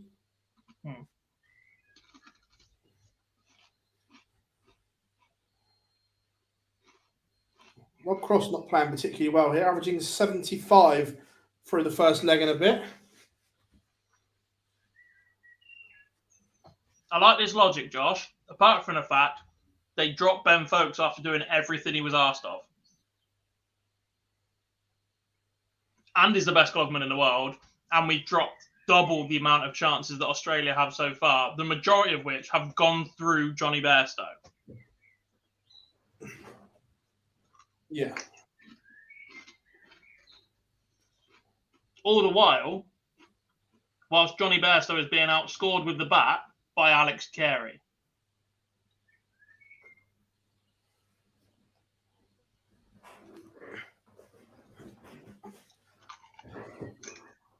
I must admit, I didn't see. I had always had it on, but in terms of the pundits, did Peterson and Ponting both get left out of this test? Not sure if Ponting did. Peterson definitely did. He went back to South Africa after the second. They bought Mark Butcher in. I just didn't see either of them. That was all. After their little spat. Not sure about Ponting. I wasn't paying that much attention, to be fair. Oh, by the way, if anyone hasn't been there, I would fully recommend going to Warsaw. What a lovely city. Peterson's a terrible pundit. It's not even a conversation. Yes and no. The real reason Bairstow's in the squad is because he kept quiet about how he broke his leg. Yeah.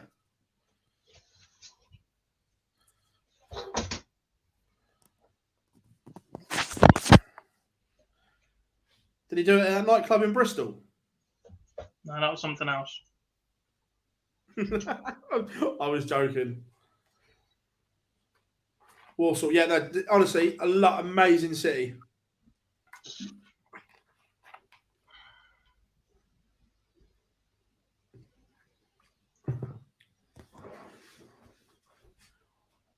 Warsaw, same thing.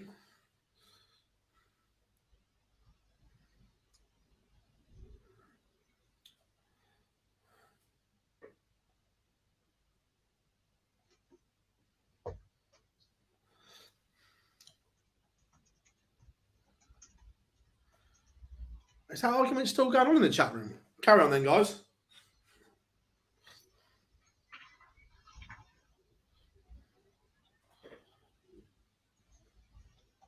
Damon Heta, 5-3 in front. Rob Cross does level it up at 1-1. Are you a tad worried about Cross at the moment? He's kind of dropped off in the last month to 6 weeks. Yes and no, because he's never been flat out consistent all the way for a season, has he? And the same thing can be said about Rob Cross now, as we've said about him for a long, long time. He can win majors with his B game.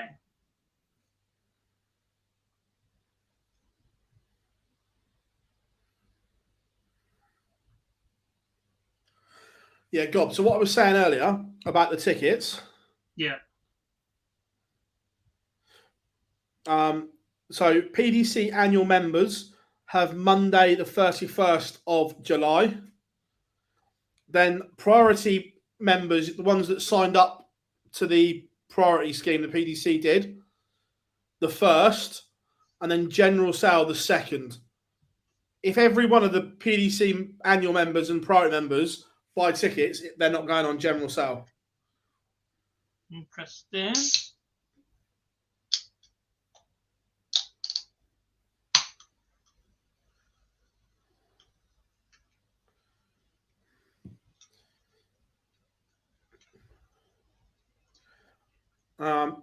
The argument that's going on, someone asked me about, where was it? I know Madrid, but look, if I was a professional footballer, don't laugh, I said if I was a pro footballer at a good level and I had 2 offers on the table, one from Barcelona, one from Real Madrid, for me, it's a very easy decision. I go to the Santiago Bernabeu. I'm going to Barca.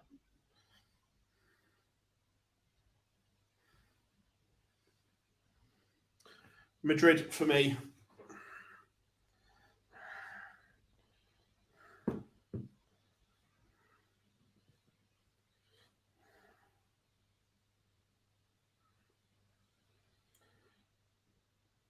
Chizzy on the verge of beating Luke Woodhouse.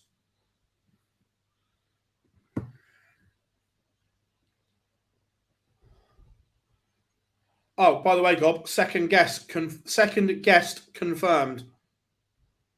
Second? We've got 2 tonight. I didn't even remember we had 1. We've got Mark from Betfred. Oh, yeah. Second confirmed. Did you see them earlier today?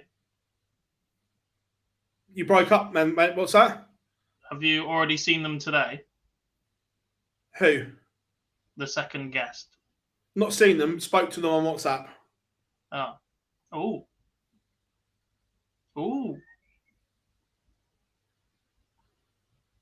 Really? Yeah. Ooh.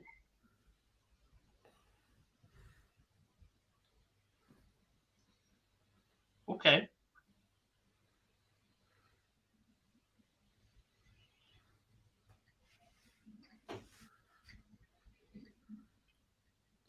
Ooh. Ryan Searle beats Gabriel Clemens 6-4. Dave Chisnell beats Luke Woodhouse 6-2. We probably should talk darts at some point, considering the last 32 is nearly over.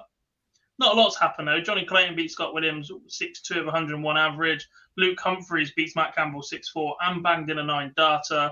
Dave Chisnell averaged a cool 105 in that win over Luke Woodhouse. Chris Dobie 5-2 up on Danny Noppert. Chris Dobie is flying this week. James, Rusty Jake Rodriguez was 4 up on Gary Anderson. We need a... Why has nobody told me to get a feature game on? Vampire Bunting. Let's go Bunting, mental. What we're talking about tonight at 8 p.m, we will have a review of the Poland Masters this week. We'll be looking ahead to the World Match Play now that we have the draw and the schedule open. That includes the Women's World Match Play as well, which will take place on Sunday afternoon. We will talk about the new sponsorship agreement for the PDC World Darts Championship. We will talk about Michael van Gerwen, no doubt, in a little bit more detail, given his form, but the fact he's had to have dental surgery. What else will we talk about? Have we spoken about Michael Smith's move yet? Maybe. Did that drop last week? That dropped last week. Before? We've already done that one. There was the WDF Youth Cup. We can have a quick nose over that one. Obviously, we'll have the Pro Tour action from today to talk about. We'll probably link that in with looking ahead to the World Match Play.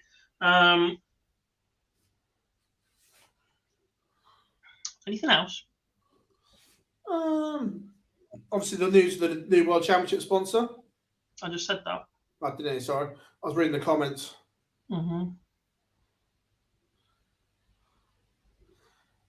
Yes, Dan, I think you are.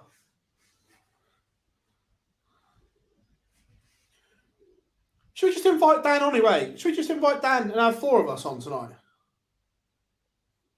Yeah. Yeah, Dan, just come on anyway. I'm not sure if we can put 5 on screen, though, so one of us will have to drop out for the interview. No, they're not on at the same time.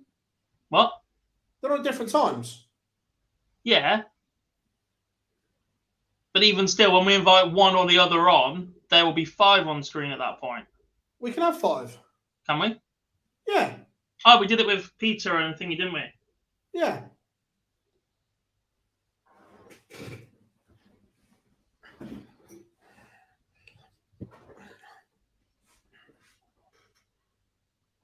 Oh dear. DRA, my lord.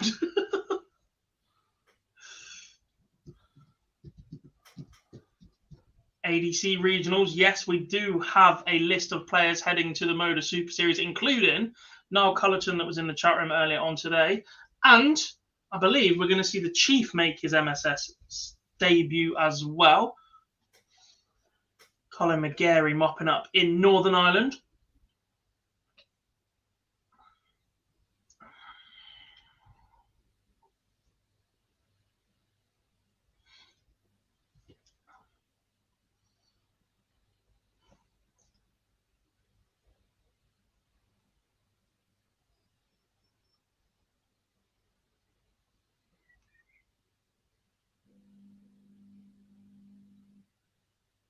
Yeah, bugger it.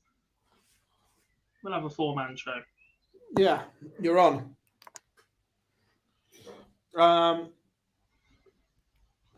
Dan, you won't do any of the sort. You'll get your secretary to do it for you. Have Kazoo pulled out of darts or just the Worlds?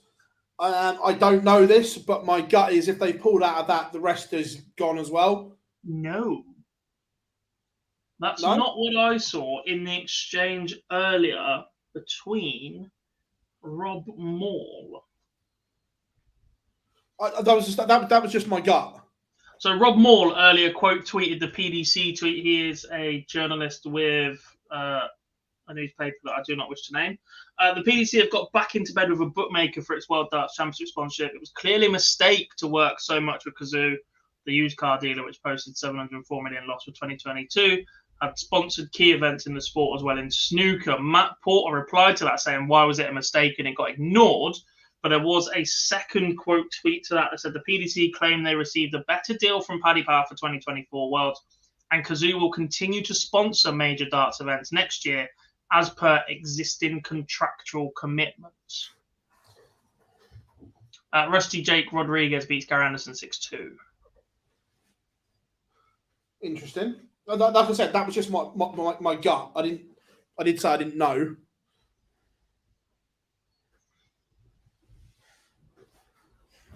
So basically, Paddy have come in and got Kazoo out of a hole with the money. Big news from over the pond. The New York Times are disbanding their sports section.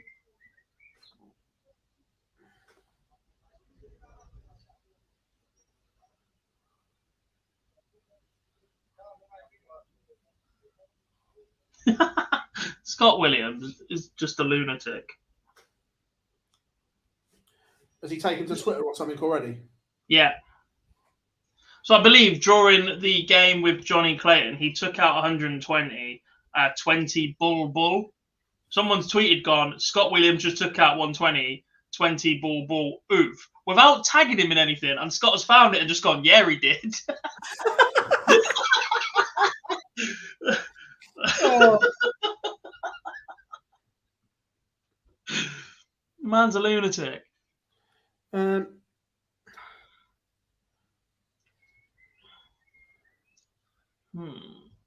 Alexa, office lights on.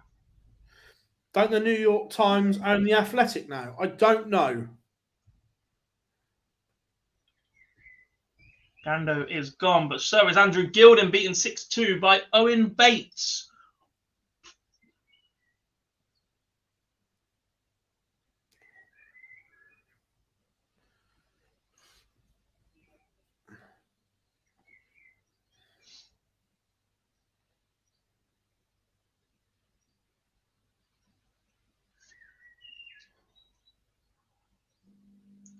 How did it set your Alexa off? Unless you've got office lights as a feature.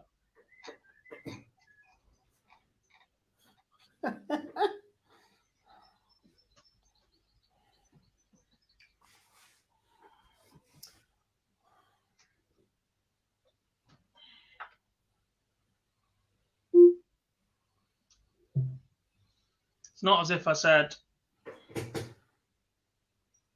Alexa, play Chase the Sun.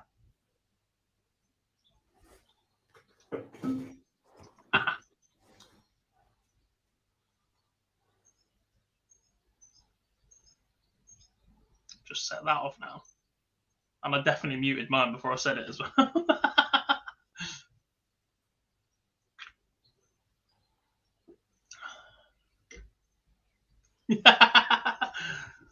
Yeah, to be fair, Dan, you've definitely got office lights. So if I say to everyone, Alexa, play Chase the Sun, what'll happen?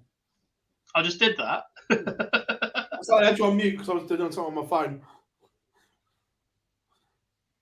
I was reading the comment.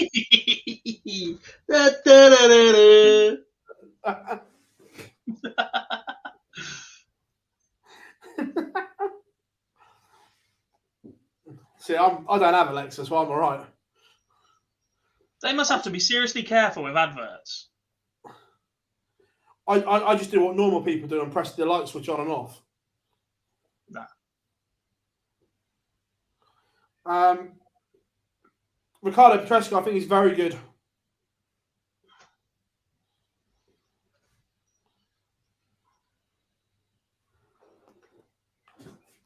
I've got like lamps in my bedroom that are all automated and everything. And like the first time Katie saw it, she's like, what on earth? Why are you being so lazy? And now she's realised that actually getting up to turn the big light off is a pain in the ass.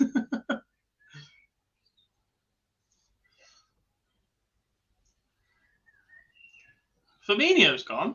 What?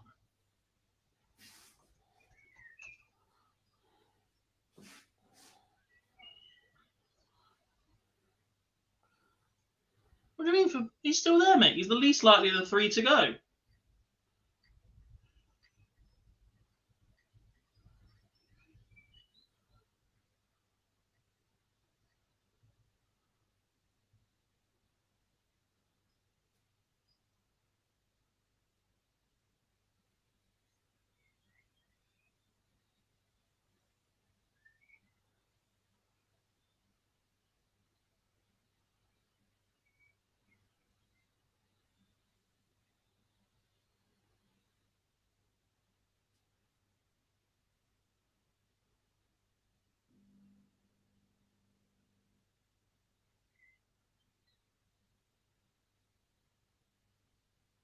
Ando is out as he just lost 6-2 to Rusty Jake Rodriguez.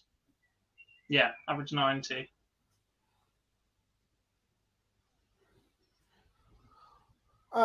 James, just out of interest, where have you read it's a 3-year deal? Because I'm trying to find it. It doesn't say it in the media release that we've been sent. I'm not saying it's not. I'm just trying to find out where it is. Yeah.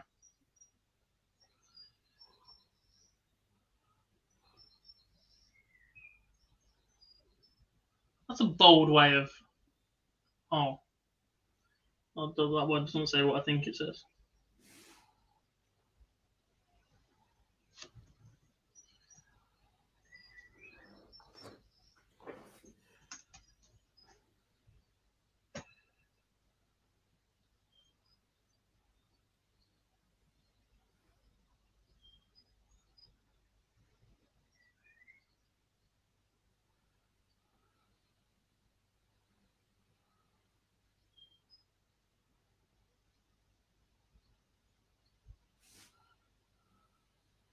Says it on the PDC web article. Cool. Let me just have a look.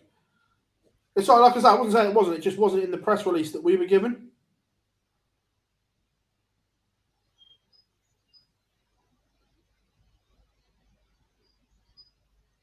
No, I can't see it. Oh, they're at it again now. They're trying to re-put the stats in for Smith Neal and Keegan Brown again.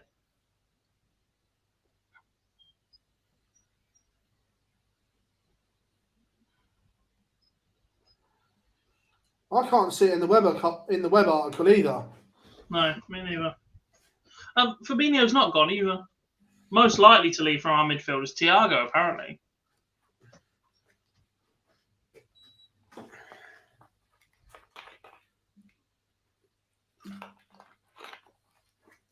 Kevin Doots and Rob Cross going the distance. Doots has the darts in the decider.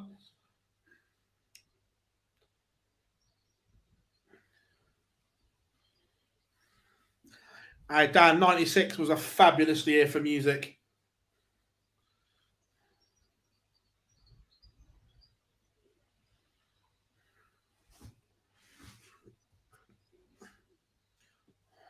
I think the problem with a darts game is it's very difficult to find an extra level or progression. Like most, tap a button once or tap a button twice and put it in a certain segment.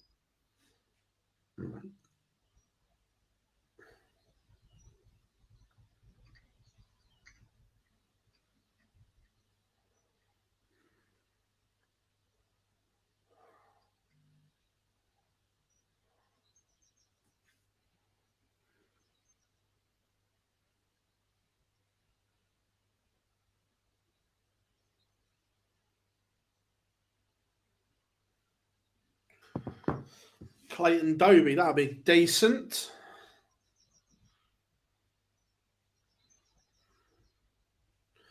So I know we said the top 5 God, but if you because obviously Barry's on the verge of victory. If you had to say just one, who do you think right now is the best one? Best player not to have a tour card?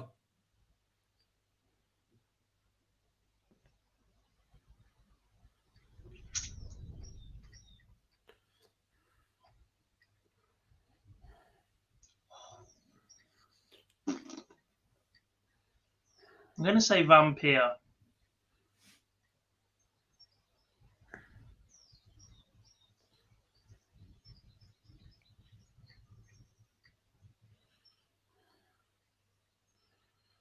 purely because he's mixing it up within the Pro Tour ranks at the same time as well.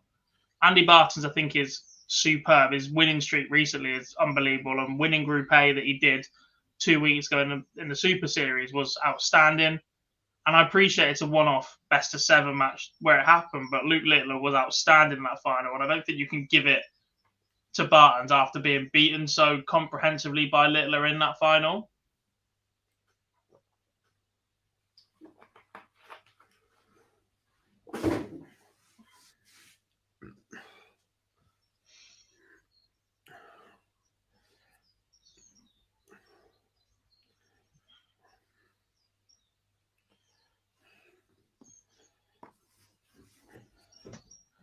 Yeah, genuinely, if anyone can find where it was said about the PDC deal being a 3-year deal, can they put the link in the chat for me or send it to me?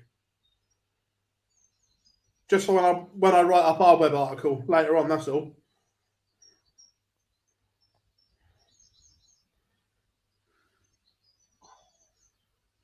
Sheesh. Oh, yeah, no, I agree. Adam, if you'd have asked me a year ago, Adam was right up there. But obviously, I talked to him a lot at the Super Series and stuff like that. If he can sort his little issues out, he'll get there again.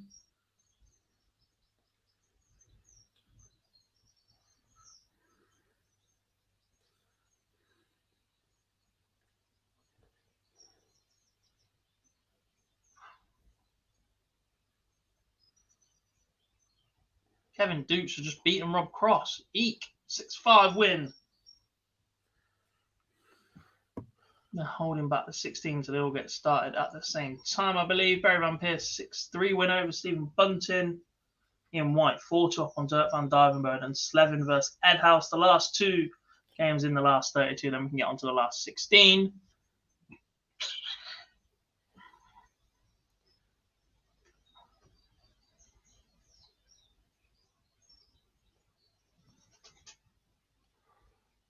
Mo Salah has just done a sub 30 minute 7K run.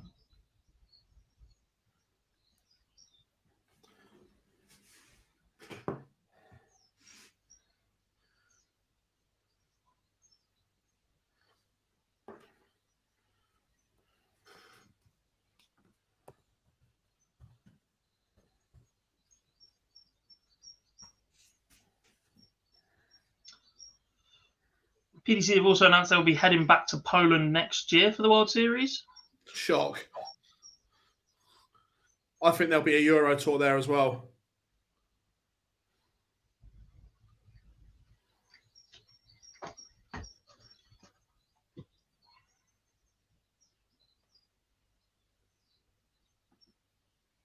Heta Sagansky is live. Heta was a streaming board, so I don't think we're going to see him. What we are going to see is Luke Humphreys against Rusty Jake Rodriguez on streaming board 1. And all potentially the World Cup of Darts team for Northern Ireland next year. Josh Rock against Brendan Dolan. I've got it on the sports business page. It does say 3-year deal.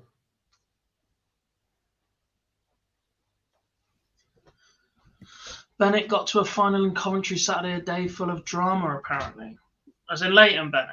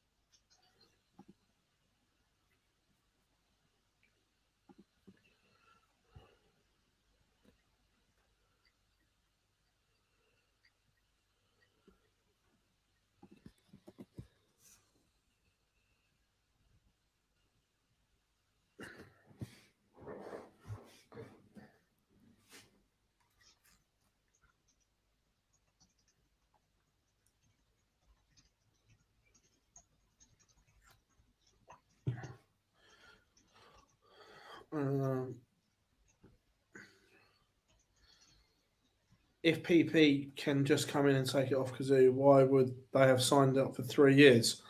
Probably because that's when Kazoo signed up last year. It was released as a multi-year deal, but it lasted a year.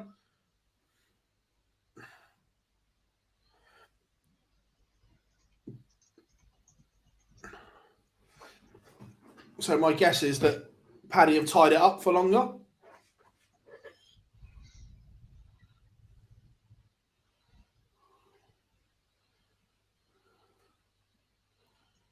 Any hints on the big guest for tonight's show?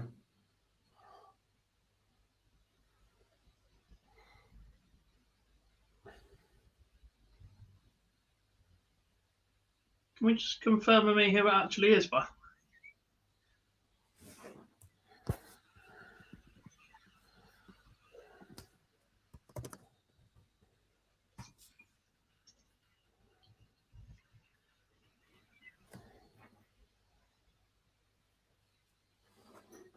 I'll just put it in the chat on air, the private one. Oh, that was a thing. Yeah. Yeah. Yeah. I'll give you all a hint. That's not really.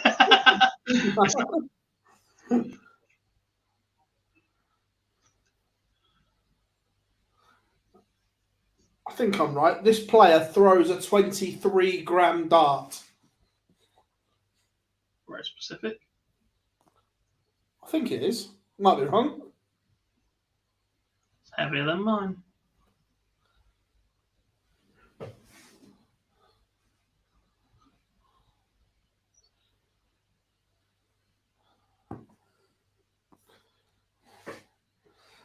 No, it's not. It's not Mr. Edgar, but he will probably be in the chat room.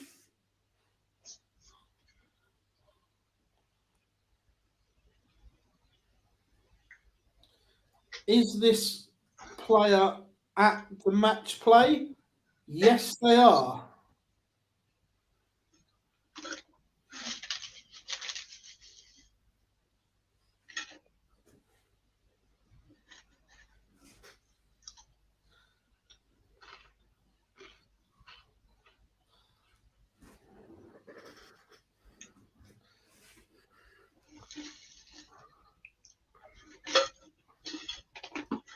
Have they won a major, Gob? Hashtag what's a major? Maybe.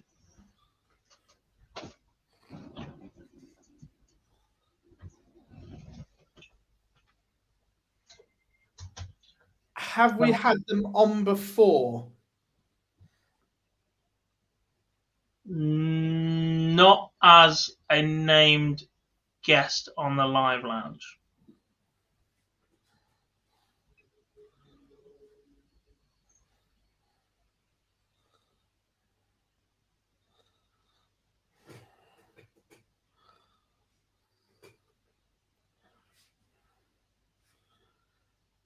But they have been on the channel before. And that is where we are ending that discussion. Damon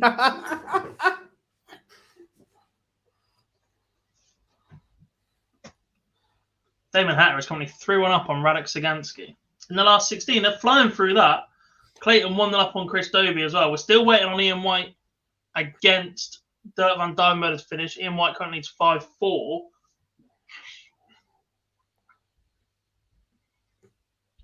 Chisnell's already been streamed. Slevin, Joe Cullen for board 3 or 4, I think. I would say so. And then, who's the other one that hasn't been on yet?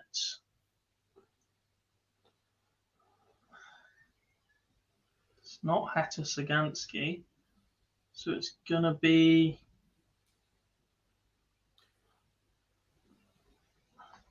Vampire Ian White. Yeah, I'd say so.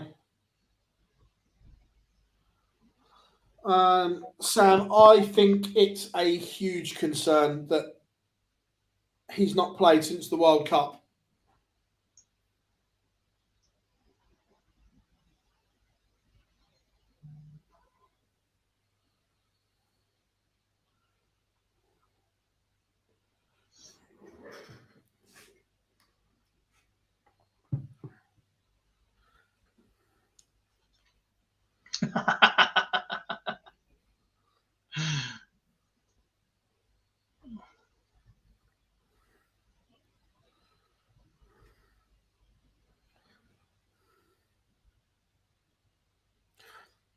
Andrew, whoever it is that only confirmed like 20 minutes ago, so we wouldn't have had time to get it out, whoever it is. Yes.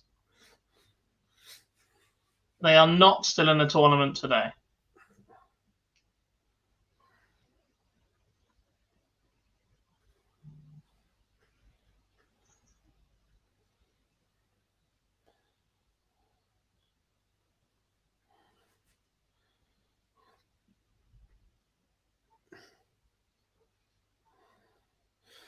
All right, back to the Peter Wright question, Gob. Are you concerned?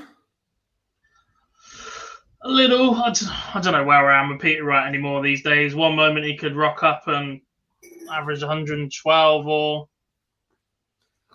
average 86 with the most minging-looking dart you've ever seen in your life. It's just what he does, isn't it? I mean, it seems to produce those good moments less frequently at the moment.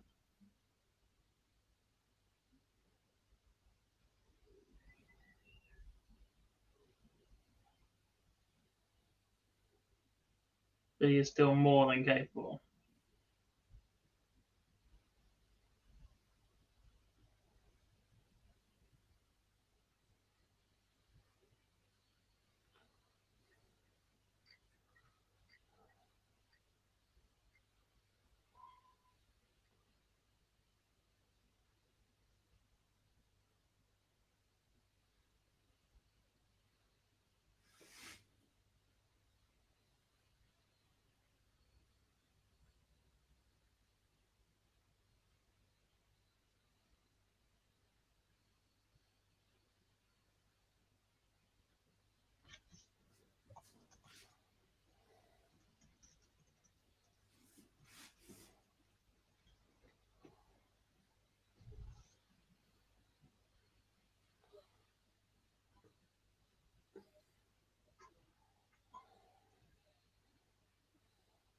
Humphrey's Rusty Jake is on streaming board 1.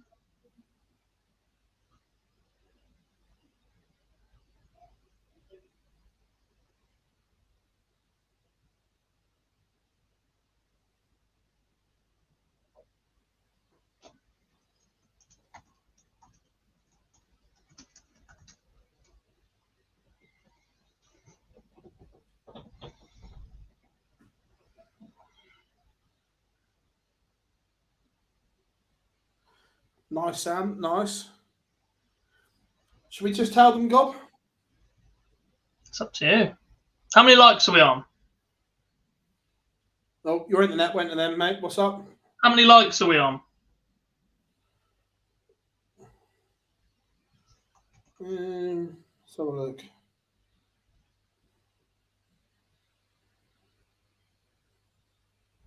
43. We'll tell them at 100. 100 likes and we'll tell you. 100 likes and we will tell you who is on the show tonight.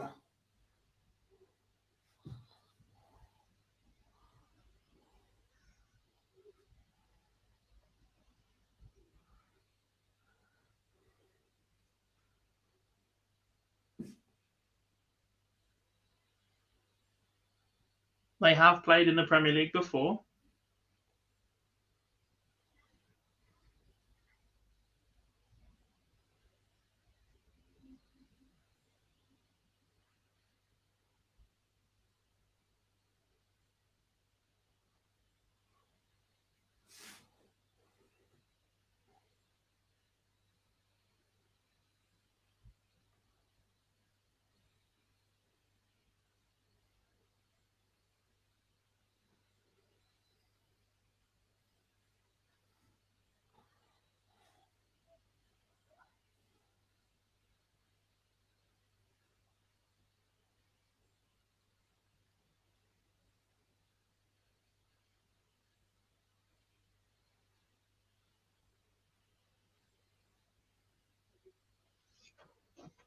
Wes Newton. Oh, to be fair, speaking, I need to get Wes Newton to sign a program. Gob, I picked up for an absolute bargain the program from the first World Series event in Dubai for £6. It's not bad. Yeah.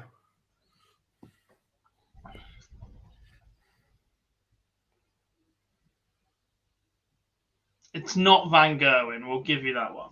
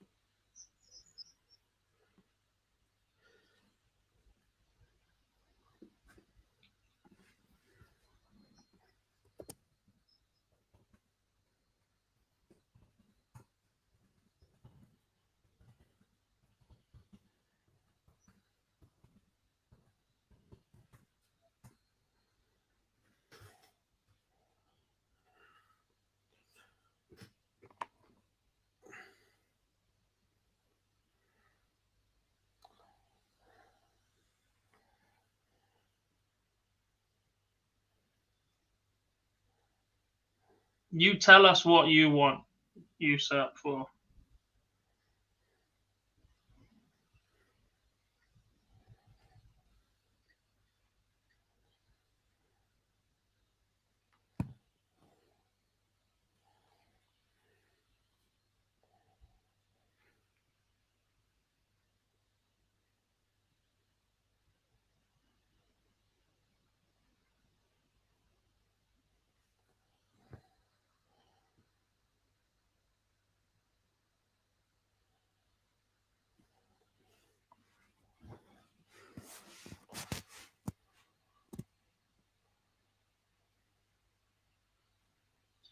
Did they compete in Poland?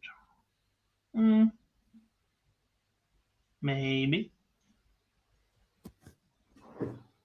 We need new features. What? Phil, feature games. Come on, man. Who's not streamed right now? He is. That's warming up to be streamed. That's nearly over. That's nearly over.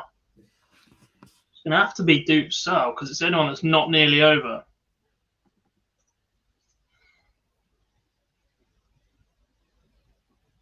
We've even been tweeted now. Dan the Man says, I bet the guest tonight is Luke Humphreys, lol. He has managed to tag at Live Darts in that one, though, mate.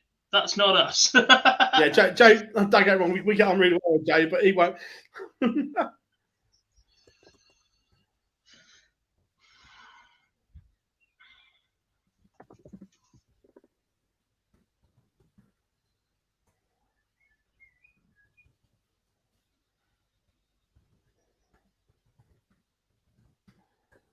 I've even liked the stream for you guys.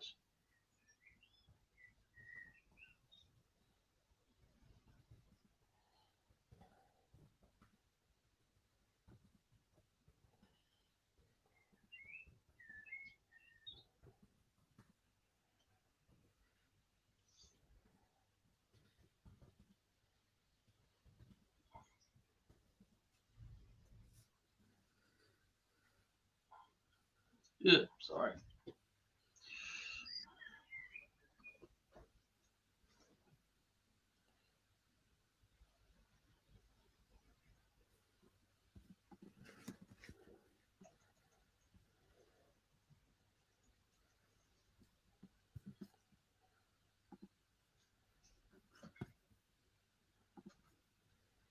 Johnny Clayton is the first man into the last 8. As he brushes aside Chris Dobie, 6-1. That's not the level we've seen so far from Dobie. This is superb from the Ferret.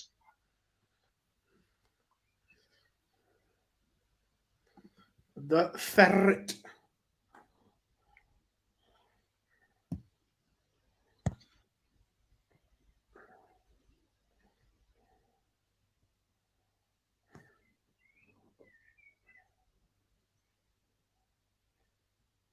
$62 likes, getting closer, Gob. Remember, 100 likes and we'll tell you who is on this evening. They won't get there. They don't want to know.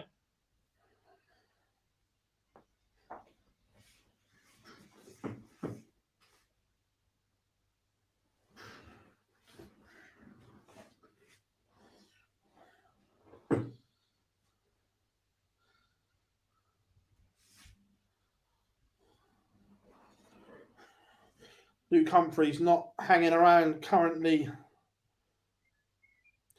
Just looking at Rusty's attire, Gob, do you think he's been given dispensation because his suitcase hasn't turned up?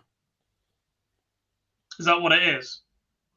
Well, the polo shirt didn't worry me so much, but it's the fact he's in white trainers. Yeah. For some sort of medical reason.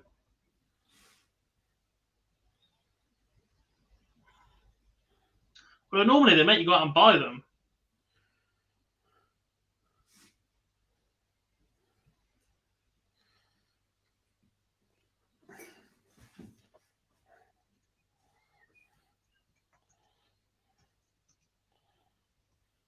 Yeah, Cullen Slevin on board 4.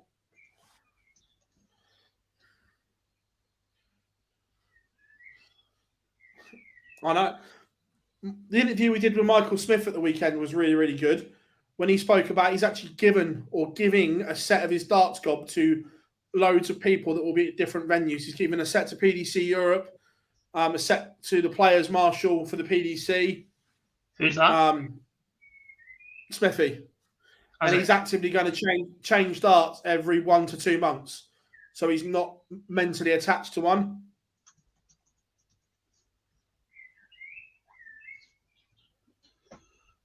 I like that. Yeah.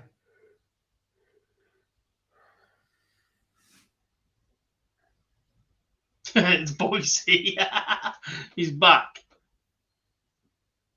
Who's that? Andrew says, I know who it is. It's Boise.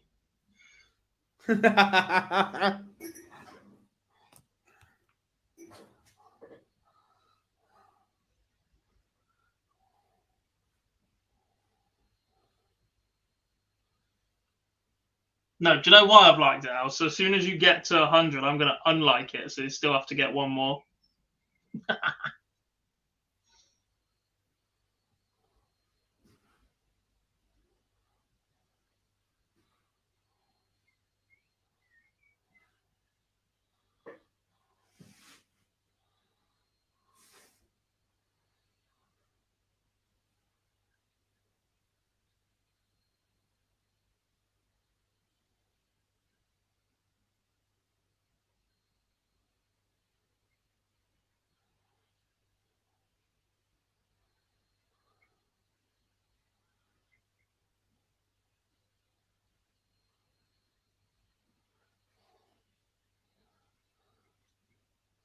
White Vampire starts then. That's on streamer board 3. As streamer board 1 finishes, Luke Humphries a 6-1 winner over Rusty Jake Rodriguez.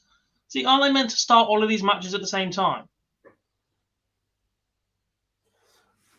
I'm just thinking they've gone, bollocks, let's just get through them. Yeah.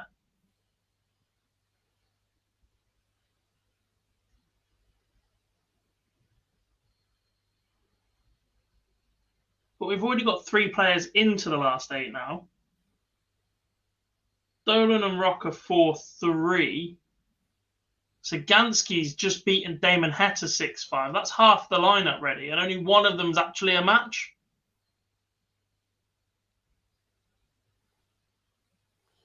Interesting. Which would be Luke Humphries against Johnny Clayton. Sagansky will play the winner of Brendan Dolan and Josh Rock. Dave Chisnall awaits the winner of Dylan Slevin and Joe Cullen. And it'll be Ian White or Barry Vampire against Kevin Dukes or Ryan Searle.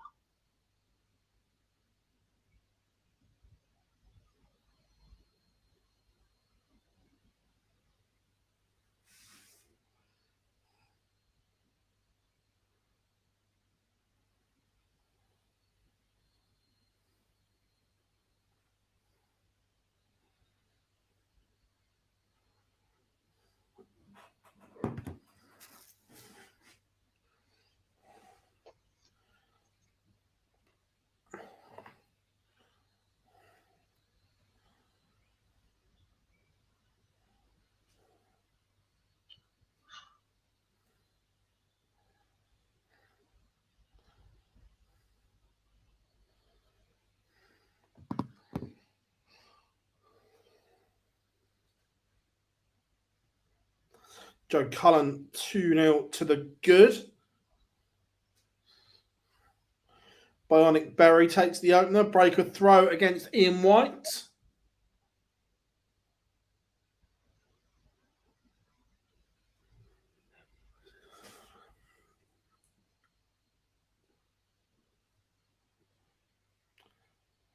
Josh Rock is in a bit of bother here. He's missing darts by a distance.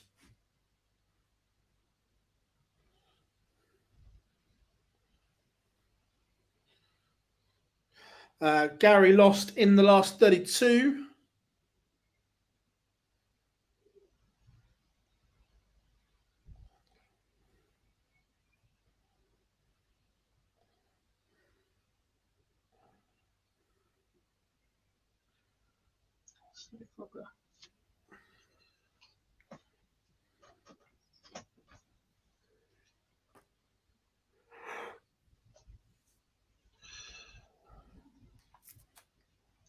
So, one away. Joe Cullen, 3-0 up. Vampire takes the opener.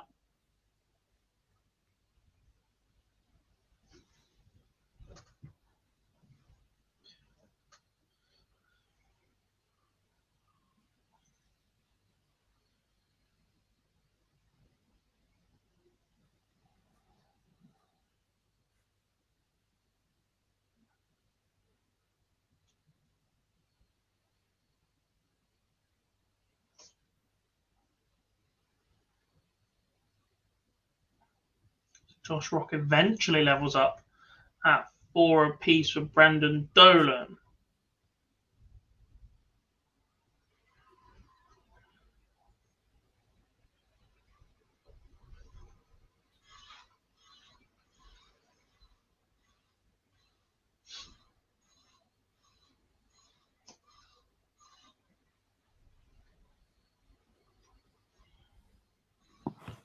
Matchplay is on Sky.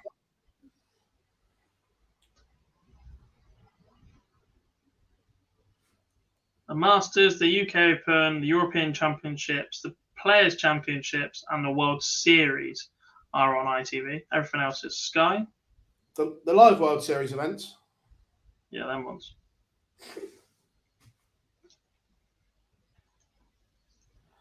Actually, am I right in thinking that none of the actual World Series events have been live this year? I think so.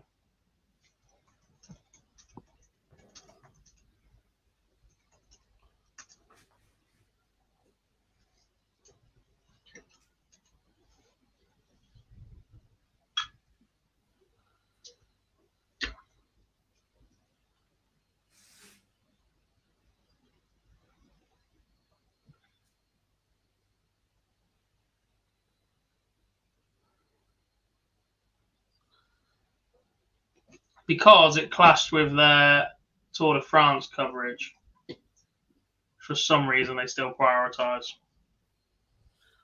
Drug cheating cyclists. I mean,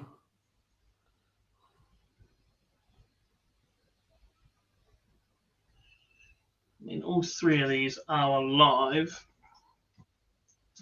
Let's whack that one up so we've got something on screen.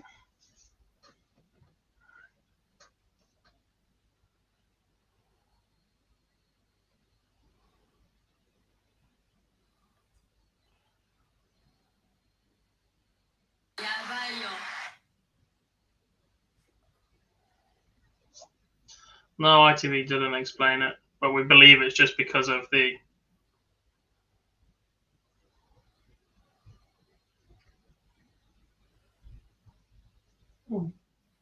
Tour de France.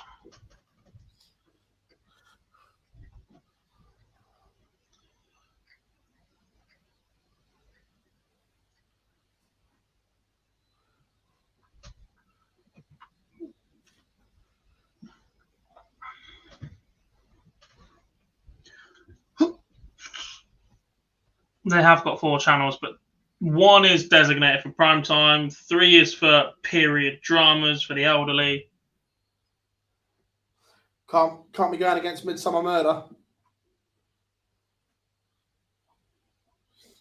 2 is a bit like BBC 3, isn't it? It's just got all their crappy reality stuff. 4 is their sports channel. BBC haven't bought the rights for it, that's why.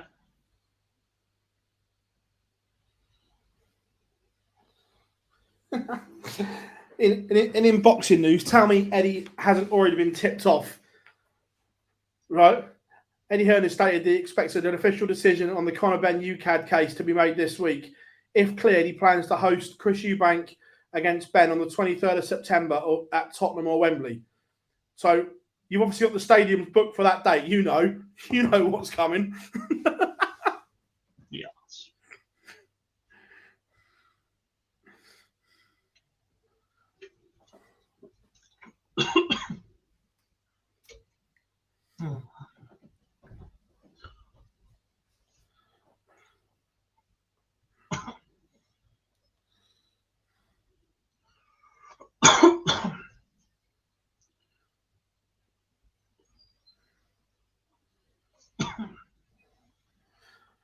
Yeah, Barry Van Peer is motoring today.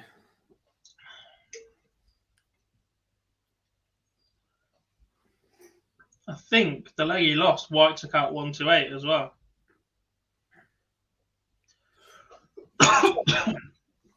Oh. It looks as if the Rockstar has turned a bit of a corner, Gob. Joe's starting to play better. He's just starting to win games again, isn't he? That's the big thing. Like, he has a solid A game in there, but he was the most successful player on tour last year with his B game. He won more games with a lower average than his opponent than anybody else on tour. Yeah. The problem for him this season is he's still had a lower average than his opponent an awful lot of the time. He's just not winning those games. He's not picking up those key moments.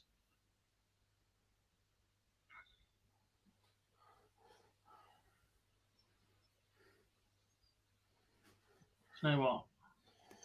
We'll whack the deciding leg of this one up on the screen as well. Champions League will never come back.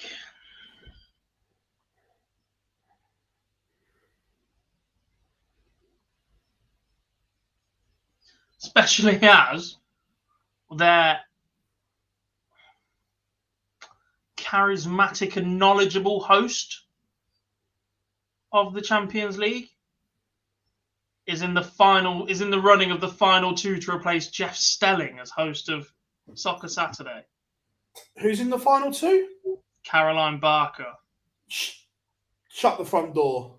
I was going to say something else then. Yeah. Who's the other one? Simon Thomas. Not sure on either, to be fair. Simon Thomas is a great broadcaster. Yeah, the problem is, though, it's who you're replacing on the show you're replacing them on. I think that's why they're not putting Chappers in. Because Mark Chapman is an elite broadcaster, if not the best in this country. But to go in and replace Jeff Stelling, you're never going to be able to do that same job. Especially not with the current crop of pundits you've got compared to who Stelling worked with for so long. As Brendan Dolan eliminates Josh Rock 6-5. Whoever goes in is on an absolute hide into nothing. Oh, it's a poison chalice, isn't it? Especially when BT have their own version now. Which has just got that cleaner set. It's got that more modern feel to it. But their pundits are also shit. Yeah.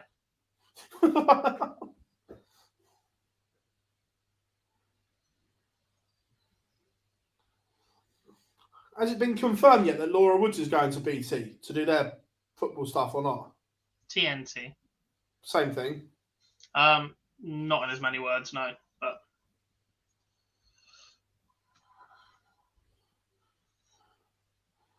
Joe Cullen wraps up a 6-1 victory over Dylan Slevin. 94.51 average for the Rockstar. Very, very tidy, Gob. Mm-hmm.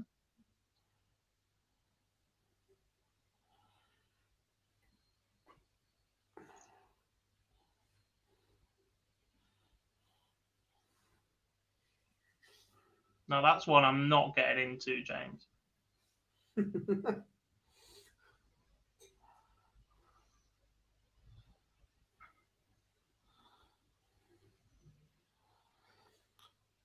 Especially in the position we're in. We'll always tell you who our favourites are, but we will never, ever.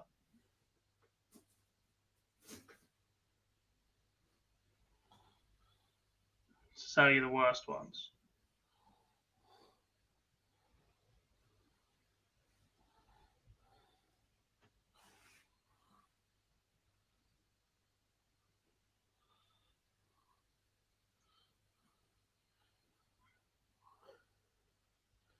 Barry Vampire 5-1 up on Ian White.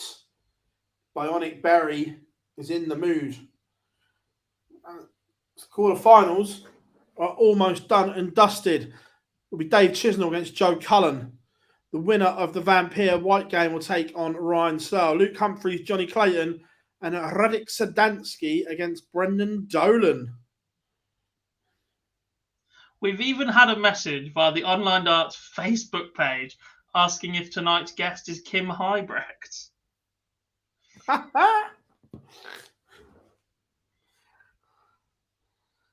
many likes are we on, Gob?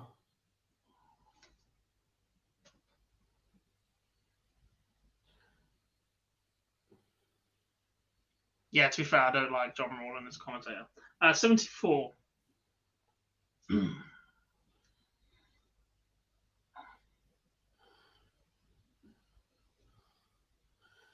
If you can only pick one, it's an easy one for me in terms of their darting knowledge. Look, Laura Woods is an elite broadcaster. There's no doubt about that. But Emma's darts knowledge is unreal now, Gob, isn't it? Yeah, completely. And she's just got that repertoire now. Woodsy is an absolute elite broadcaster. She is remarkable. But Emma's knowledge and the way she's made darts her own, Emma for me. I think that's the thing. You could drop Woodsy into 6 or 7 different sports and she'd be comfortable. Could you do the same with Emma at the minute? I don't know, because we've never seen her in that situation. Yeah, that I don't know. But just purely for darts, Emma for me. They're both fabulous broadcasters.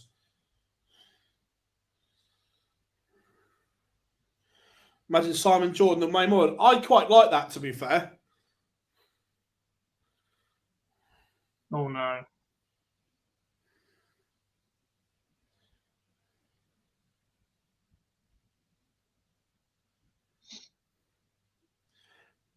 Is Emma doing the US tennis?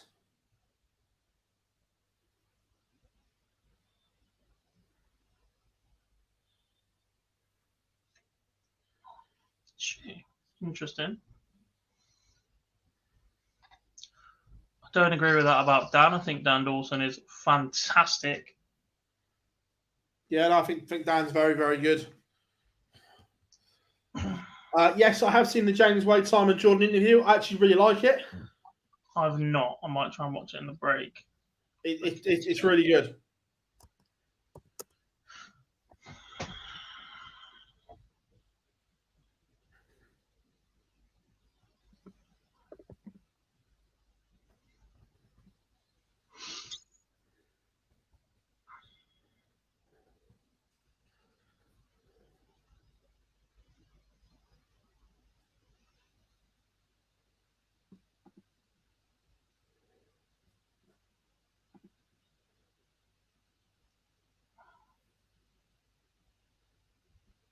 You lot are calling for a lot of sackings, but I'm not hearing many replacements.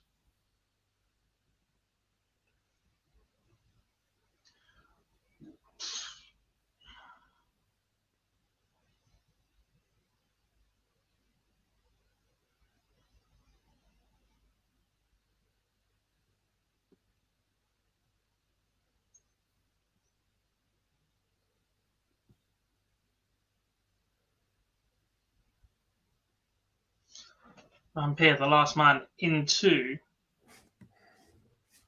the last 8, by the way. So we do know our quarter-final lineup. That will be Dave Chisnell against Joe Cullen, Barry Vampire against Ryan Searle, Luke Humphries against Johnny Clayton, and Radek Sadansky against Brendan Dolan. My guesses for the stream boards: Dave Chisnell, Joe Cullen will be on streaming board 2. They've both already played on streaming board 1. I expect to see Luke Humphries, Johnny Clayton on streaming board 1. Vampire Searle on 3, Sadansky Dolan on 4. I've just looked. Yeah, Emma is doing the US Open, but it falls in August, so she's all right.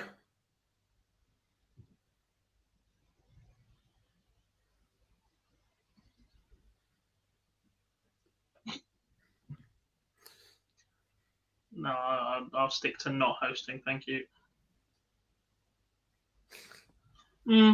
I mean, they've just gone with it anyway. Dave Chisnell, Joe Collins is streaming board 1. Luke Humphries, Jordan Clayton streaming board 2. Close enough. They're the top 2 games. They get the commentators.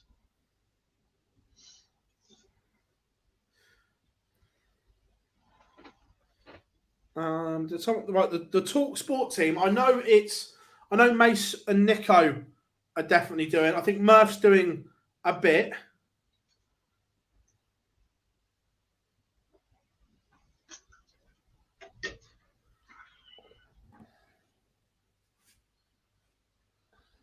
Is he?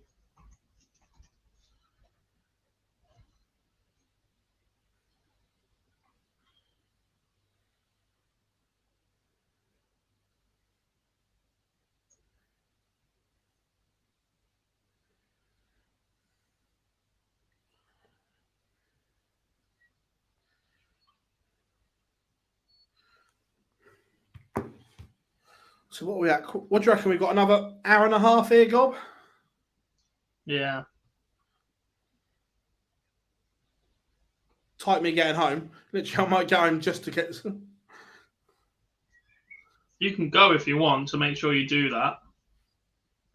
No, I might do it for the semi-finals or something like that. I'll do the quarterfinals with you.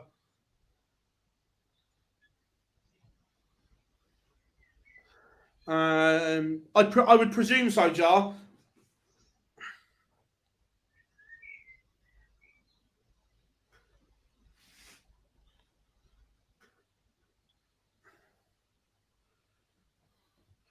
Yeah, we definitely get one of the refs on, and Emma if she'd come on 100%. Mm-hmm. Hang on, I am a ref. Not yet, you're not. I am, just not that level. It's different. Shall we put 2 games at feature now? We're at that point now, folks, where if you do have PDC TV and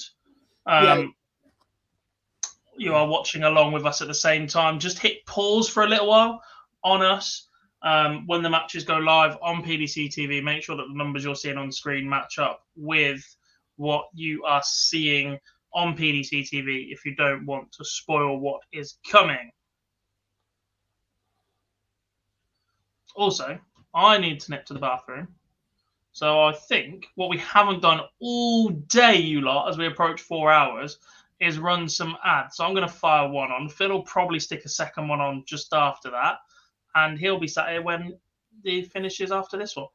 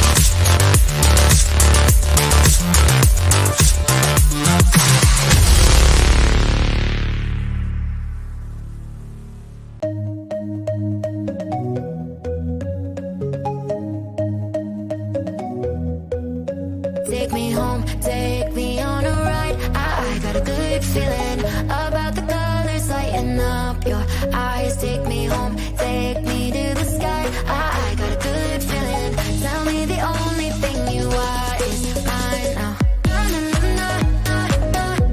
got a good feeling. I got a good feeling. You. Welcome back, everyone. Here we are, Players Championship 15 here at Online Darts as we get ready for the quarterfinals. Gob's just in the loo. Let's get back into the chat room. How are you doing, Joe? Hope you are good.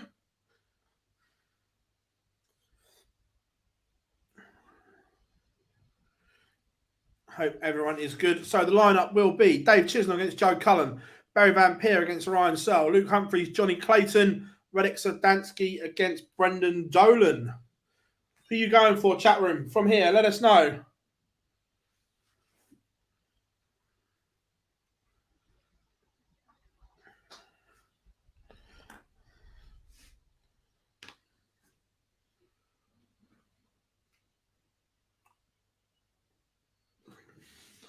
I believe Jeff had some family commitments over this time, so didn't travel.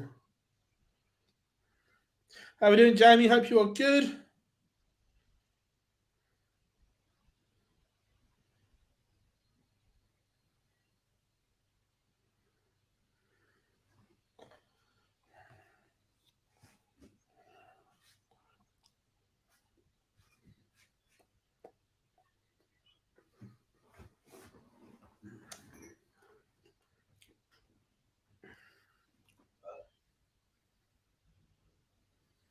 Nice, Jar. Nice. How are we doing, Paul? Hope you are good. Going for the ferret. Jamie says, haven't asked this question before. Any whispers about Cadby? No, none whatsoever, mate. The longer it goes on, the more you have to fear, especially when Perez is now sorted.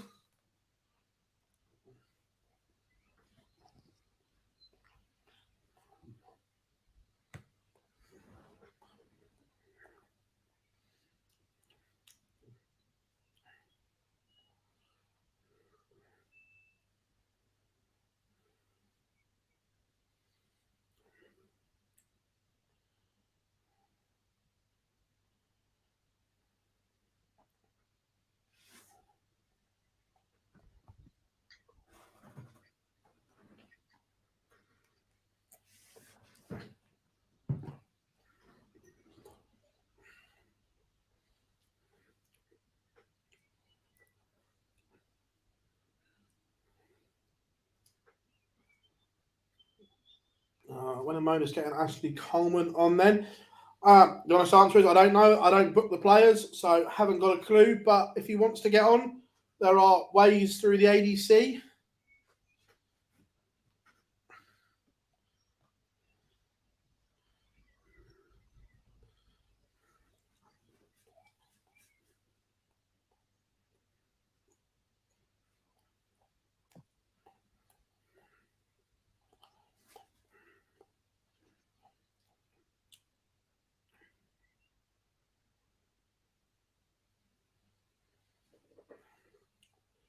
Just waiting for games to get underway.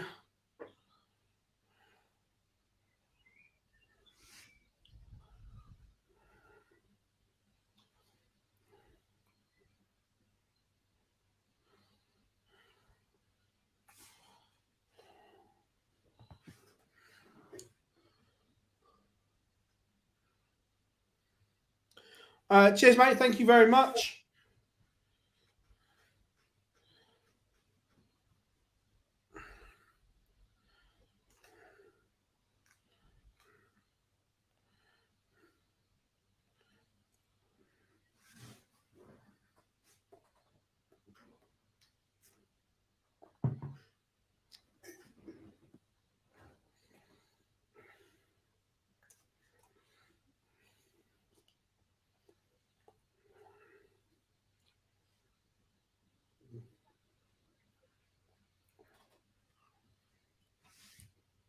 Shouldn't be too long, so we can get this party started.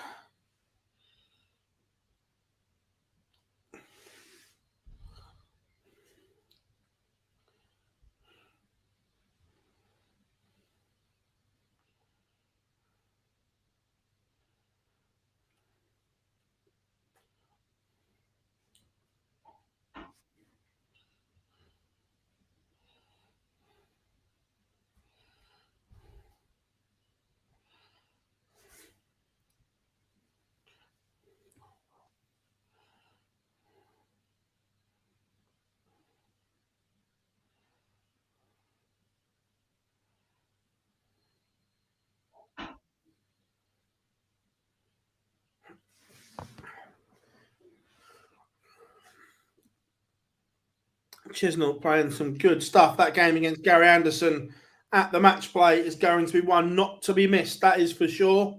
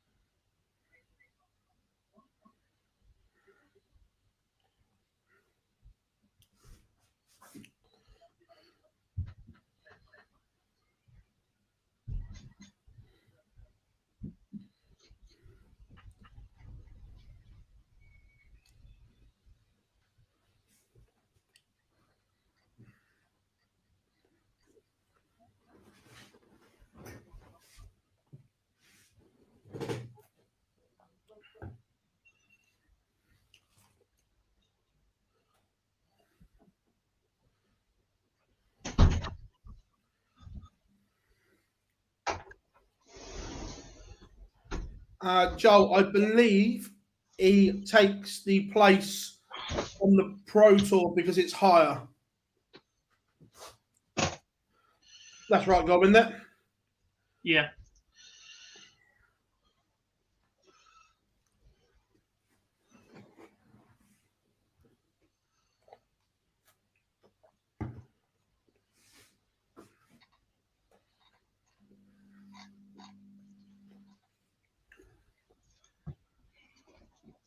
I can't lie. I was a big fan of the red World Championship stage. No, the William Hill one for me. No.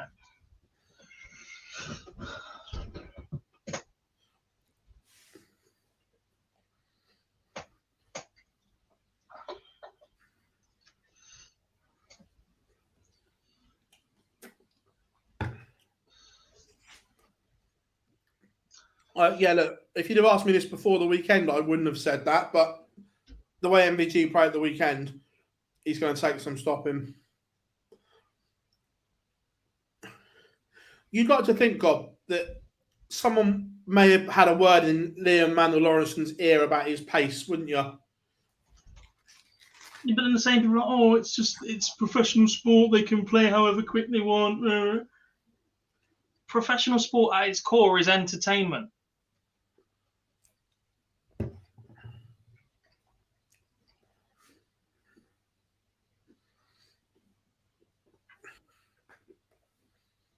$50 for 8 legs is not entertainment.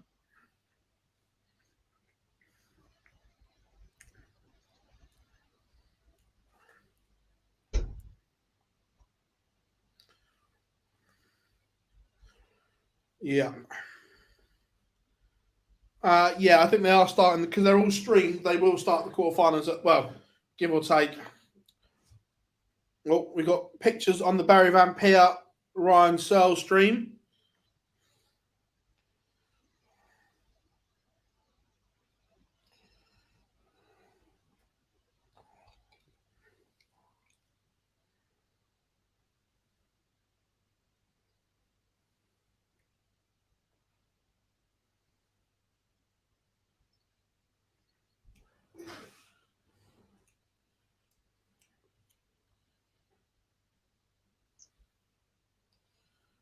You can't ban so slow players. Well, effectively, you could if you wanted to. The PDC can literally do whatever they want. If they want to bring in a shot clock, they could. Remember, unlike other sports where there are genuine governing bodies, there aren't in darts. Mm-hmm. Effectively, the PDC are promoter and their own governing body all at once. Whether that's right or wrong is another issue, isn't it, God? But that's the way it is. Yeah.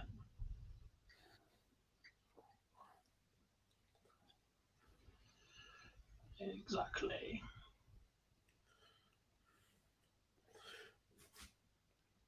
Look, nearly all sport is governed by TV money now. Now, if TV overruns, there are penalties. There are financial penalties, and if it happens when he's playing all the time, something will be done.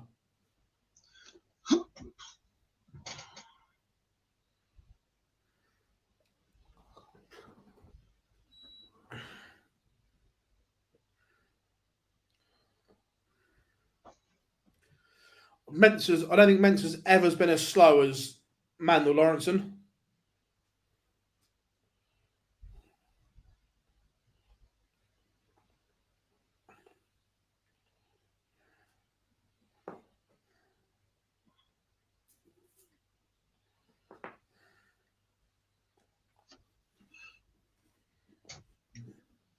I'm not sure it's specifically targeted at him either. We're going to go for the 2 on streaming board 3 and 4, by the way.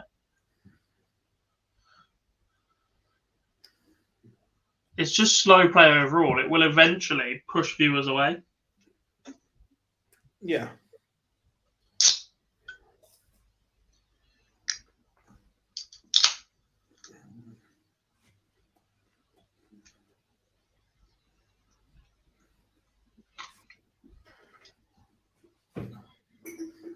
And you can't just go to certain players and go, you need to get quicker. They'll need to bring in an average visit time as a ruling.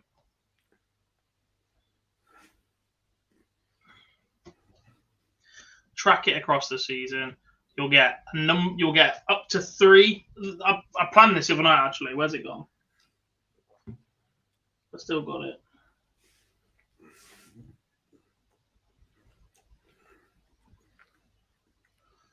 It's the same as slow overrating cricket. Yeah. So it'll be scoring visits only, I think, for their average time. You can't add on that for finishing visits because of counting and whatever else that goes with it. And the crowd playing up on TV events. And for TV events only, not floor events, but for Euro Tour and above. Visit would start from the moment official calls game on, or your opponent leaves the exclusion zone. Visit ends from the moment you leave the exclusion zone. That's sideways as well, not all the way back past them. It's the minute they're off the side of the hockey and out of the exclusion zone, your visit starts. Yeah. Per season, a player would receive 3 warnings for a match average being over X seconds, an average time. X, I don't know the value for X. That would be worked off data that they've already got, tour average, whatever, plus or minus, whatever.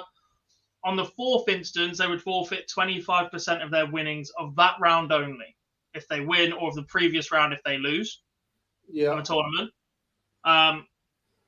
In a 2-year tour card rolling cycle, a player would get up to 5 warnings maximum. On the 6th instance, a player would forfeit 45% of their earnings. Same thing. Of the round that they're competing in or the round that they're losing. For example, a 4th-time offender in their first season on a Euro Tour during a Euro Tour quarterfinal win would forfeit 25% of $2,000. So that's how much they gain extra by going from the last 16 payout to the whatever. 4th-time offender, 25% of 1,500, blah, blah, blah. If they lose and whatever. But it would go the other way as well. I think if you are going to have these measures where you fine players for repeat instances of slow play, then you also reward players whose total season average is under a certain amount. I'm not sure that'll happen. Not massively, but you know how, like, in golf, they have the reward fund for social media interaction? Yeah. Something similar like that. It wouldn't be ranking money.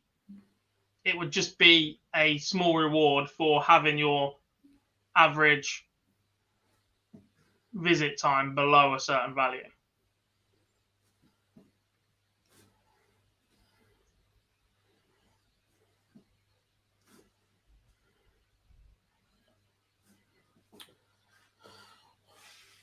Joe Cullen level with Chizzy, 2 apiece. Humphreys 3-0 up on Clayton, averaging 107 right now, Gob. Johnny's averaging 97 and not getting a sniff. Can't lay a glove on him.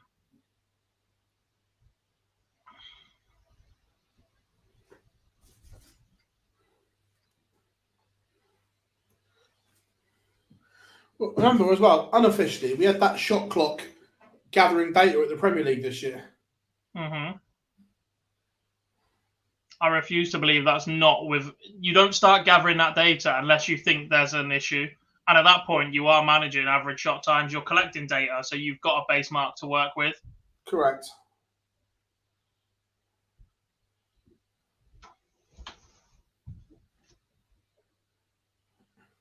Talking of data,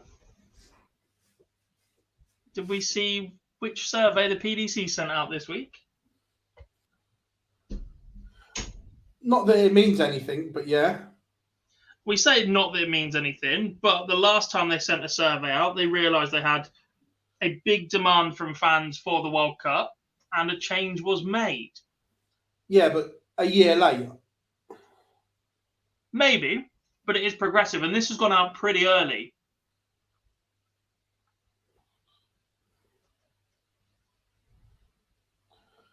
I'm still not convinced the Premier League changes next year. But partly it depends on the responses.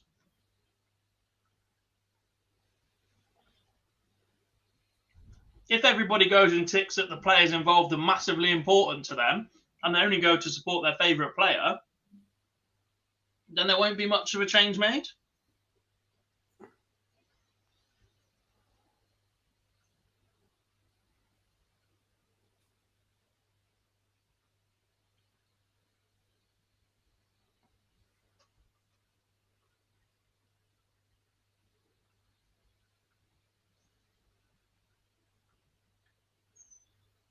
We sent it out via email, Jamie.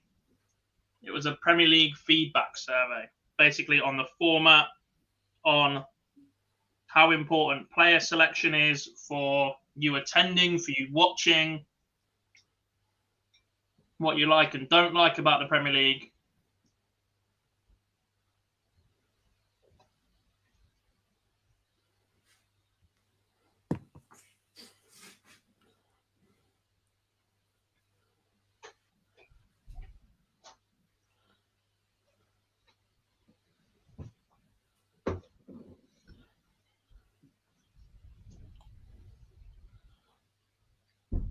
Johnny Clayton is right up against it here. Luke Humphreys 4-1 to the good. Joe Cullen and Chizzy about to be 4-all. Sorry, 3-all, I think.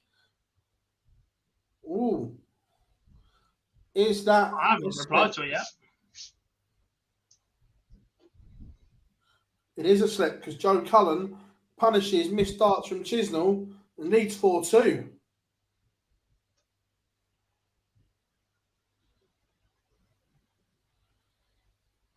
Go on, Gob. Is that back-to-back legs for Johnny Clayton? I've not got Dart Connect up. So I'm guessing by this he pins the 81.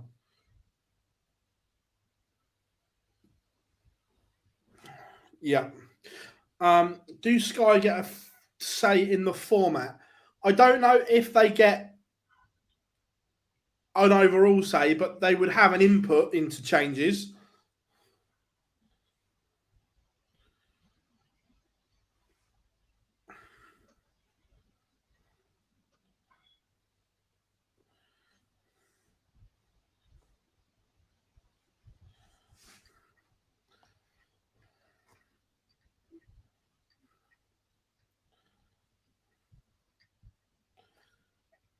I wonder if Ryan Searle's playing with his 34 gram darts again.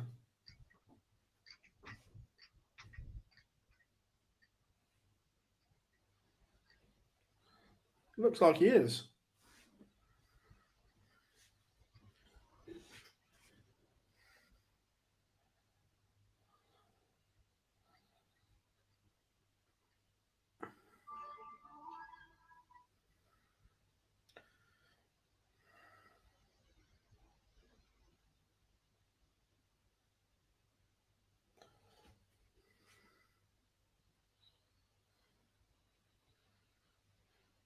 Have we got 100 likes yet? I don't know if we can say. Yeah, there is a live range tonight, Jamie. But we have 2 guests this evening.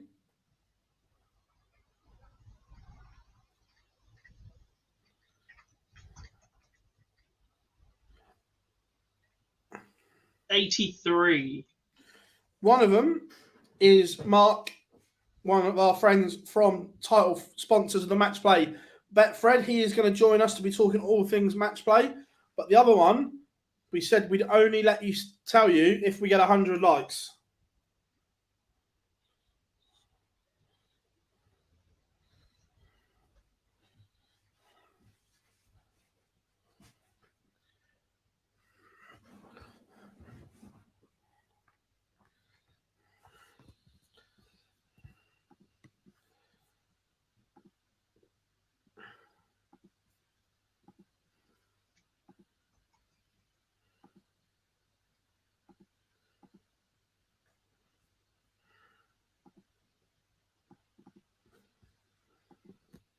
Within the limits, Jamie. There's no issue with them.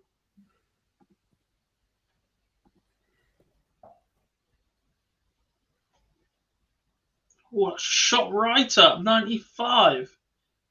Still not telling you though. Funny, isn't it? Imagine if we shit out this and don't shit out it. Don't tell anyone anything.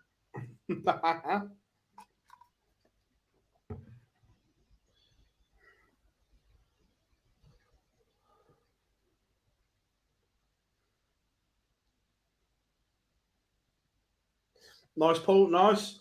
Chizzy looking as if he's going to break back here. He may have already done, but I haven't got darts collected in front. I'm watching it on the stream. 4-3 on Dark Connect. That means he's missed. He's back there. He does take it 4 apiece. A head shake from Johnny Clayton knows he's in a little bit of trouble. Humphreys has the darts here in leg 9. Leaves 160 after 12.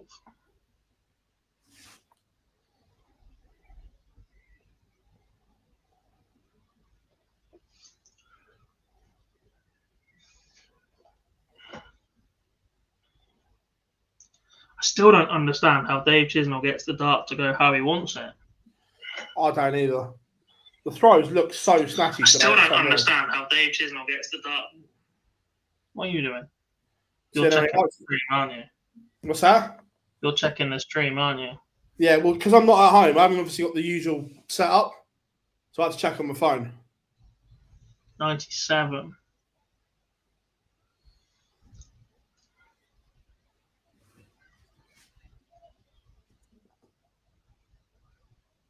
Can we take another moment to realise that Radek Cyganski was the one player from Poland of the 3 that have a tour card that did not make the World Cup team yet again? We set one up on the cup. Don't get me wrong, Poland were fantastic. But Cyganski is the 4-man of the 3.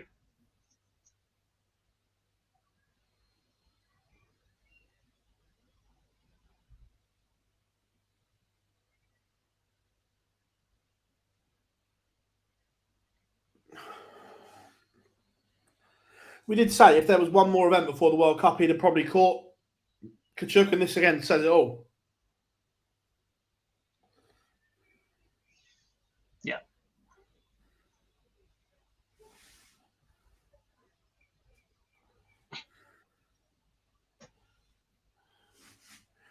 Have we got that ton yet, Gob? We were, and then 2 people unliked. It just keeps clicking to 99 and back again.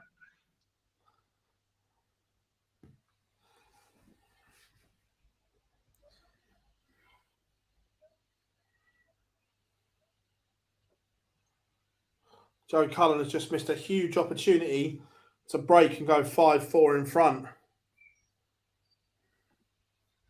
There we go, 101.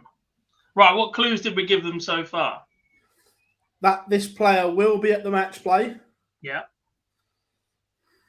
They've been on the channel before. They have won a major. Yeah. They've been on the channel 3 times this month, 3 times this year already. Yeah.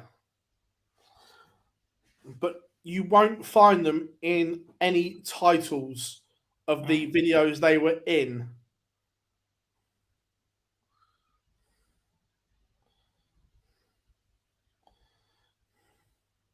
They have not been a named guest on the Live Lounge so far this year.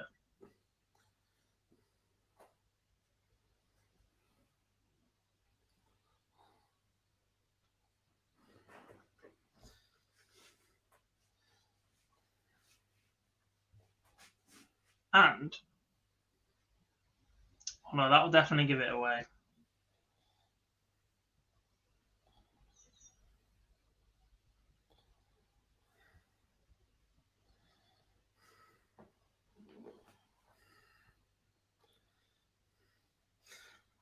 They have played in the Premier League. Yeah.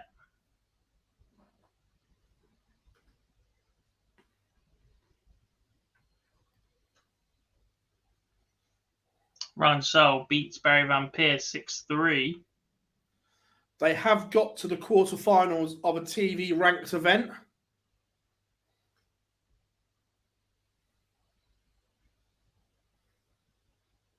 Maybe we'll tell you when we're waiting for the semi-final, so you've got a couple of minutes to keep guessing. Because Brendan Dolan wants 80 to book his spot there, and then we'll be waiting on just one, which would be Dave Chisnell and Joe Cullen, and that's 5 apiece.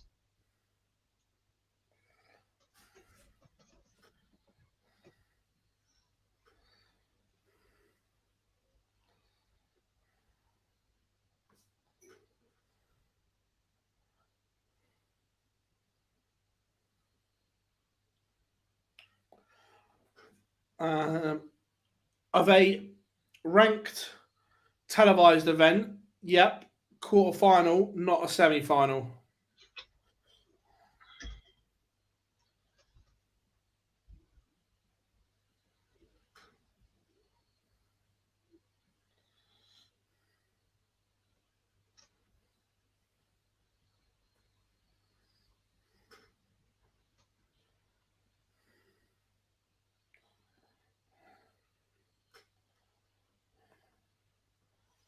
They've won a major. They have also been in the final of another TV event.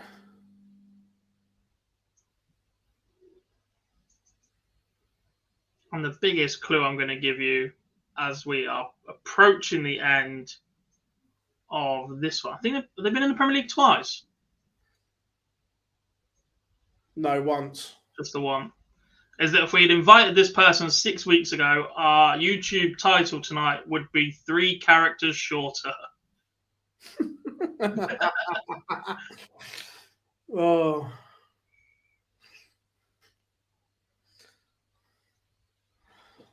Chizzy does get over the line. Cullen missed another opportunity.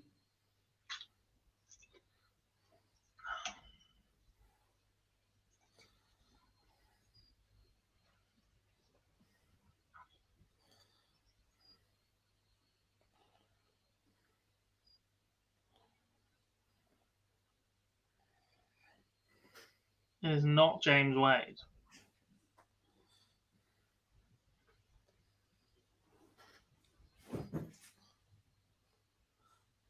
They got to the quarterfinal of the Grand Slam.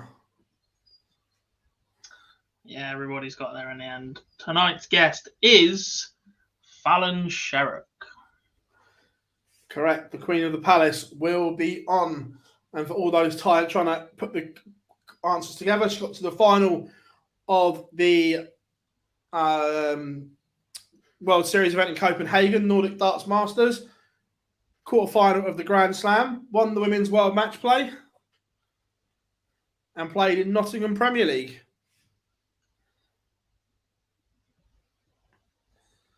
And from Gob's last clue, she now has an MBE.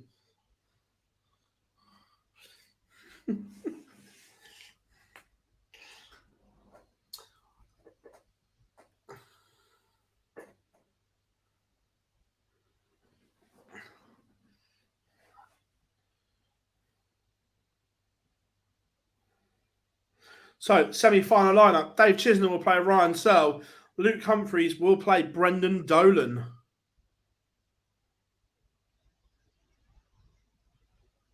No, she definitely doesn't use 25, mate.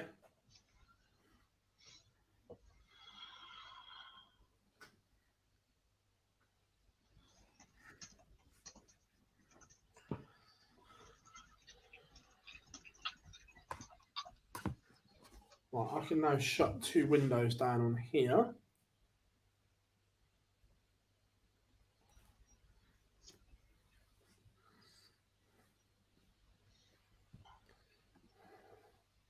Yeah, it was a great game. Cullen will be kicking himself, though. He had opportunities.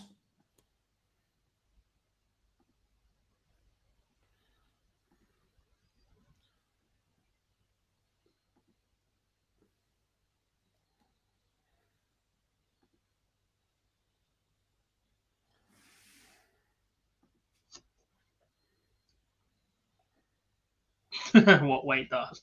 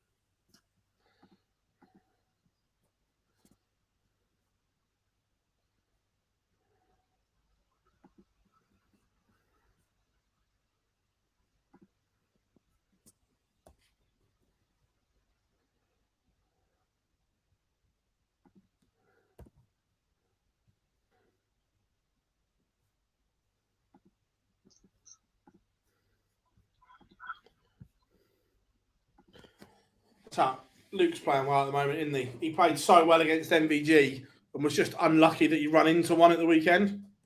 Yeah.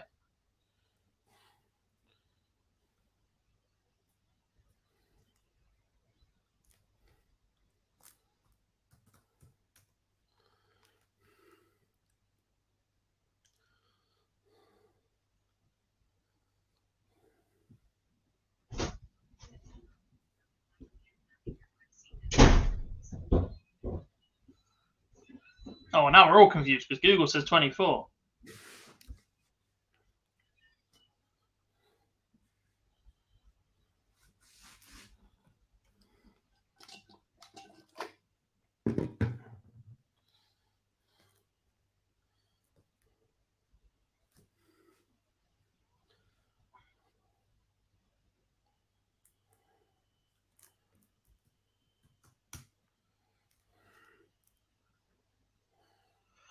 So we have another quick little ad break. Keep those around us nice and happy, and we'll be back after this one.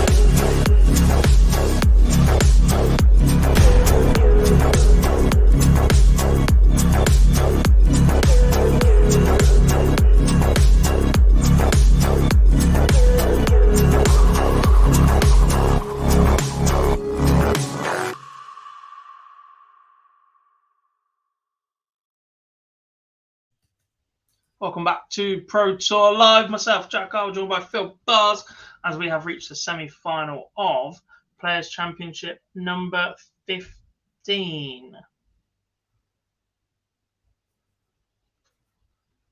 Just 4 players remain. They are Dave Chisnell, Ryan Searle, Luke Humphries, and Brendan Dolan. The number 1 and number 2 seed are on a collision course. There can't have been many instances in the relative recent past that that's happened on a Pro Tour. Not for a long, long time. No, I can't remember it.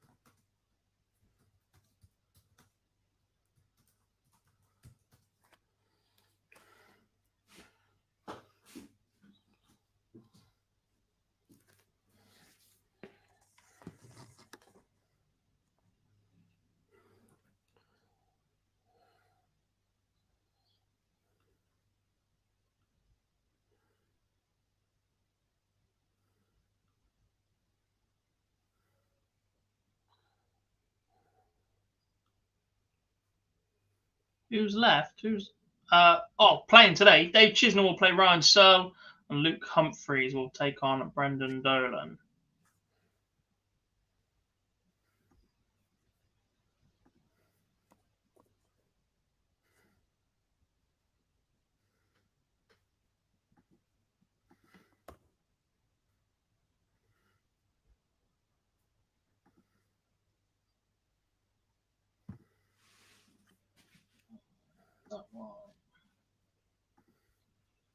Any questions for us as ever? Fire them in. Don't forget we are back later tonight from 8 p.m. Different stream. We're not keeping this one open. It'll be a brand new stream for the live lounge this evening. Myself, Phil, Lee Boyce is back, so we can bully him. If he doesn't get married on a Monday, by the way, he's missed a massive trick here. And we're going to have Dan on the show with us as well this evening. So we're going to have a 4-man team from us here at OG throughout this evening. We'll also be joined by Mark from Betfred, who will give us all of the odds ahead of the World Match Play starting on Saturday. And as we announced about 10 minutes ago, we will also have a second guest as Fallon Sherrock will speak to us before she heads to Blackpool to try and defend her Women's World Match Play title.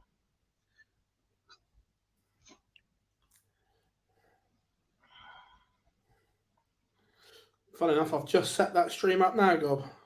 Ooh. Ooh.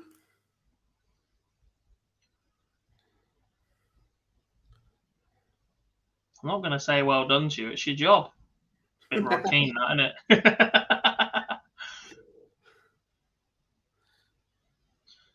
It's a bit Roy Keane.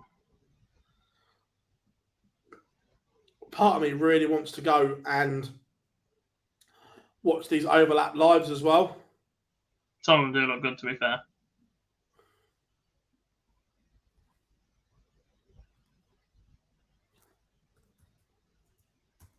And Roy King's just so funny as well.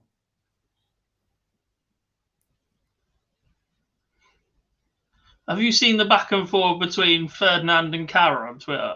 Yeah. Silly mank sod.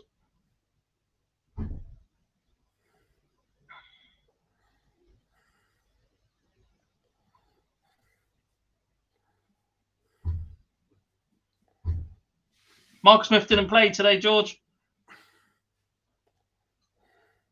He only has 2 days left of contact lenses ahead of the match play and heading to Australia.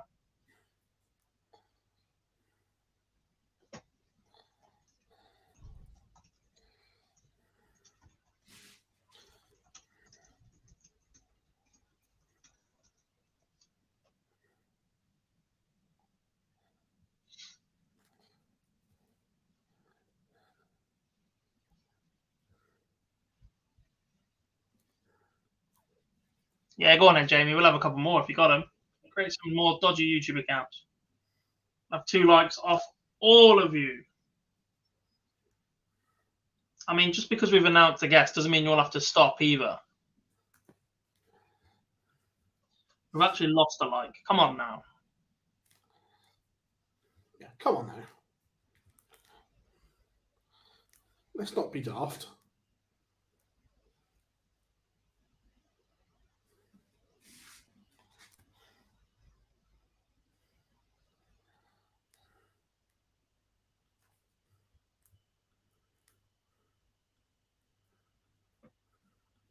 The guest is Fallon Sherrock.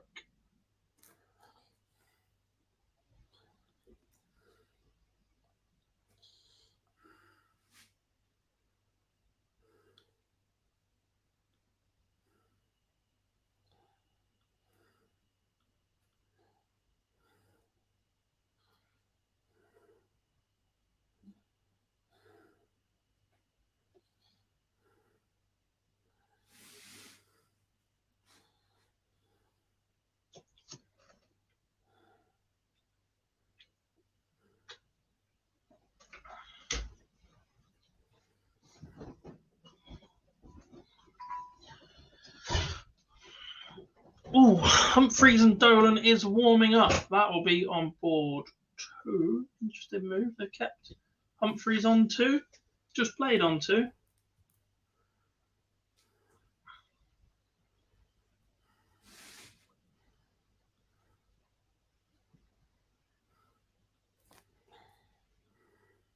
Will there be any Fergie time? It depends how deep we get into conversation with everything else. We do have full match play to preview, men's and, well, PDC Open and women's.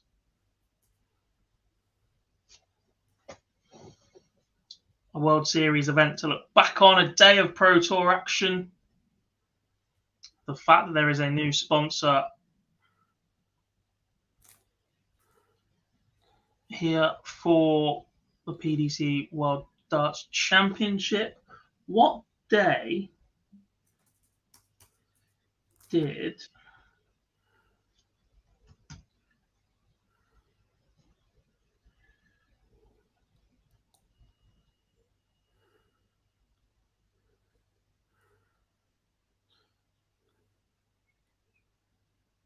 What day did what?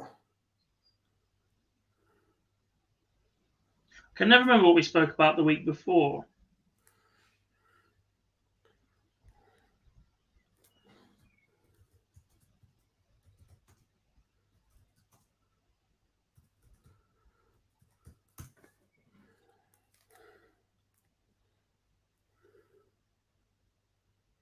Oh, it dropped last week. What, the Smith news? What? No, the WDF news. Oh, yeah, we spoke about that.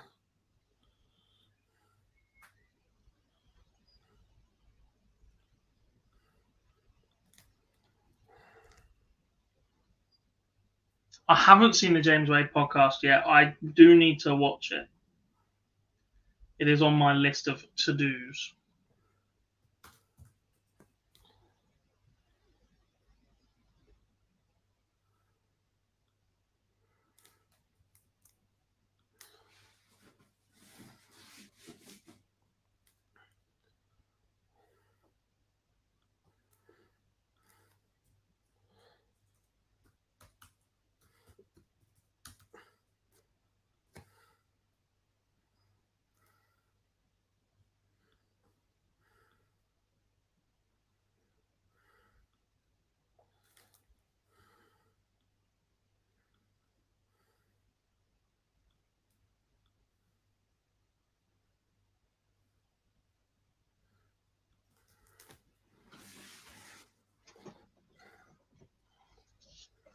As we have one game live. I should have been ready for this. Dave Chisnell, Ryan Searle underway on streaming board 1.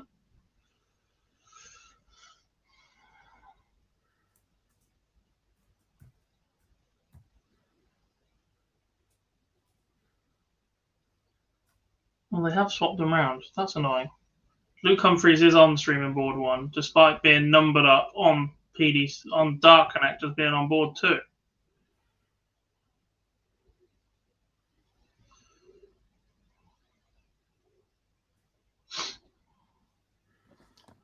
What's your view? I don't know what our record numbers are for the live lounge, to be honest. That's on Philip. I don't know, but I can find out.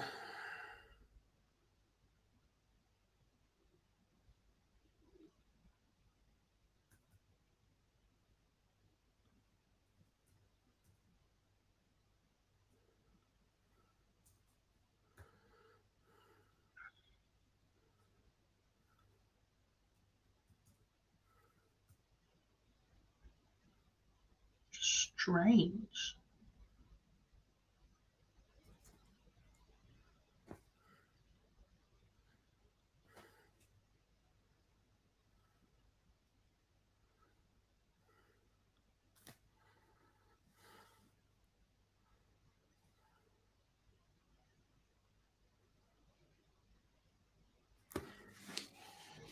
$12 leg to open for Luke Humphries. Scoring power on show just then was quite frankly ridiculous.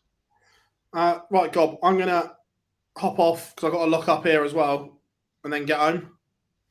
Okay, bye. Right, everyone, I will see you all at 8 p.m. live lounge. Make sure you are there because it's going to be a good one. What he said. Yes.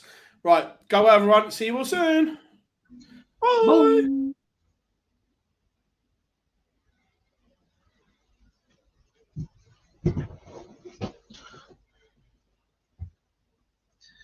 Not sure how putting a key in a door somehow means it's going to take you 20 minutes to leave the building, but fine. Bye, Philip.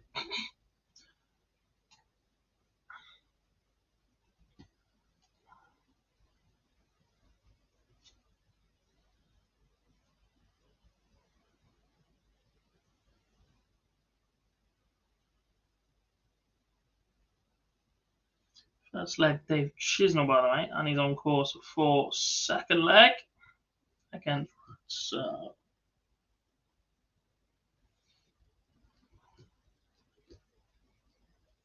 He backs a 13 up with a 15. Doesn't look like Luke Humphries is about to back up his 12 data, though.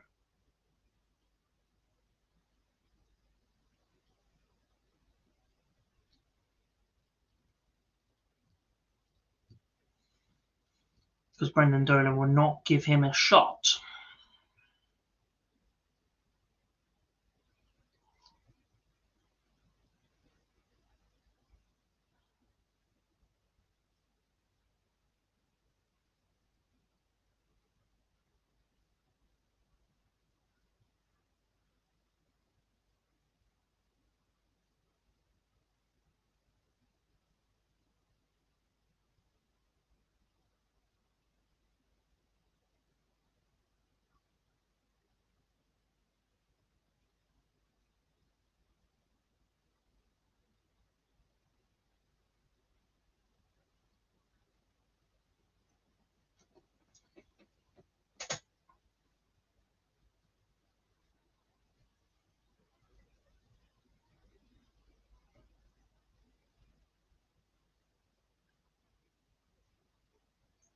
I mean, Sal's not had the best season in the world, has he?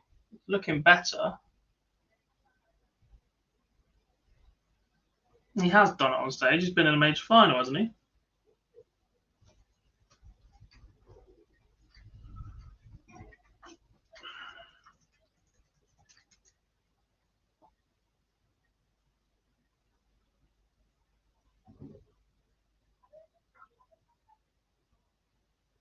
Players Championship finals runners up, yeah.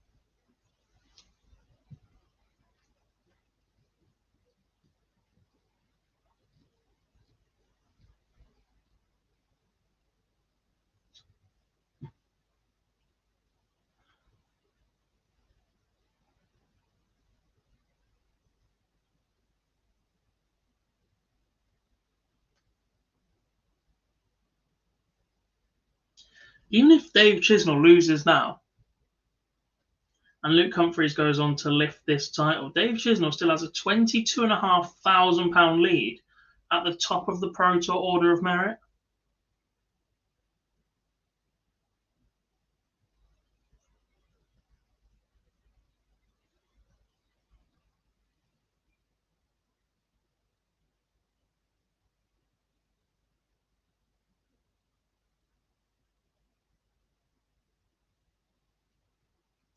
Ryan Searle's run and Ross Smith's early exit has widened the gap between 17 and 16 right now.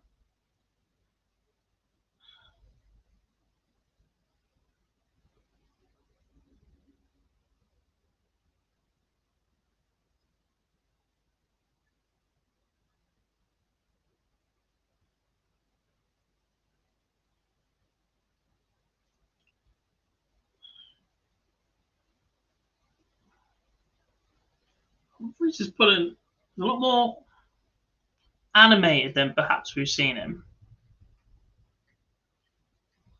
He fired in his first 180 to open the match, went back and stood behind Dolan and pointed to the sky before missing dart 4. Just won the third leg and gave it a bit of a snarl.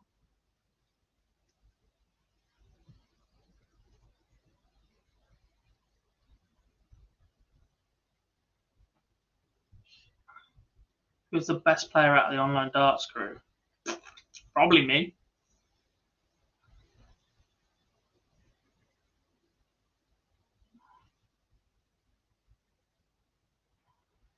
Which isn't saying a lot, but I think I'm the only one that plays Super League at the minute. Not that that's an achievement.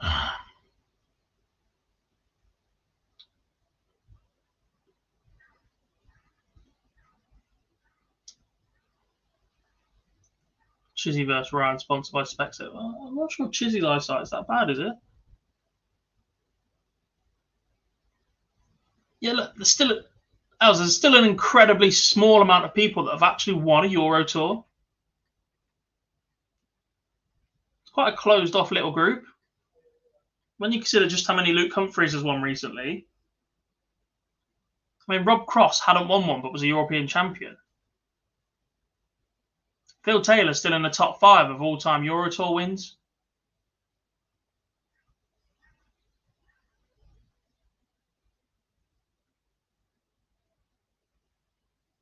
Mid-60s, Tommy. 70s on a good day. Just not playing very well.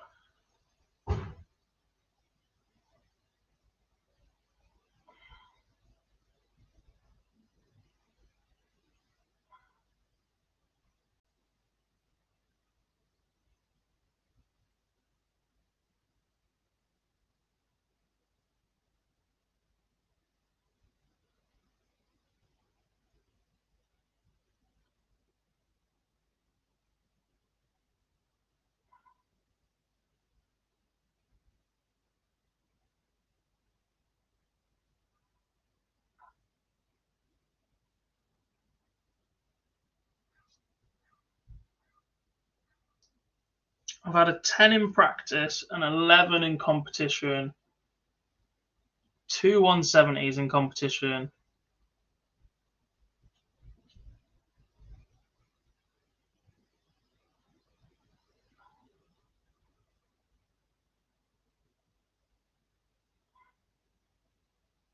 and an 85 in online lockdown.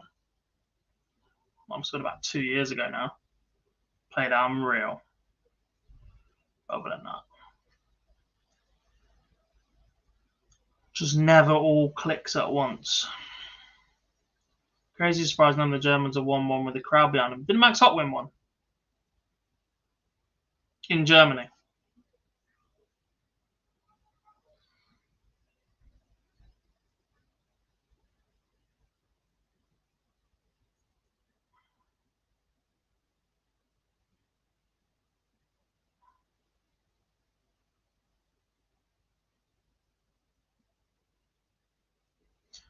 Searle and Chisnall now 3 apiece. Still 108 average for Chizzy, 107 for Searle. Not quite the same swashbuckling standard in the other game, Luke Humphries 4 up on Brendan Dolan, averaging 99. Brendan Dolan down at 83. Is this the moment where he just runs out of steam? Is this the moment where Luke Humphries delivers the perfect leg? He has gone 180, 180. It feels left, and I call one in a semi. Boo! Luke, what are you doing to me, man?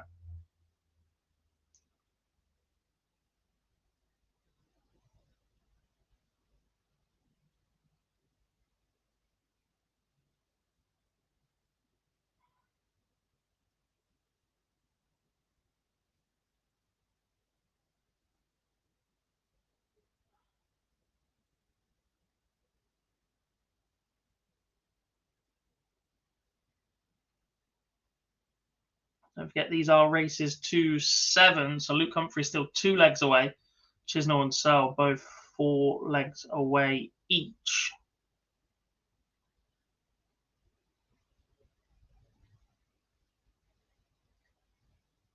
It is scary just how quickly Max Hopp has dropped off the level that we saw from him previously.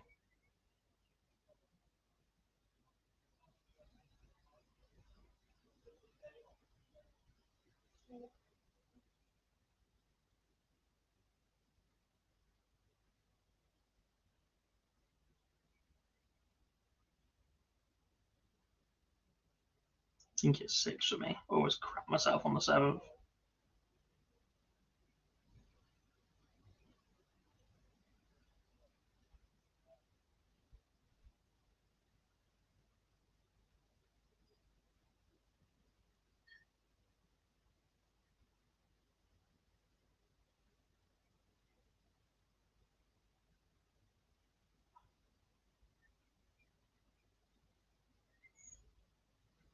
I had a decent moment last week practicing. There was 3 of us in a line.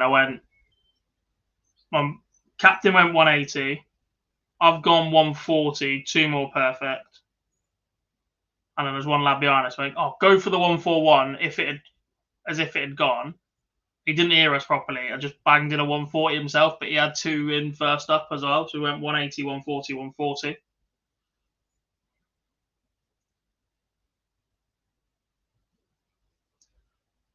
Oh, I played 4 nights ago. Could not miss a data double. Was just firing them in. Played a few sets against a mate, and then a race to 10. I think in this, I won 4 sets. I went 3-1, 3-0, 3-0, 3-0, and then I won 10-4 maybe. And then last night I played, and I genuinely think I was about 12 from 175 on the outer ring. It just fell apart.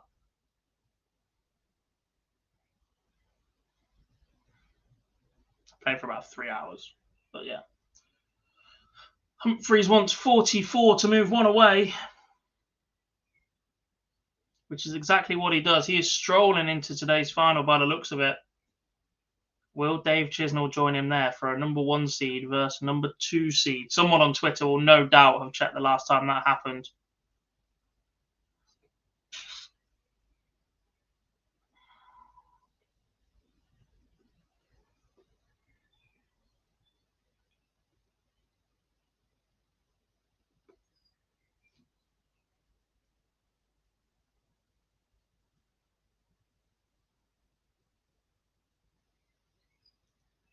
No, yesterday I was just crap.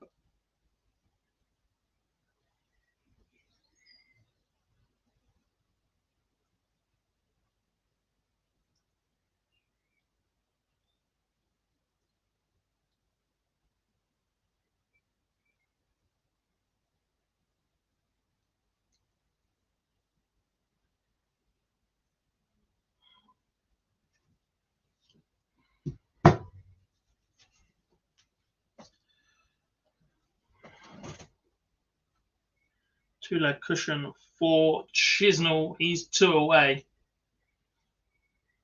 Dolan looking like he might extend this one at least 1 more leg. I have done in the past, not recently, Tommy. I just had a really solid base. I knew all the marker. Like I had points in my mind, like where I need to be, elbow, release point, and it's just gone again.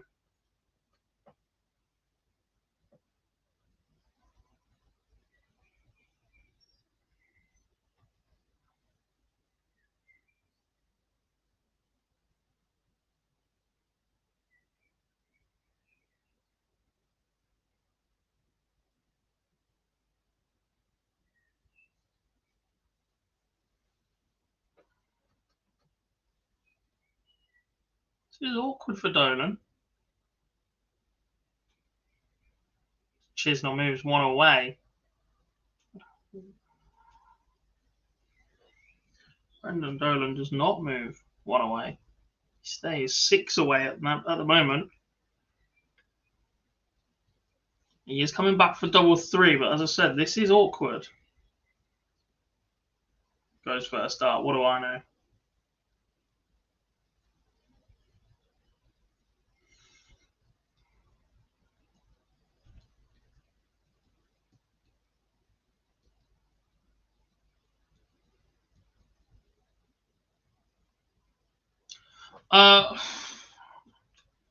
Sort of. I'm not sure I ever do. That's the issue. I think there's so many different ways and little subtleties to change in my throw that have happened over the years that actually going back to one is quite difficult, because in the middle of a game that's quite important, you just end up getting rid of them however you can to hit something. And forms tend to go like, I need a long duration where results don't matter, if that makes sense, to just build something, and I'm not sure I'm ever going to put myself in that situation. So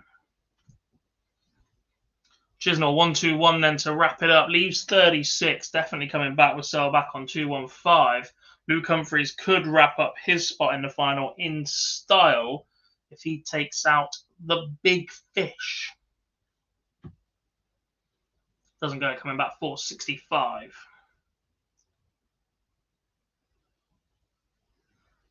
And there it is. Chisnell is in today's final. The number 1 seed, the leader on the Pro Tour Order of Merit, will contest yet another final this year on the Pro Tour, where he will take on Luke Humphries, a 7-2 winner for Cool Hand. Seals his spot in today's final. And that will be coming your way in a few moments' time. Right, you know the drill by now. This is the bit where I play an advert. You guys get a couple of questions in to keep us entertained throughout the next few minutes while they get ready for the final. And then we'll talk through that final game today.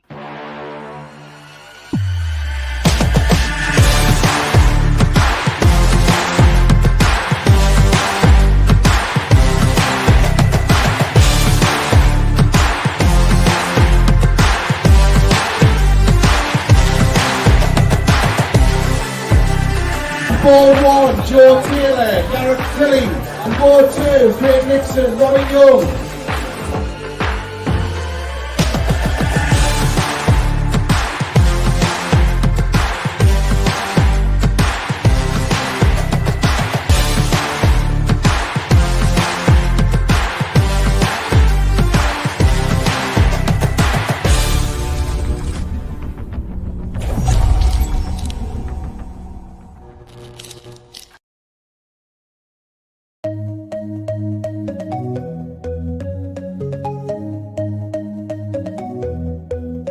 Take me home, take me on a ride. I got a good feeling about the colors lighting up your eyes. Take me home, take me to the sky. I got a good feeling. Tell me the only thing you are is mine now. I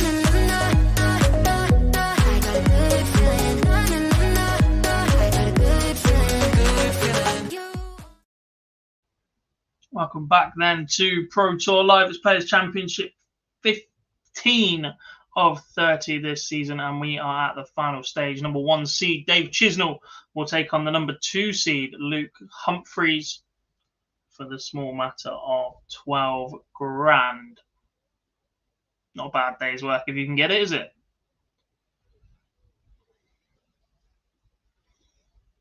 A few questions in the chat room then. Does height matter in darts? I don't think it matters too much. The main thing about darts is having an action that you can repeat over and over again under pressure.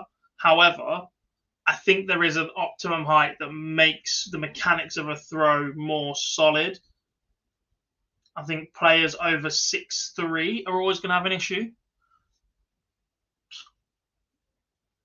And some shorter players, I think, will be throwing upwards so much. I think there is a better or more optimum angle to throw your darts from. but it's just about what you can repeat under pressure.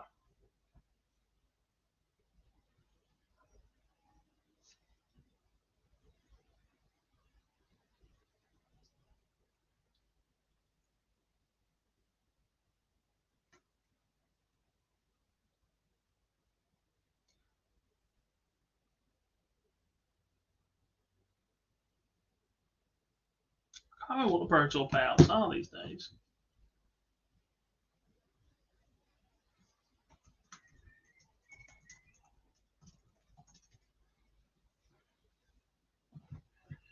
$12 to the winner, $8 runners. $4 for a semi, $3 for a quarter, $2 for a last 16, $12.50 for a last 32, and $7.50 for a last 64.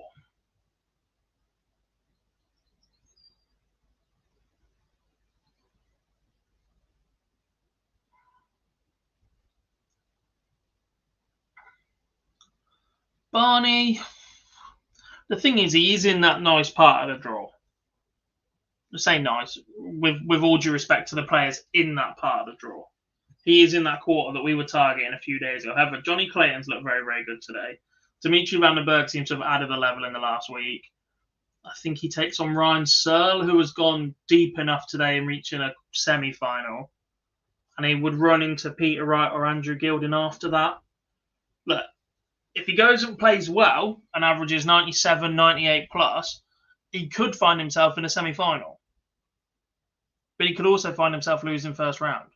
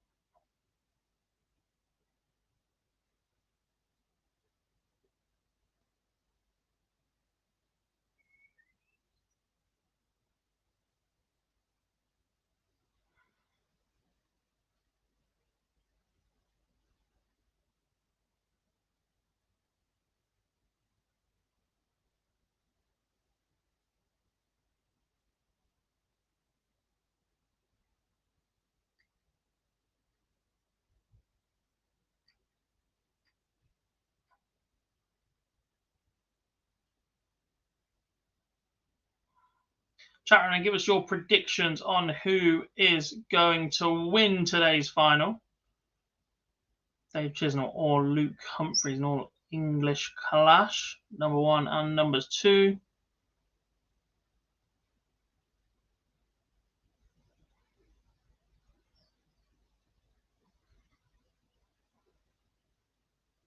Yeah, I'm at the point where I just don't care enough anymore.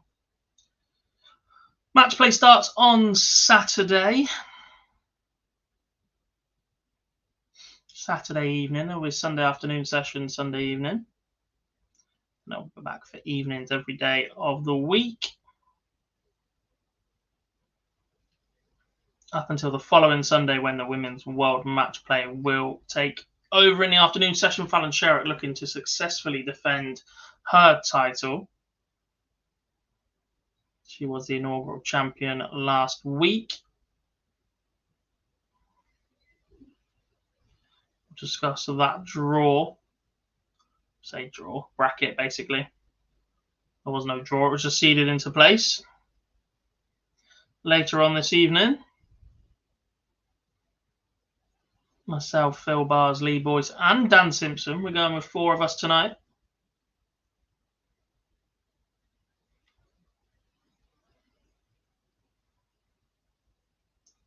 Getting the Housewife's Choice on.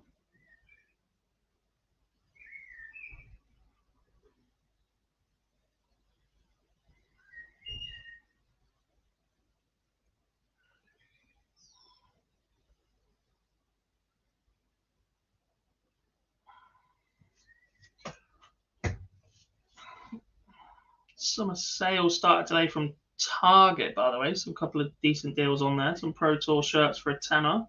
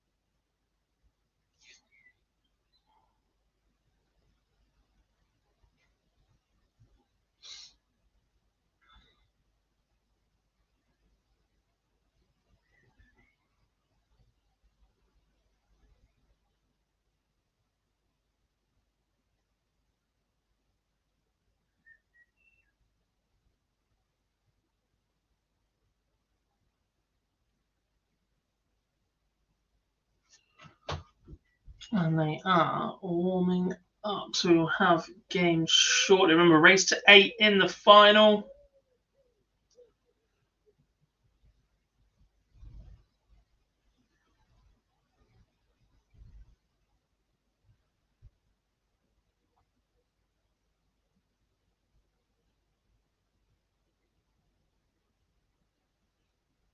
Where's that gone?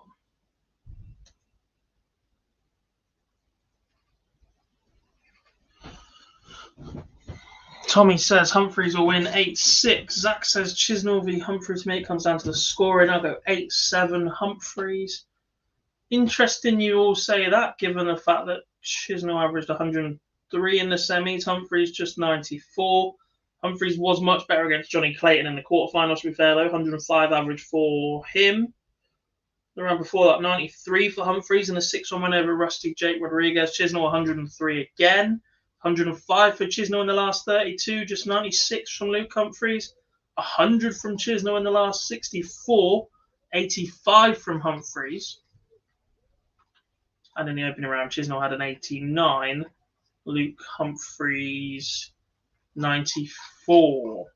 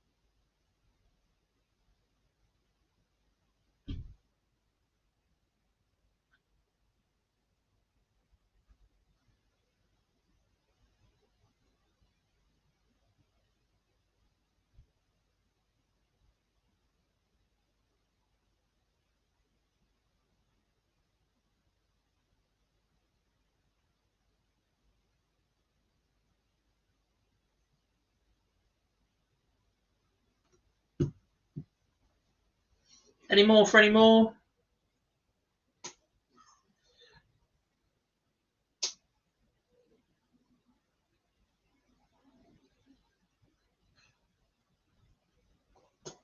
Al says Humphreys for him.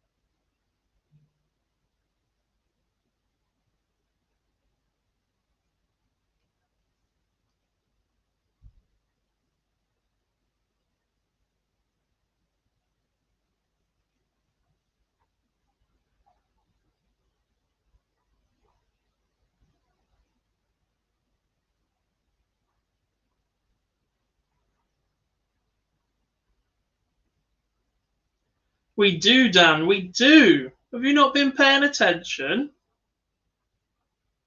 Have you not checked your own Twitter because you've been tagged in tonight's lineup?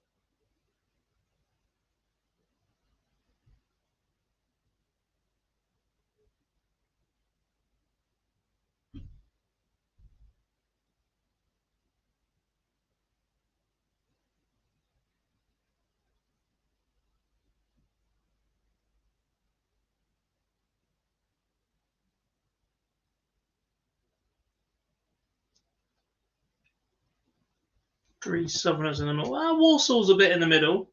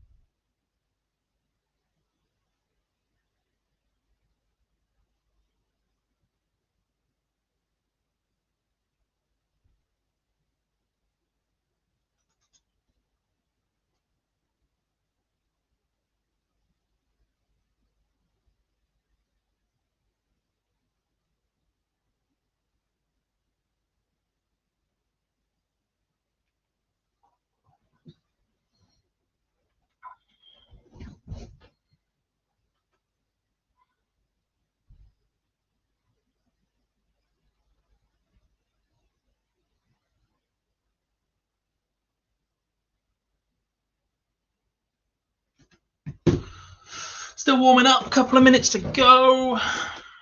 Then we can get this show on the road. We'll be back in 105 minutes.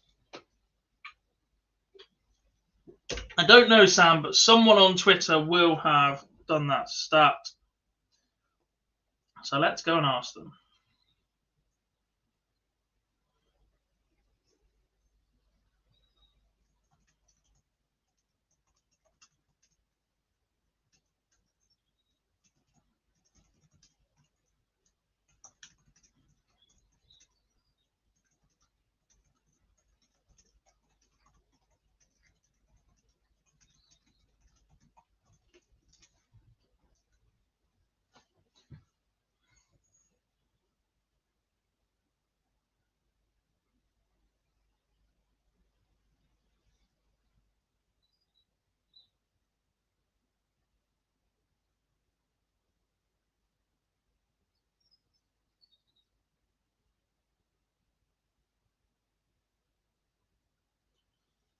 Couple of stats on the head-to-head. Chisnall Humphreys, this is their 13th meeting. Chisnall currently leads 8-4, 7th in Players' Championship event, and their third final. All three have taken place this year.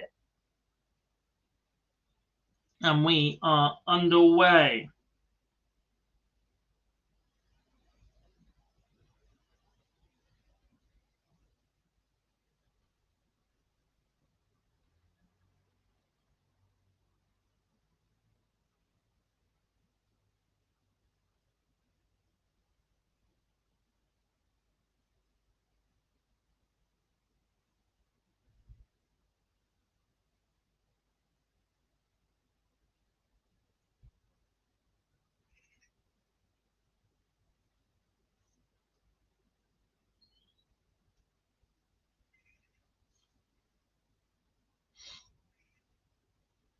Humphreys and Dirk were 1 and 2 last Pro Tour. Euro Tour. Did they make the final? They did. Brilliant. Not as far back as we all thought then.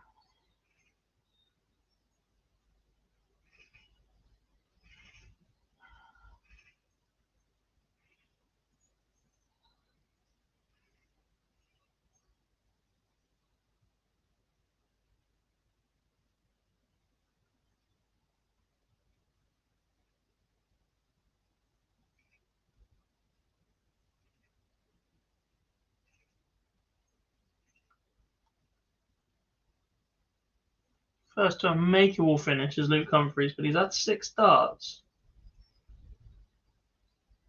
from 95. Chisnall can swoop him with a 110. I don't think Chisnall's creative enough to go the treble 19 route first. But he takes it out in 3.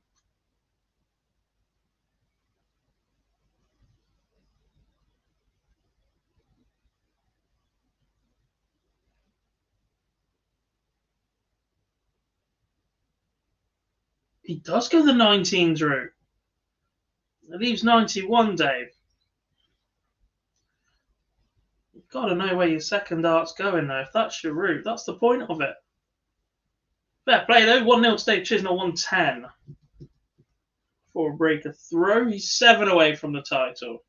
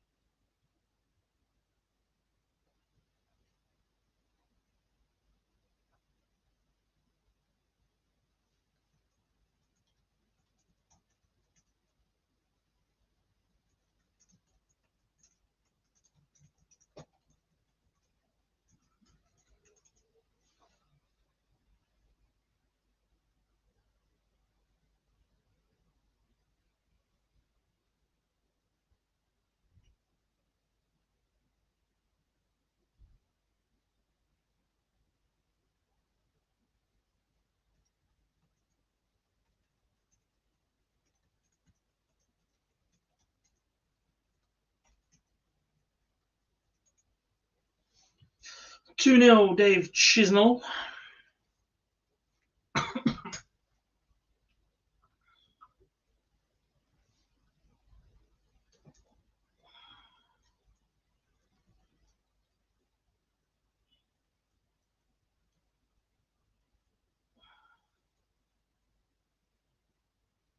Don't want that one on the full screen.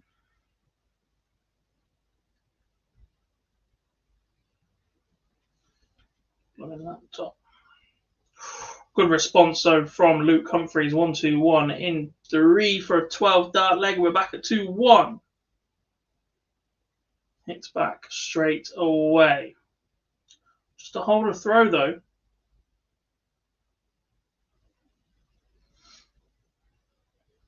Dave Chisnell still with the breaker throw advantage he earned in the very first leg.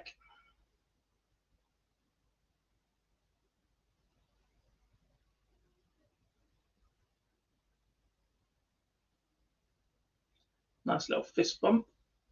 An acknowledgement of the 1-2-1.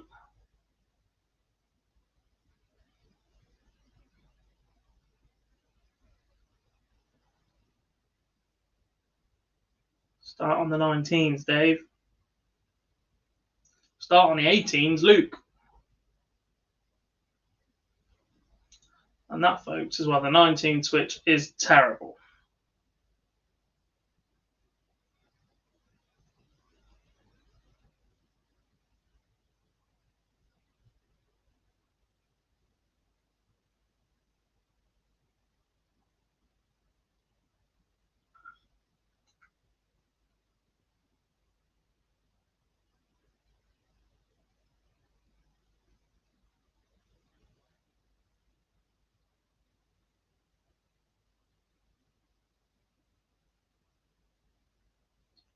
Huge 180 for Luke Humphreys. Makes him favourite for leg 4, which would get us back on throw.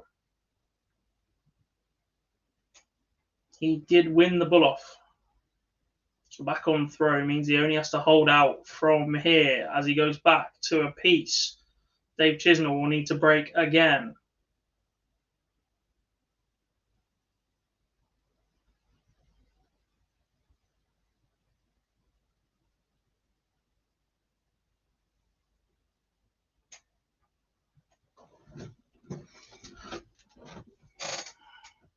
That's one thing I don't understand about Phil Taylor's decision. He used to win the bullseye and give the throw to his opponent, didn't he?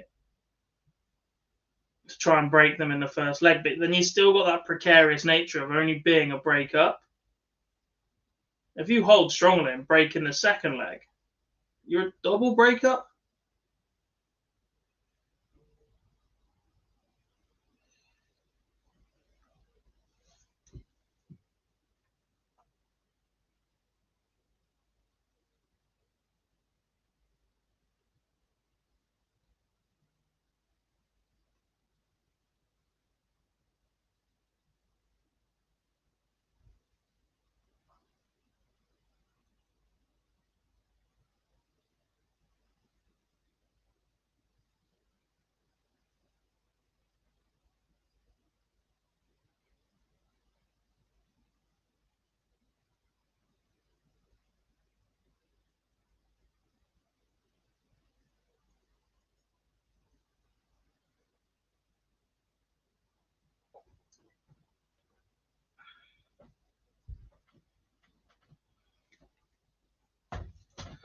Humphreys is motoring right now.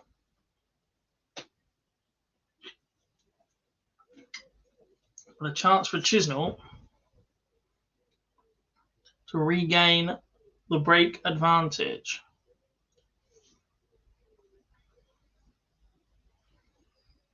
I wonder if he goes aggressive. Or if he's gone the bullseye route.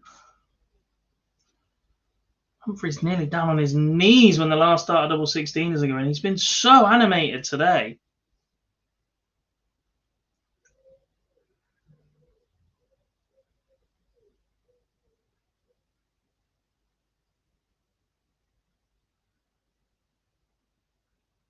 Oh, so unlucky from Chisnall.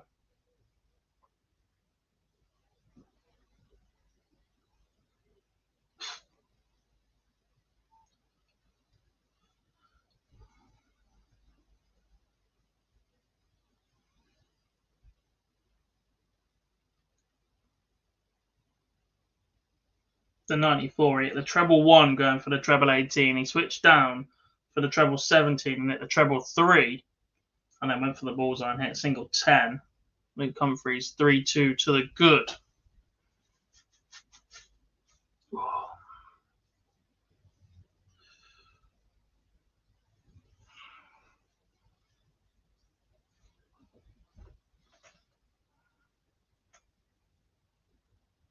What route do you all go for 139 while Dave Chisnall's left it on screen? I want to hear from you lot before I tell you which way I personally go. Chisnall leaves tops.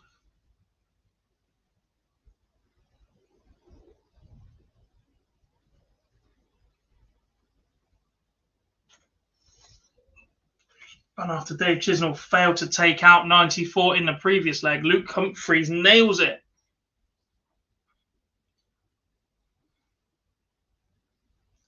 For 4-2.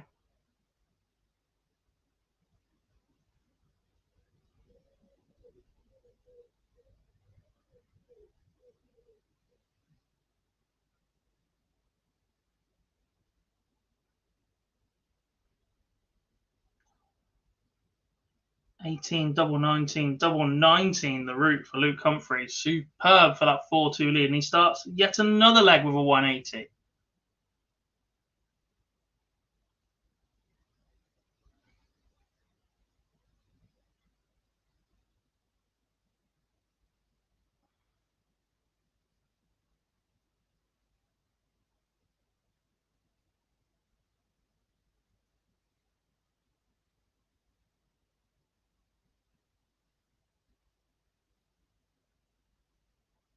Chisnall with back-to-back maximums, but he opened the leg with a 58. This 83 needs to go though, Dave. Or you might just find yourself 5-2 down in the final. Luke Humphreys is just finding that extra gear when he needs it right now.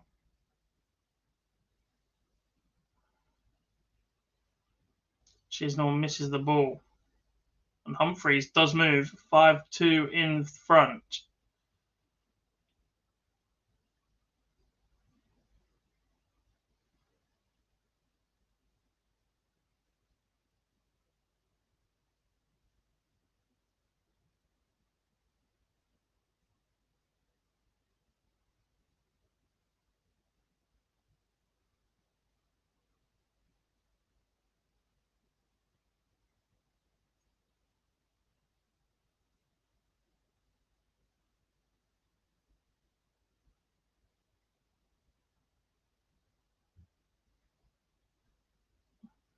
Then from Zaki goes treble 19, treble 14, double 20 for 139. Any more for any more?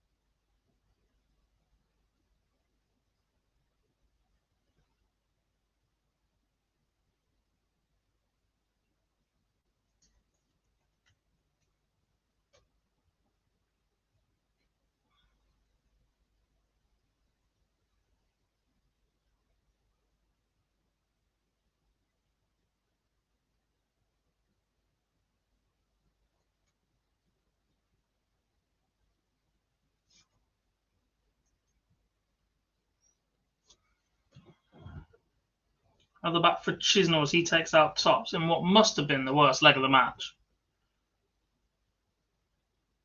19 dart leg for him. Easy goes treble 20, treble 13, double 20. Nope, not for me. If anyone can guess my route for 139, I'll be amazed.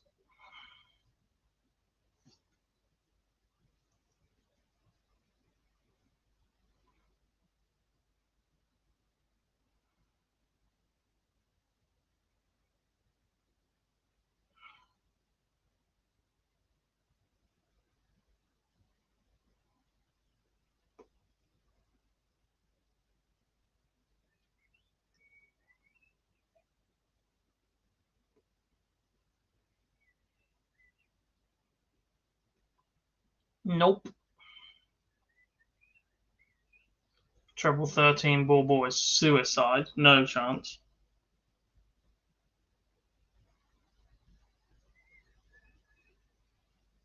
I don't use the bullseye.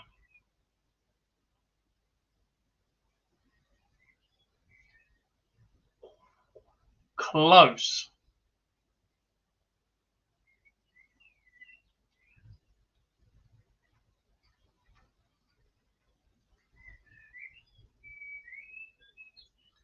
Luke Humphries 2 away now, 6-3 up on Dave Chisnell.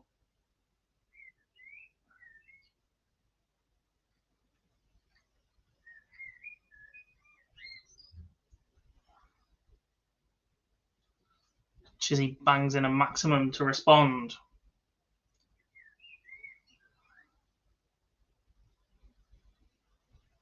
That's the one. Treble 18, treble 19, double 14.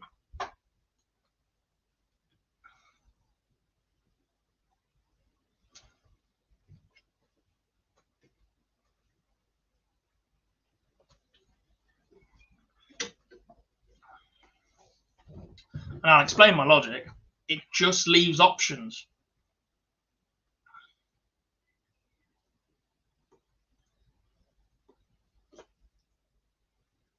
If you hit the single 18 first, you leave 1-2-1 where you can go treble 20. If your opponent's not on a finish, you can go for the bullseye if you want to set up the 96-36. You can go the treble 17 route. If you're brave, you can go treble 19 route. And absolutely none of them will leave anything as a blocker.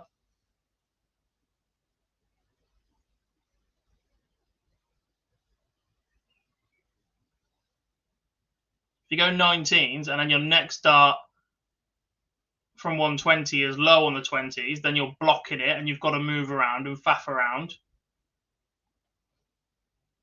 If you hit the treble, you're on 82. It's 42 for tops or ball double 16. Probably not for me. Treble 20 leaves 79.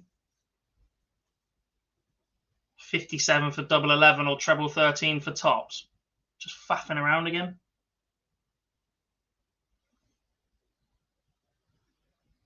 Huge finish from Luke Humphries, by the way. 116 for cool hand.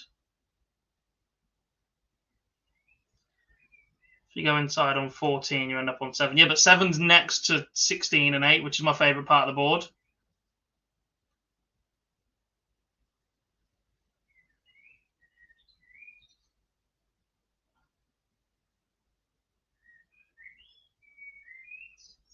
Or you just go for a 10 or a 6 to leave double 2 or double 4.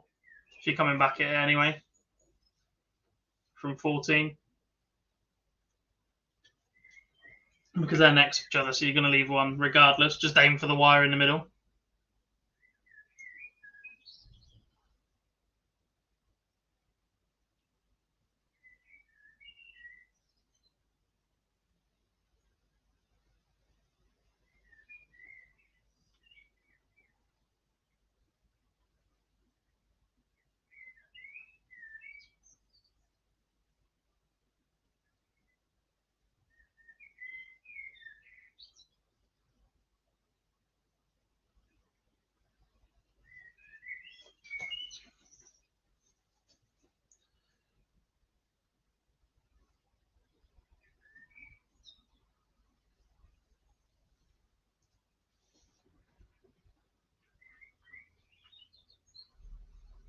Big dart then for Dave Chisnall. It doesn't go. And Luke Humphries wants 25 for the match. He just missed ball for the 167 for the match. What a way to wrap it up that would have been.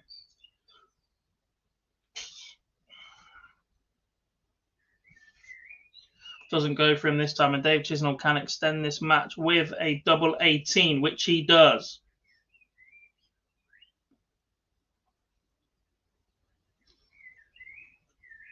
Seven, 4 Chisnall to throw.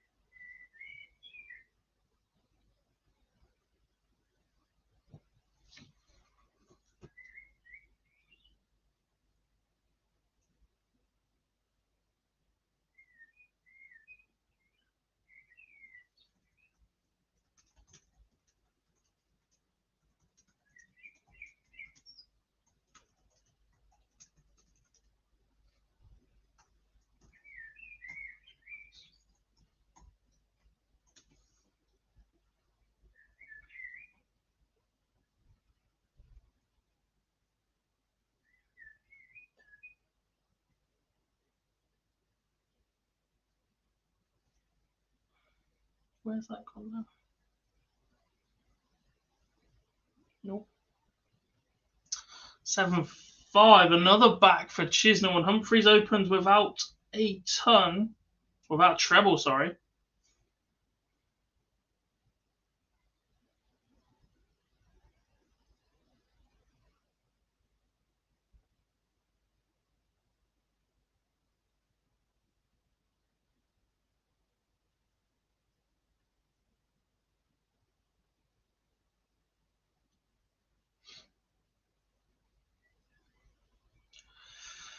Two reasons, I think, Tommy. One, it's still incredibly frowned upon. You get a reaction from starting on 19s. And two, the maths, the counting is so much more difficult for people.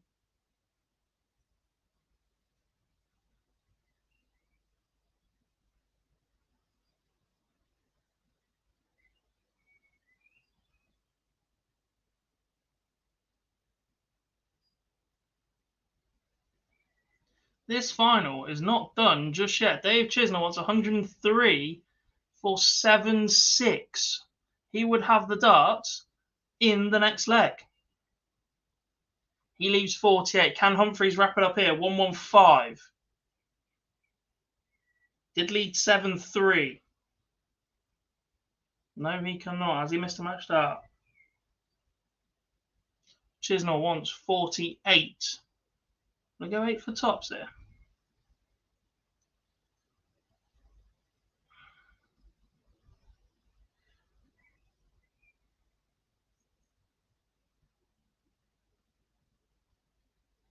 Taking its time. Humphreys did miss a dart for the match, and it was low on the bottom wire. Falls to his knees again. Chisnell takes out the 48, and now he's throwing to send us to a George Noble leg. Went 8 tops. Chizzy. Last starting hand at double 10. All that work. All that work. And it's just been undone in 2 visits to the board. 1 for him, 1 for his opponent.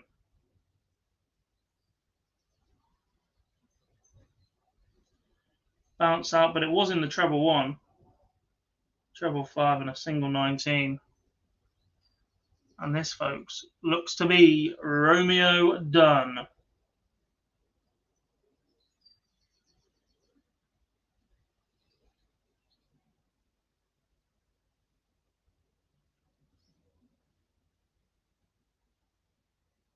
Quick reminder, while this last leg is ongoing, we'll be back from 8 o'clock for the Online Darts Live Lounge. Myself, Phil Bars, Lee Boyce, and Dan Simpson, joined by Mark from the tournament sponsors of the World Matchplay, Betfred and Fallon Sherrick this evening. Don't forget to join us at 8 p.m. Hit that like button, subscribe to the channel, hit that bell icon so you get notified when we do go live.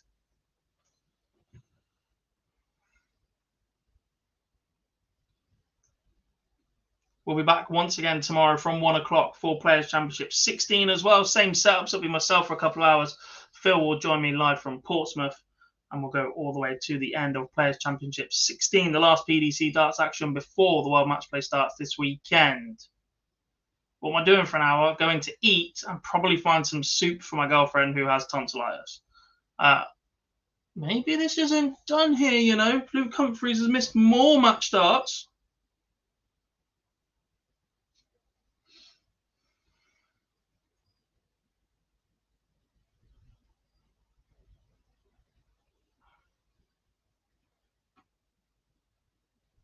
And Chisnell sends us to a decider.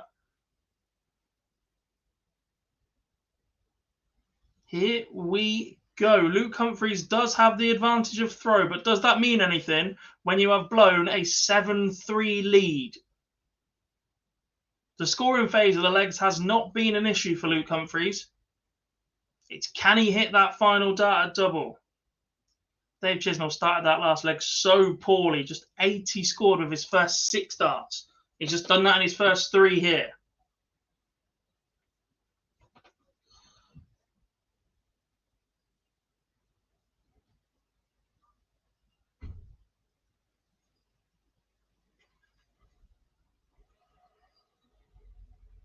Chisnell fires in a maximum.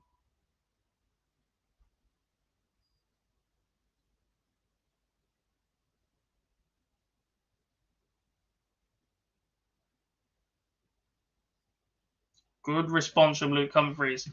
Takes to the bottom of the board to leave the 1-3-2. And is that a slip from Chisnell? Trebleless visit for his third, and Luke Humphreys has 6 darts from 1-3-2. What a way to win it that would be. Has he missed the dart inside at the double 16? Has he just gone ball, single 16? Chisnell does leave 86, but will he get a dart? He will not. Luke Humphreys with a 13 dart leg. There must be a huge sigh of relief. He didn't go for it. He just laid up. Superb from Luke Humphries. He finally gets over the line. You have to say that is deserved. He was superb through a large part of that final. Even the legs he lost 4 in a row, 5 in a row. His scoring power was magnificent. He just could not buy that final dire double. And he does finally do it. Lets out a bit of a roar of emotion. Big high five and a hug from Dave Chisnell, the man beaten in today's final Players' Championship 15. Thank you very much to everybody that has joined myself and Phil throughout the day. Reminder, we're back at 8 o'clock, of course. I'm back again tomorrow for Pro Tour Live for Players' Championship number 16. I'm off to rest for about an hour before we get ready for tonight's show. So a big, big thank you to everybody that has joined me. We will see you in about an hour's time.